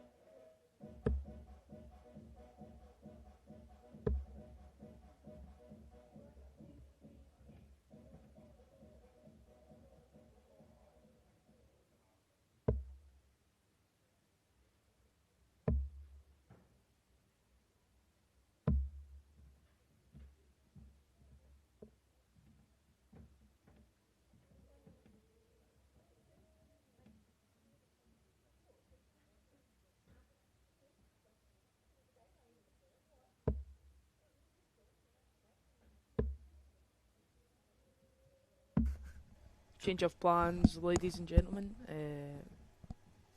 Barry's had to go for a number 2. So, yeah. Mitchell, you are joined now by Sam. Mitchell, you were very unlucky in the semi-final that we just witnessed. It was a close game. Yeah, Jason played well. Are you saying that through gritted teeth? Yep. No, it was a good performance, but who are you fancying for this ladies' final? Who do you reckon? I don't know. Sophie's obviously done it in big stages before, been there. First leg, it's She's Louise played to it throw lakeside. first. But Game it on. just all comes down to who hits it on the day, doesn't it, really? And Louise has won the bull up with a magnificent bull. Not such a magnificent first start for Louise. She'll be hoping to put that right, but I did notice that a lot in her semi-final. The first start was a wee bit adrift, and she did manage to correct it as the game went on. But yeah, Sophie probably favourite just due to stage experience and obviously that massive run at Lakeside she went on last year, which was incredible to watch. Yeah, I'm sure she'll be hoping to do the same, but win it this year. So will you. 140. Yeah, obviously, Welsh Open winner, British Open winner. How did that feel? Stop it. No, it was great to be honest, but we're focusing on these two right now, so. Nah, totally. Obviously, we've never met even until now. 60. No, we haven't actually. Well, I've seen you at the Scottish Open, but you didn't know me. So I was commentating the Scottish Open. But no, it's good to have you on comms. Obviously, knowledgeable about darts, so you'll know what is going on in this ladies' match. Unlike that Barry Watson. I know, he didn't know much. But he is obviously delighted because Hearts are 3-0 up on Killie in the 81st minute, cementing their place at the top of the Scottish Premiership. But we will focus on this game. And Sophie has made a very bright start. Ton 40 and a ton. Yeah, obviously Louise with the more methodical throw, Sophie a wee bit faster, but it's still methodical. It's 2 methodical throws up on the stage. It is, you are right. And then you see the likes of Lindsay Ward that Sophie was playing earlier on, not some further, a wee bit quicker. So yeah, 85. having to adapt to everyone's styles, that's sort of the key. Yeah. Louise struggling in this leg, but she has found the treble now, and it looks like she could fill it right up. That is very 140. 140 there from Louise, puts her right back in this leg. Sophie will be looking for at least a solid ton here. That is a good marker for Sophie. Unfortunately, 45. not finding the treble there. Louise, you feel like if Louise hits a ton 40 here, she's back in control of the leg. Aye, and that is the way her darts lie straight. That is a perfect first dart. If she can just follow that up with another triple 20. Oh, 81. slip on Sophie the last dart. require Straight at the last dart. 131. 1-3-1 for Sophie. This could go. In fact, I remember her taking this out against Lisa Ashton at Lakeside. Double 10. Double 10 for a 1-3-1. Oh. 117. Even double 7. Louise, you require That is very unlucky. 153. 1-5-3 for Louise. A really good start to this game. Louise had a bit of a slow start, but has definitely found her feet now.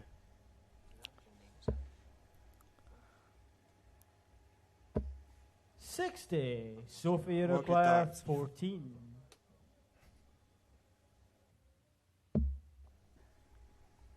Double 7 for Sophie. Just inside, so that leaves her on 7.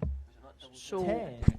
Louise, Louise you require should start 93. on the bullseye here, but will she go straight for the 19s? She goes straight for the 19s. That leaves 74. Is it 18 in treble or is it 14 treble? She went the 14 route that she's left herself 60. She'll be hoping to set herself up. 53. This Sophie, you is a require tricky double. 4. Double 2. There is the old phrase, no one misses twos, do they? Is that true? Game Yes, shot it on the is. first it leg. is true. Sophie No one misses McKinley. twos, especially Sophie Second McKinley. leg And is it's a Sophie break to of throw throw in the first. first leg, so Game Sophie will on. just be looking to hold the throw now. That's all she needs to do really to win this game now. Yeah. That's what we were saying when you were playing. You were needing to break throw against Jason quite a lot, and then you were very close to doing it as well, but Yeah, Sophie's got missed, that early. missed a few doubles, 81. but That's where yeah. it goes. You can't win them all, and you've won a fair lot already, so give someone else a chance. Sophie's also won a fair lot. Will Louise be getting a chance in this game? We will have to wait and see as the game progresses. 41. Sophie averaging just about 80 at the moment. Louise averaging 65 just now.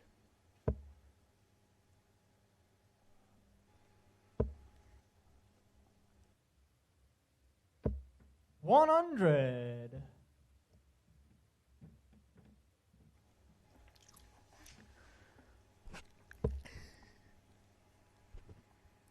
Barry Watts is trying to make us laugh. I'm surprised he's actually not on the comms box because, as I've mentioned before, as like yourself, he's both got good radio faces. You pulled that trick earlier with me and James Ward. That's why you lost the semi-final. It backfired. That's why I shouted. 95 for Sophie. That leaves out 225 with Louise. A wee bit back. Louise needs at least 2 trebles to come back into this second leg. I think the stage experience is showing just now. Yeah, definitely. Obviously, Louise is not shy at a stage. Also, obviously playing with Scotland this year. 40. She went to also Korea with Scotland. You know, Yeah. just Sophie's been doing it since such a young age. I think she's just Aye. used to it now. I think it doesn't even bother. I don't think it bothers her if she's on the floorboards, as we can see, or the stage, to be honest. Good camera setup today. It is. Barry's just 47. pointed it. No, the camera setup's been brilliant today. So it's Scott just next door doing all the camera work. Big shout out to him because he's been brilliant all day, setting everything up, keeping all the boards, like even on when there's nothing happening on the stream, all the floorboards have been documented. Yeah. It's been good. 85. Barry Watson doing the helicopter when Louise hit the first dart. Thought he was going to get a wee 180 in the go. The Brendan Dolan celebration. Single 18 to leave tops after 15, and Nice. that's exactly what she's done. 138. That's fantastic. She's playing really well here, Soph. Yeah. Oh, I think probably the final that people expect to see today was probably Sophie McKinley against Lorraine Hyde, but Lorraine just didn't turn up on the day. Louise is in here, 2 trebles. Oh. 135. Can happen, Sophie but can it? requires Starts. It's just 40. what happens, eh? Yeah. That's what happens. Tops for Sophie. Oh, she will be very disappointed with that. Louise has managed to get herself down to a finish. Sophie on 39. That leaves double 16. She always says she doesn't like this side of the board, and Game she's shot on the second leg. Sophie McKinley. Third leg's Louise to throw first. We've Game just been on. joined by a certain Camille Ogate.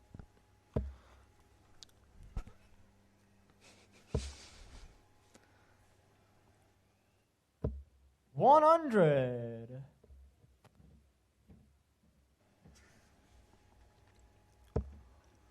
Obviously. Good start for Louise with a ton. Was it Lorraine that was a winner last year, or was it Sophie? 60. Lorraine beat Sophie in the final. I think that was Sophie's first women's final. Sophie obviously looking to make amends this year and won it. She's off to a great start. She is. She's only 3 legs away from winning it. And 60. she has broken throw and held throw already in this ladies' final. We've also had a spillage down here, Barry Watson. Yes, indeed. So if anyone at the CISWO just now that works here or maybe working tomorrow is listening to the darts, then if there's anything on the floor 100. still, then it was Barry Watson. I'm sure Mitchell's got an address for him that you can go and find out about all that. The station bar. 100. Solid darts. Louise has gone ton, 60 ton. Sophie, 60 ton so far. So we'll see what Sophie can come up with here. She'll be disappointed with that, but can she adjust back into the 20? She can indeed. You can hear the vibration from the shows outside. Jeez, beeps, man. That's what I was saying earlier on, yeah. Will you be going on a wee fairground ride, Mitchell, later on? No, I'm a big scared. He's scared of them.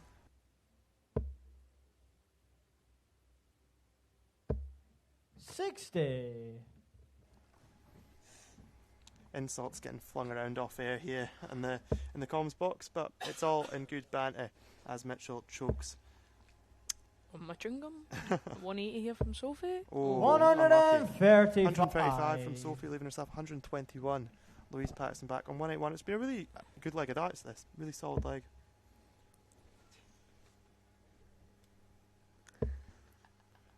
She'll be disappointed with that, Louise. 26. Sophie, you require 121. Oh, what a dart. This for a 15 darter. Bull. Will she go for it, or will she set it up? Of course she's Oh, went she's for going it. for it. 96. Leaving Louise, you 25 require after 15 darts. 155. Brilliant standard. Sophie averaging 84 just now. 85 now. Louise will be disappointed with that. The last couple of visits just haven't gone her way. 160, 160, and then 26, followed by... Oh, 7. Yeah, she'll be, Sophie, you require disappointed with that. 25. she'll be really disappointed with that. Yeah. Louise obviously not playing her best right now. Sophie's playing really well. Up with an 8-5. She's got double 10 to take a 3-0 lead. Now double 5. Can't get it. 20. Louise has now got a Louise, shot you at require 148. Which Danny Truman just took 148. out in the last semi-final here on the streaming board. An unfortunate loser as well. Oh, this Oh. would be massive. Oh, I can't believe she switched there. I can't believe it. Her darts lie straight, so it 88. looked like a perfect guide. Sophie, you require 5.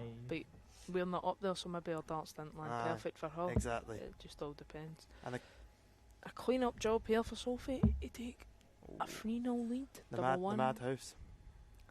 Oh, Game that's a brilliant shot dart. on the third leg. Sophie Especially with McKinley. the first one in the way. Fourth leg, it's Sophie to throw first. Game on. Game up. Moving into the fourth leg here of the ladies' finals. A race to 5. Sophie McKinley is over halfway there. She is playing some excellent darts at the moment. Also, And- shout out to our referee today. Yeah, Aaron, he's got plenty of shout-outs. Aaron Mitchell, referee and MC, of course, and commentator at times, James Ward, too. Yeah. Both great guys. 43. Your manager, no? Yes. One of them, yeah. There we go. Giving him a shout-out. Yeah. Cheers, Aaron.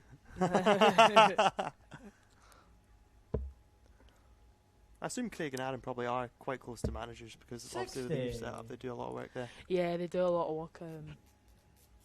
Them, Sharon, Cliff, all of them, they all do a lot of work. Yeah, heavy. Yeah. I appreciate it all. To be honest, I think I'm sure so you can see by the brilliant setup that they've done today with the 26. cameras on the stage and all this, it just wouldn't be possible without them all. No, and even like the floorboards, as you can see around there, looking brilliant.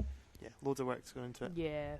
And it's the work that no one notices. Do you know what I mean? People turn up and play, but it's them that 78. are here till all hours the night before, early in the morning to set everything up. And it wouldn't happen without them. So big shout out to them. It wouldn't happen without our sponsorship at Target Darts. Nope. Oh, as Mitchell kisses his Target Darts I never. sponsor. I never. 60. No, No. no. We've got plenty of sponsorship anyway, Yeah. which is good.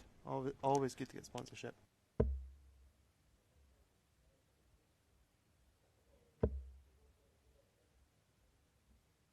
I'm asking. And make sure you go back to about 4 hours into the live stream to hear that bit.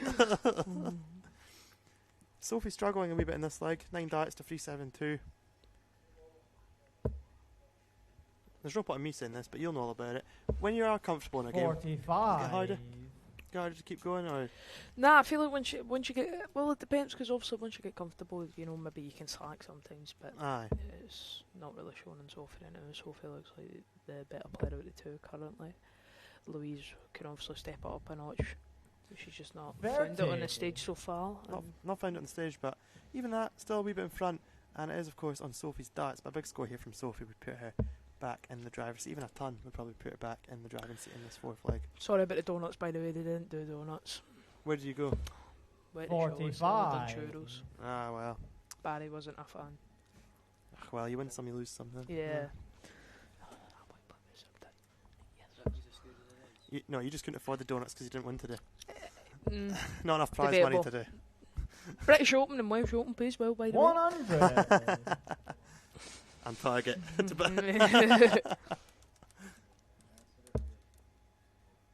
Sophie is struggling in this leg a little bit.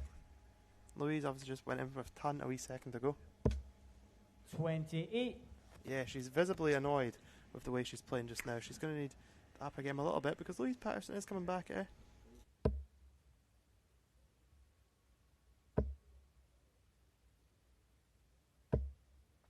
$135. That's brilliant darts from Louise Patterson.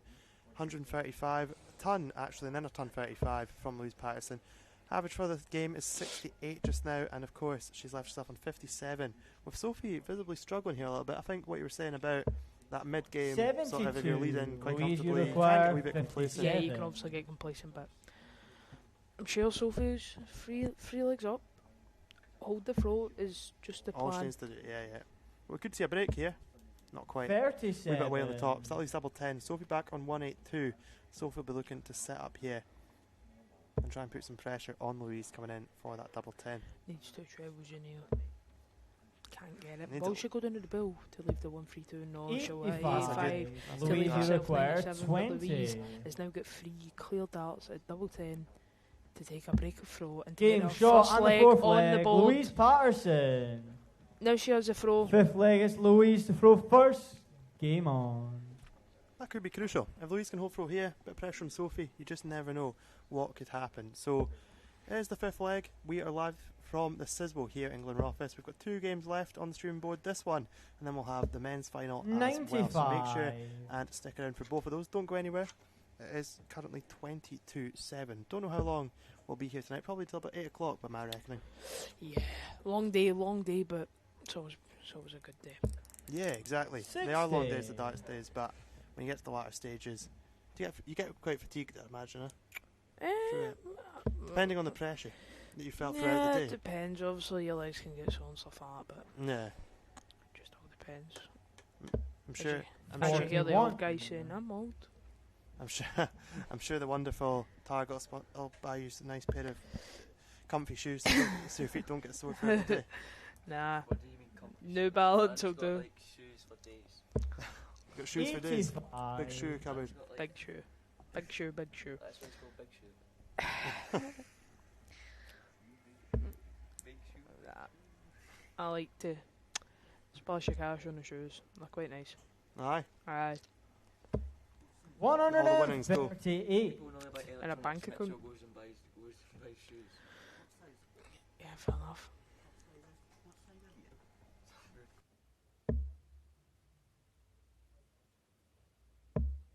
$58. It's been nice to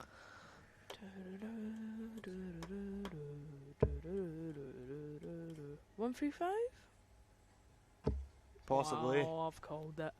That's a 95. Oh, that's an 80. I thought she was on that 95. He wanted to do. 80 leaves Louise on 147.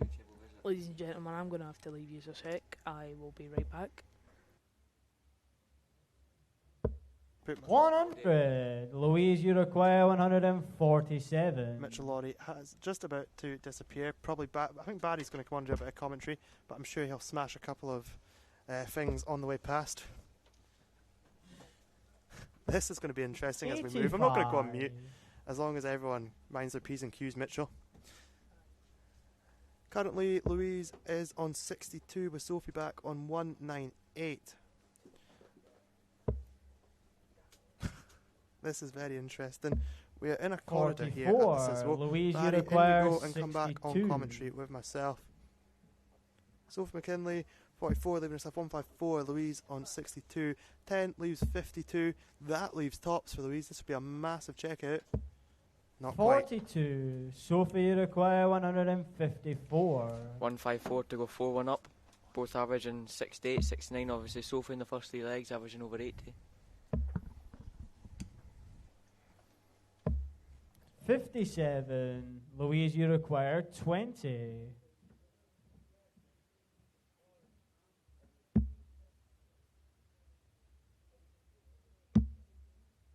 Game shot on the 5th leg. Louise Patterson. 6th leg, it's Sophie to throw first. Game on. Very important leg this. This is for, if Louise wins this leg, it's back on throw. Welcome back, Barry, by the way. Obviously, Sophie with her own target darts. 100. Of course, Target getting a big plug today because they are sponsoring the event here in the Sizzle, which is excellent to see. You can see Target all around the arena here.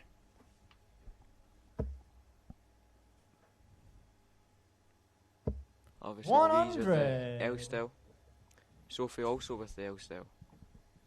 Yeah, good darts from Louise there. A ton, both starting with a ton. Sophie will be hoping to win this leg because she will not want to go back to 3-all after being 3-0 up. 85. That's a really good last dart. Steady darts from Sophie.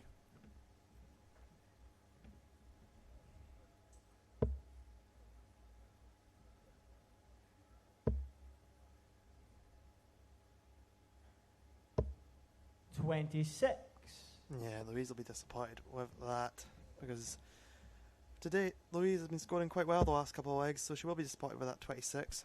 Both ladies averaging quite well. Sophie averaging 70 just now, Louise averaging 67. Both very 60. good quality averages.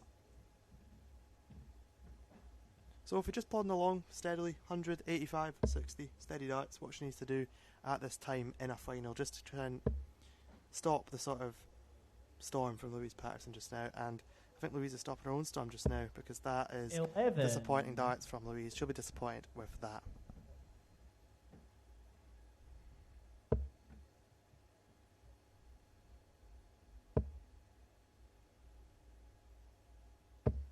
Sophie now back above the 70 mark.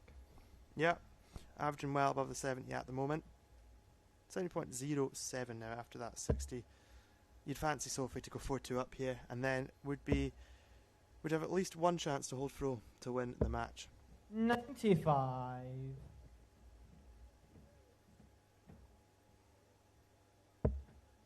That's a brilliant dart, yeah. She'll be annoyed if she can't follow it up. 81. 81, not bad. Very steady leg for Sophie. 100, 85, 60, 60, 81. Really solid darts. Just what's needed at this time in a game. Yeah, Louise will be disappointed with that. She would have wanted a lot more. 11. Yeah, there's just Sophie been too many require slack visits from Louise. 115. There's been some quality, but there's just been a few too many slack visits. That leaves Sophie 108. 88. Stay there for double 14. 68 left 47. when she returns, and she will return.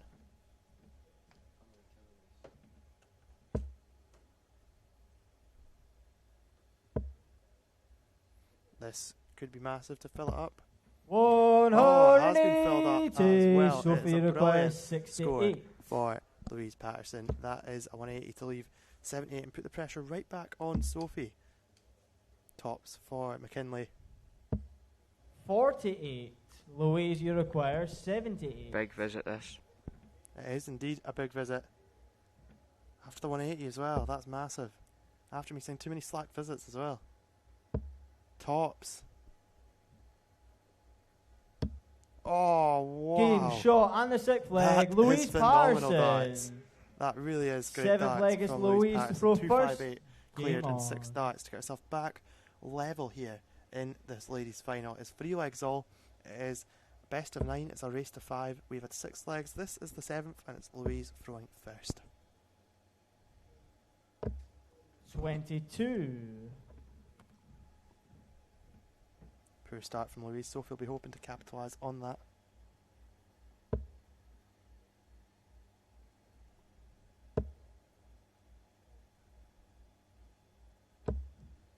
55.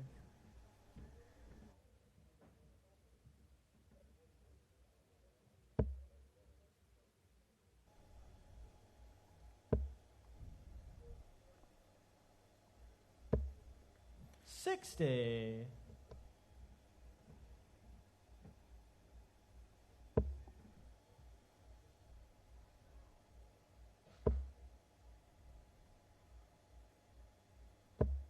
60 for Sophie. Sophie on 386, Louise on 419. Both ladies averaging very similar, 68 and 67 between them. You think the rain now with the 81. 3 on the bounce? Sophie obviously losing 3 on the bounce. Yeah, that could. Yeah, it's a weird one. Often you see that happening. 3-0 down, back to 3-all, and then it could easily mean that Sophie will pull away and win the next 2 legs.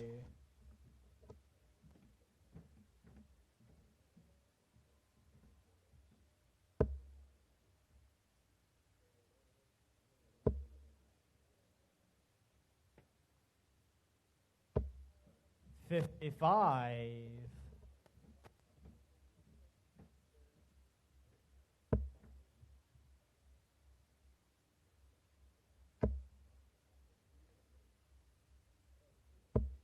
$121.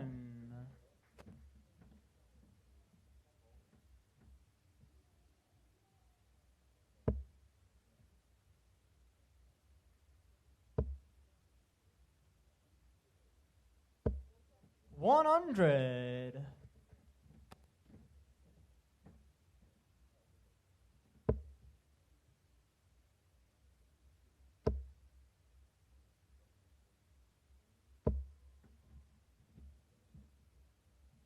$100.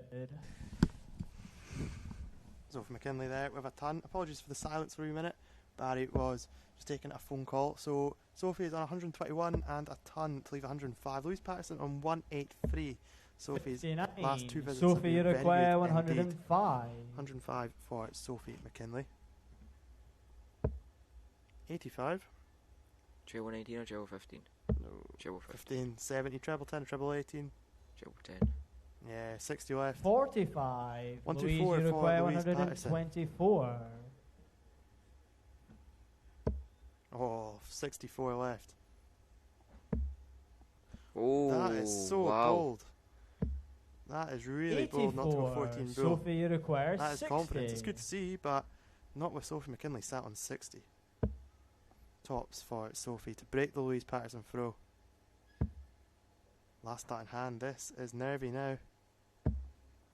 Oh, 20. and she's just missed Louise, it. you require It is 40. very tight. Louise with tops to go 4-3 up. She was 3-0 down.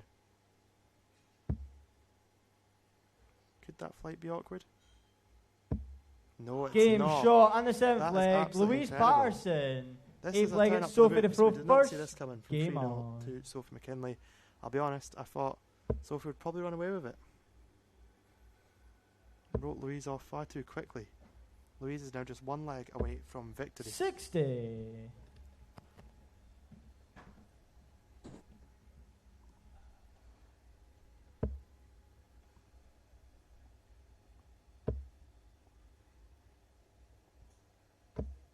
$100. Good darts from Louise as well. Thrown well when she needs to.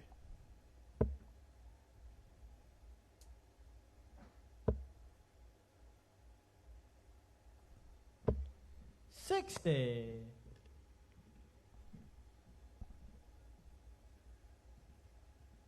Really nothing separating the two in this game. Averages are both the exact same. 60 averages for both ladies. A good standard in this final. 41. And nothing separating them in the scoreboard either. The only thing that's separating them is legs at the moment. 4-3 to Louise Patterson. Sophie McKinley with the darts to force us to a last leg decider after, of course, Sophie been 3-0 up in this final. 100. What a last start. That is a brilliant last start. You think Sophie with the experience, if it goes to the last leg decider? Yeah, I know that's true, but then me and Mitchell were saying a wee while ago, Sophie with more stage experience than Louise, but we've been proven wrong so far, but you are right. You'd think the stage experience would help if we went all the way. You think it would help Sophie, and she is. Oh, this could be a turning point. 180 from Sophie McKinley. Excellent darts. Leave 101 after 12 darts. She could be on for a possible 15 darter. Well, 14 darts. I suppose if she went treble 17 bull, but I very much doubt she's going to do that. 13. Sophie, you require 101. Sophie's on again. This is for a 15 darter. Tops after the 180. Oh, that's 81. unlucky. That's cracking darts. Guaranteed. Another visit back to the board though. Yeah, definitely back to the board. I'd say probably more than once too. Definitely more than once now. She will have 6 darts from here. Louise can no longer leave a finish from 3-2-2. You think that Louise 50. isn't hit Sophie, you that require many ones, 20. it's always 5s. Aye. She always goes left. Will Sophie go for the double 5? I would Does she imagine. bust it? Yeah, I'd say so. Yeah, she does. It's the sensible play. There's no reason to keep going for it and risk being on a worse off double. With Louise back on 2-7-2. Louise needs to find 2 trebles. No. Really struggling here, Louise, against the Sophie McKinley darts. Looks like we're going to be going to a last leg decider, folks, to decide who takes the title. Double 5 again for Sophie. She'll be annoyed. Does she bust it? 16. She's went 16. for a 2. She went 2 to leave double 4, but obviously hit the treble to leave double 2, which we have seen her hit already in this match. How is Louise's counting this time? She needs to have a treble now to leave a finish. 59. Sophie, you require 4.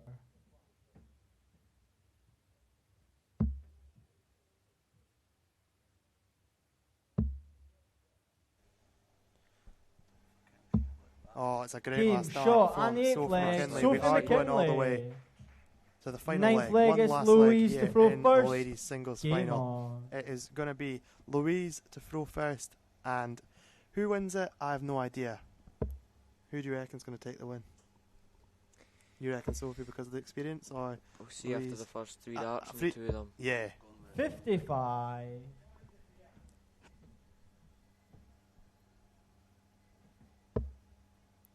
Oh, that's low. That was a slip, I think. That's low too, though. 41. Yeah, both ladies definitely nervous, but rightly so, of course. Final leg, last leg decider. And obviously they've worked towards this for the whole year. Aye, all the tours. Yeah, there've been plenty of tours between them, and they've worked towards it very well indeed, and cemented their place 60. in the final.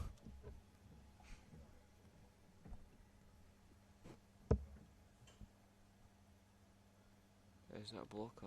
Because I know a dart slide down.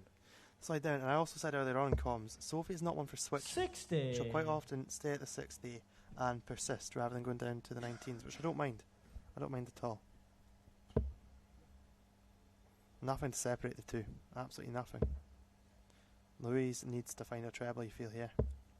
45. Unlucky. It's almost a good last start.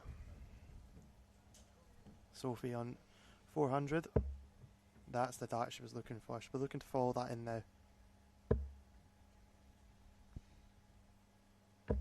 That's really good. That's really good dart. She seriously needed that, Sophie McKinley.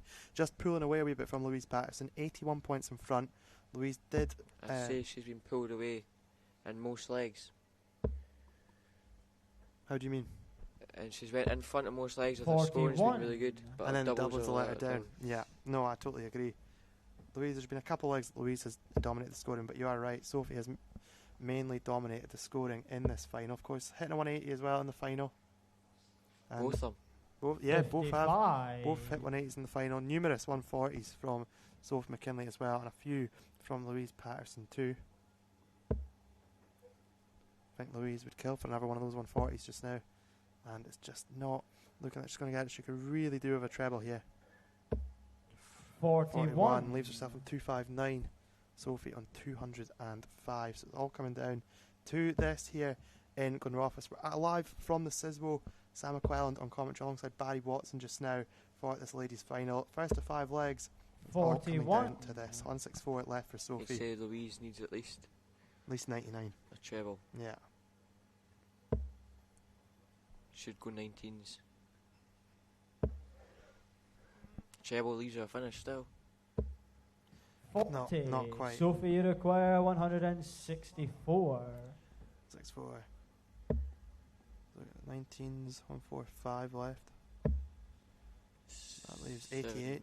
88. And that leaves 83. 81.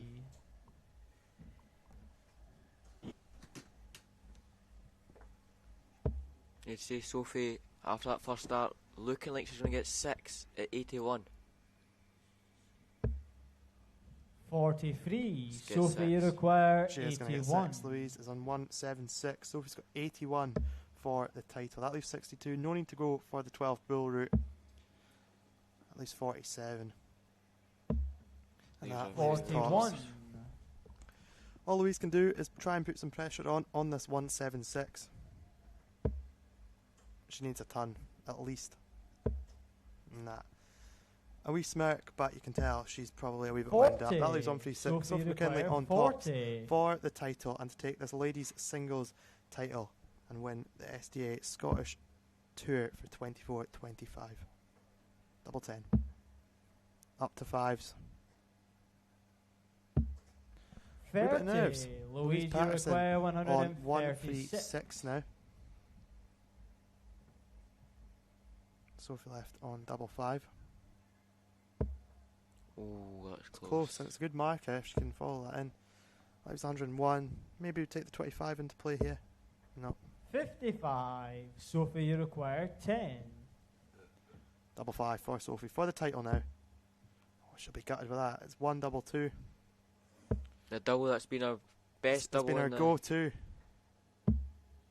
Yeah, it has been our go-to. Louise Louise, you Patterson, require 81. 81. This is a serious chance. Both ladies obviously feeling it at the end of this game. Struggling slightly to get over the finishing line.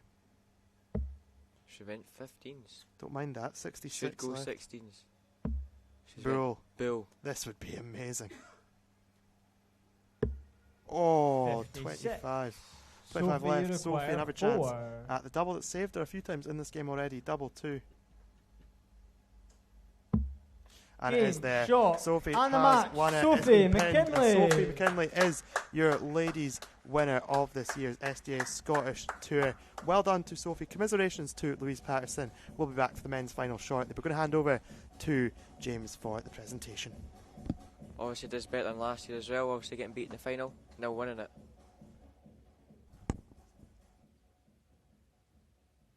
And let's hear from both players there in our first final of the day.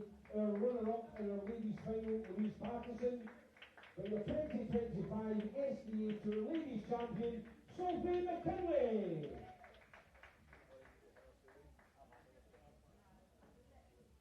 Okay, we now move on to our men's final.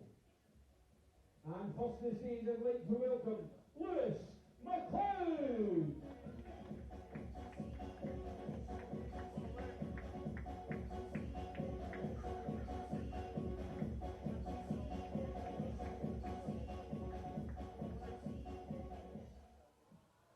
And let's make some noise for Lewis' opponent.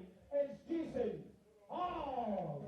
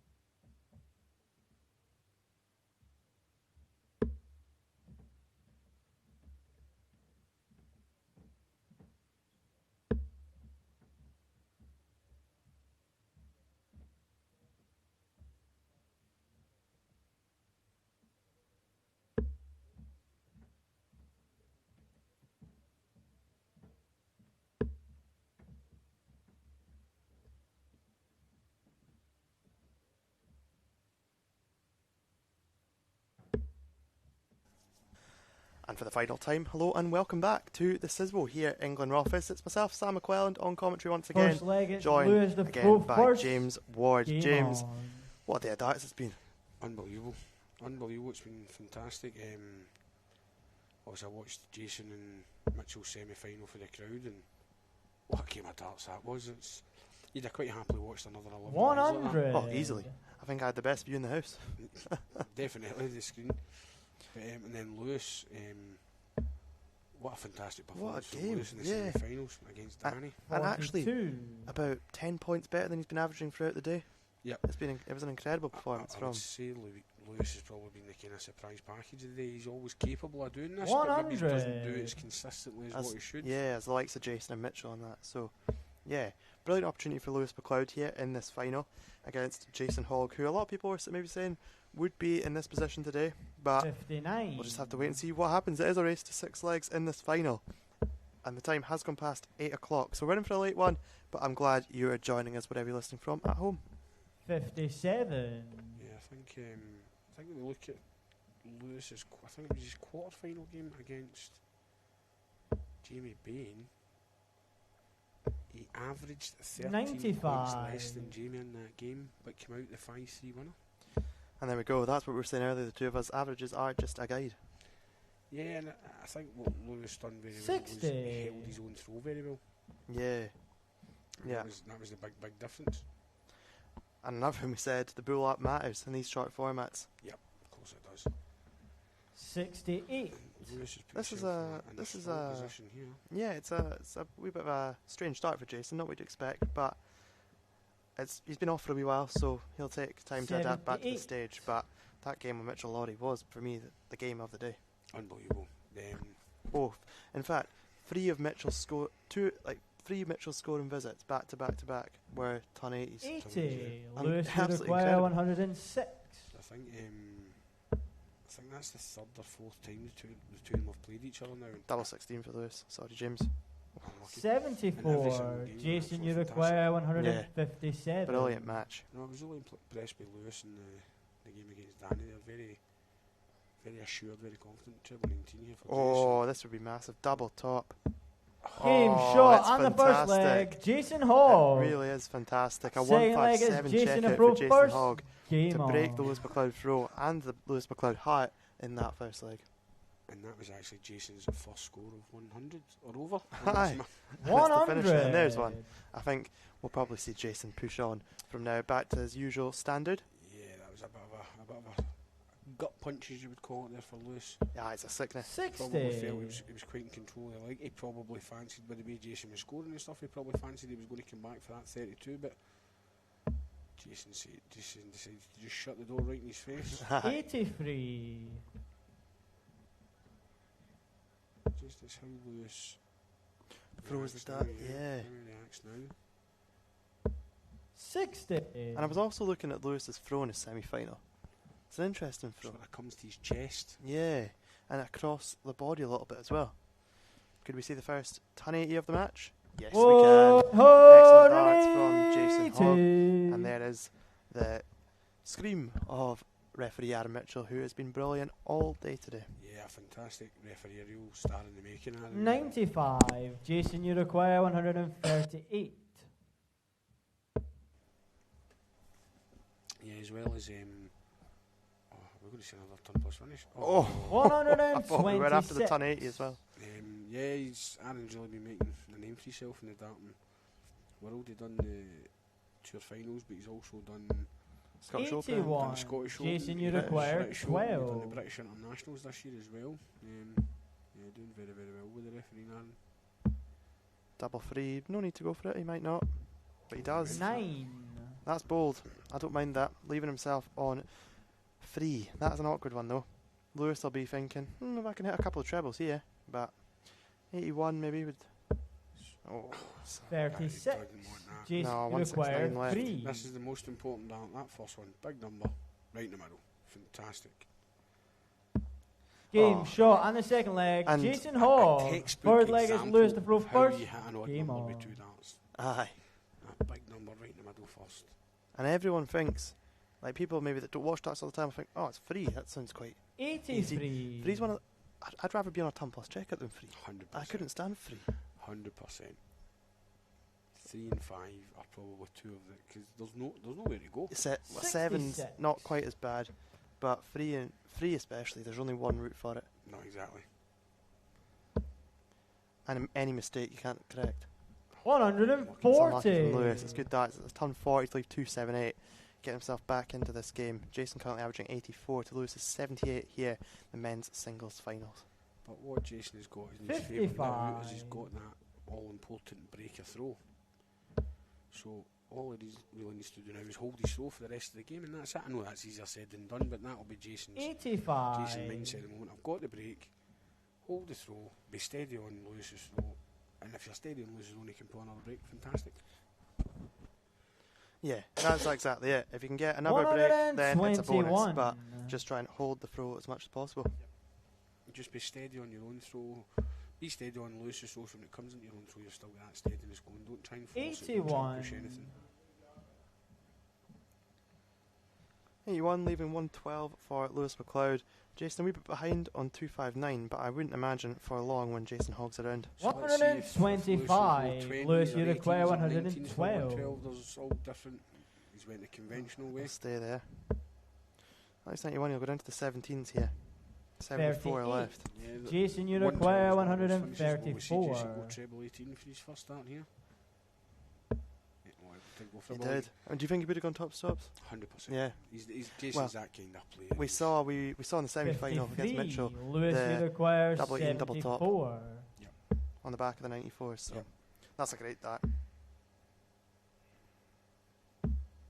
42. That's what Lewis wasn't Jason, doing in the you semi-final. He just wasn't 81. missing that double 16.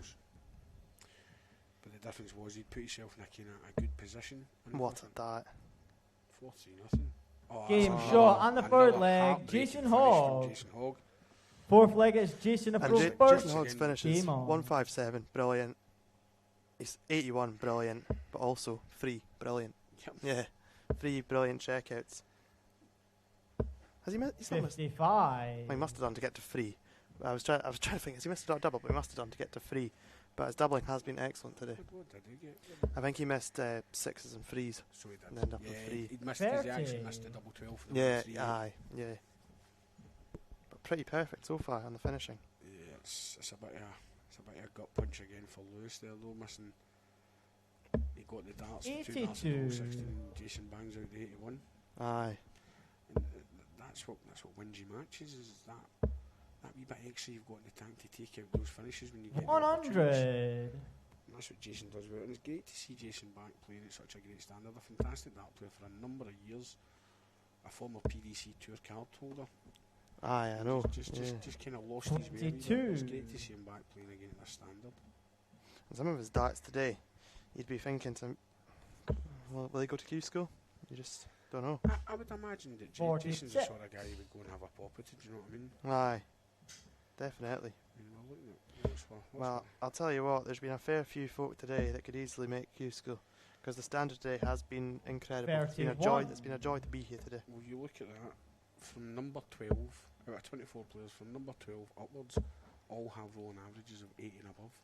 And that's over the course of the two. 95. That's good for what you class as an amateur player, do you know what I mean? These are, Yeah. I think you forget that when you watch these guys. Sometimes all these guys are. It's not their job. No, It's not even semi-pro. They have a full-time job. They're working. Oh, great darts again. 180. To leave the 131. They're working full time, and this is their hobby in their spare time. And to be playing at this standard over this period of time is fantastic. 60. Jason, you require 131. Jason again here. Treble 17 for tops. Oh, wow. Tops. Here's the first one. Here's the second. Game shot on the fourth leg. Jason Hall. It's going to get Fifth leg is Lewis the pro first. That is brilliant. Game absolutely on. phenomenal darts. 180 followed by 131 checkout. That is just fantastic, and things you love to see. 309. And fair play to Lewis McLeod, still 140. chipping away, doing not a lot wrong, He's playing well. not done much wrong, and I think that's probably the. I think he's just smirking at the back of the a stage. wee wry smile on his face there. He's 55. he's doing everything he can, but unfortunately, Jason, when he's in this sort of mood, it's it's hard to kind of stop him, but Lewis won't go away 85. easily. Lewis will keep fighting. That dart suits Jason down to the ground. Yeah, There you go. that's a 180. 140. I'd have had the house, I'd have lost the house there, I'd have had the house bet on that being a 180 from Jason, but Lewis will be looking for another one of those. Oh, 140. I said that in the semi-final. He's a bit like Humphreys in the way, not the way he throws, the way he starts flying in the way he can just pile them through darts. It's unbelievable. Yeah. And that's maybe where it comes, that coming back to the 99. Lewis, you require 136. To force the dart through almost.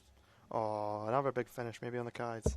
Oof, 96 left. 16 for tops. 96. Left. Sam, 56 left. Tops left now. He scored 96. He's got aye. You were looking into the future. You were adding instead of subtracting there, son.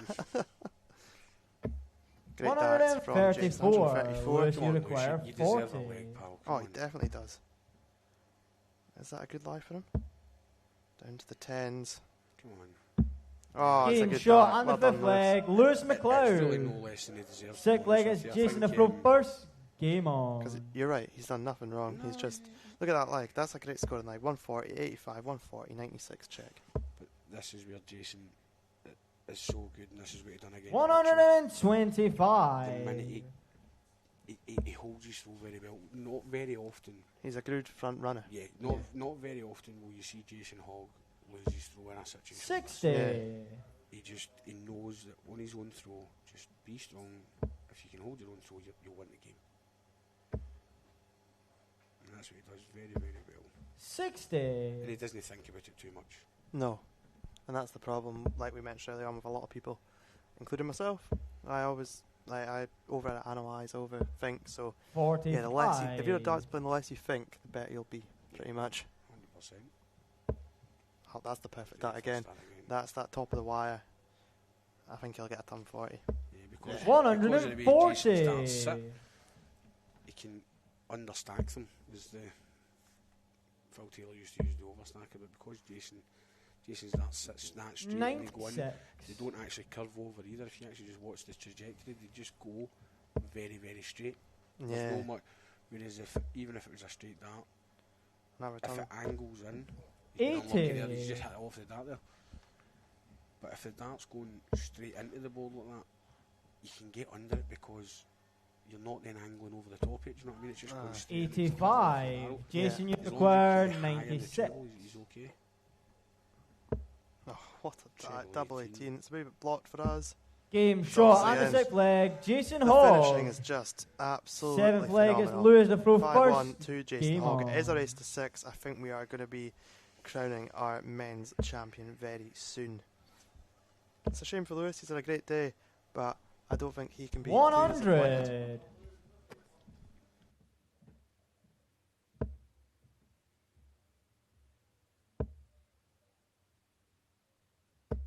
100.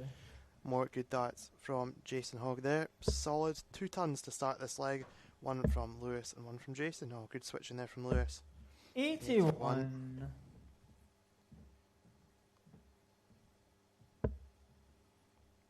He's in again, that top of the wire. It's going to be a ton 80. You can just tell a mile off. 140. 140 for Hogg.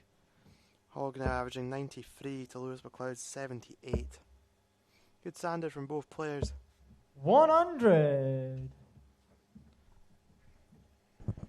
Yeah, so I was thinking about that earlier on there. Jason is obviously looking to go one further this year. 123. Year, he was the beaten finalist against Richard Lewis, another fantastic player, Richard.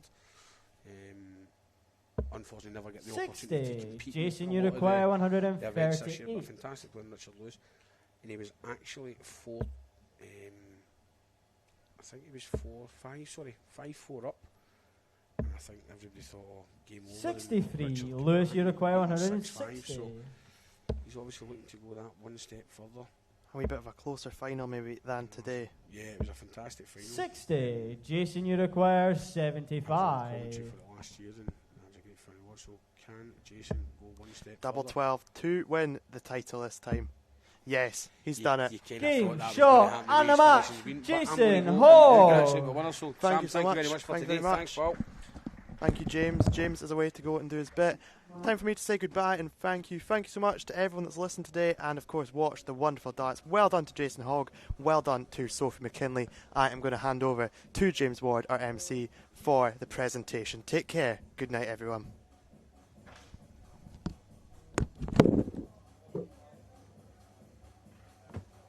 So, ladies and gentlemen, another absolutely fantastic final there. Let's hear it for our runner-up, McLean. But our beaten finalist last year, he's went one further this year, the 2025 SDA Men's Tour Final Champion, Jason Hall.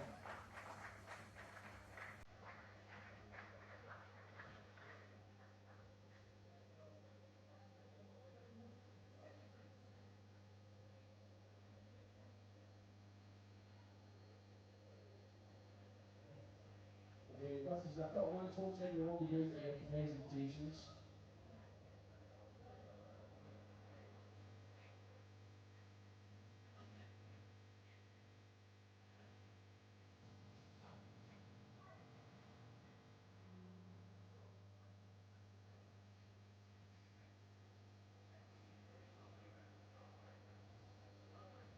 First of all, folks, before we do the presentation of winners and runners up, can I have a big round of applause to start off with from all of our committee involved today? Willie Glenn, Cliff Murray, Sharon McCarlan, and Heather Ross all take part in the organisation. Absolutely fantastic. You would have seen them dancing in and out of a corner, but been absolutely superb on commentary for the last 8 hours. A fantastic Sam. Thank you very much, Sam. And our stage referee, absolutely fantastic. A lot of legs, probably more legs than you thought he was going to go today. Let's hear it for the referee today, Aaron Mitchell.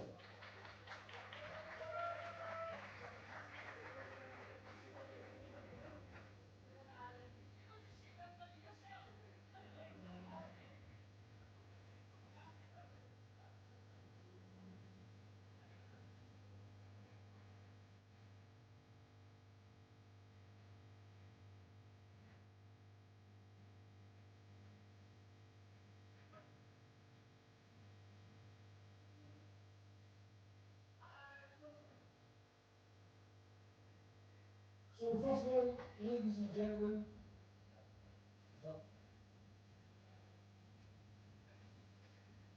sorry, no, let me go, give us now.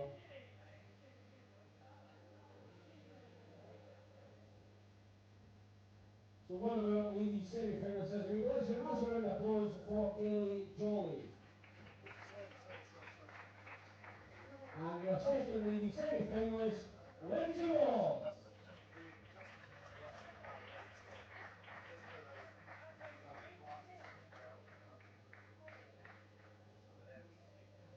That's a family show.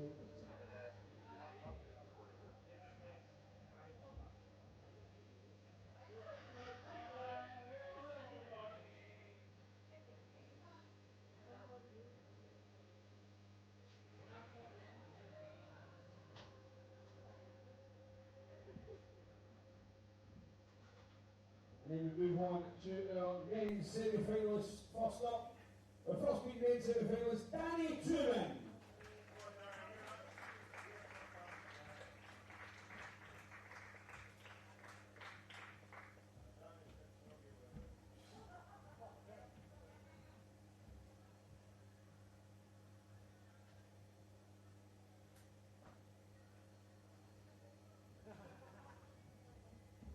And our second men's semi-finalist is not here, as I believe is away for McDonald's, but it was Mitchell Lloyd.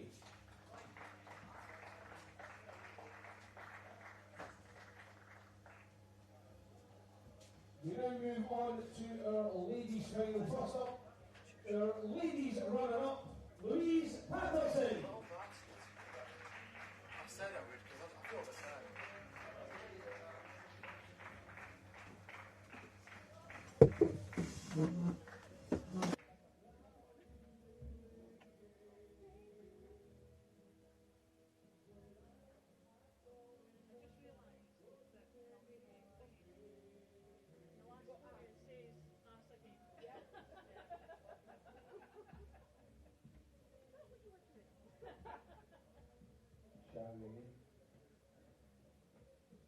We then move on to our men's runner-up. The men's runner-up this year, McLean.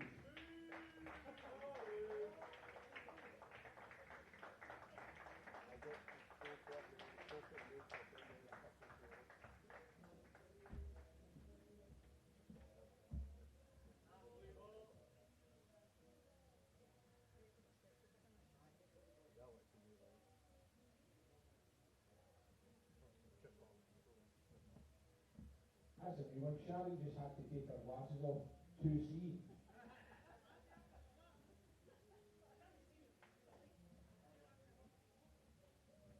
So first up, ladies and gentlemen, our 2025 SDA Tour Ladies Champion is Sophie McKinley.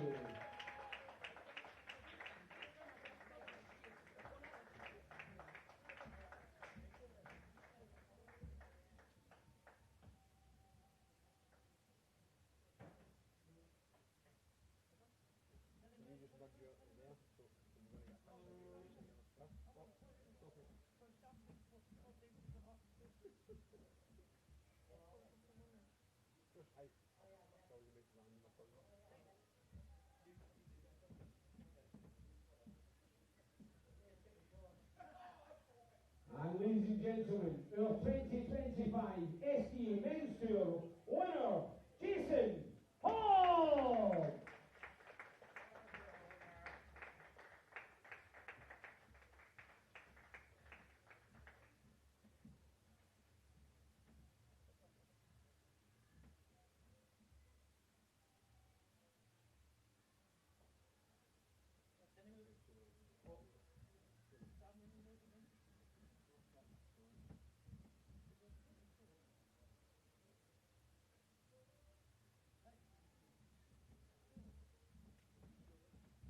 So as we get the final picture, I'd just like to point out, ladies and gentlemen, that our winners today were our runners-up last year, so it just shows you don't want it the first time, come back and win it the second time. So ladies and gentlemen, let's hear once again, our 2025 Tour Champions, Sophie McKinley and Jason Hall. So ladies and gentlemen, all that's left to say is thank you to everybody who has attended today. And don't forget, we are back here on the 1st of November to start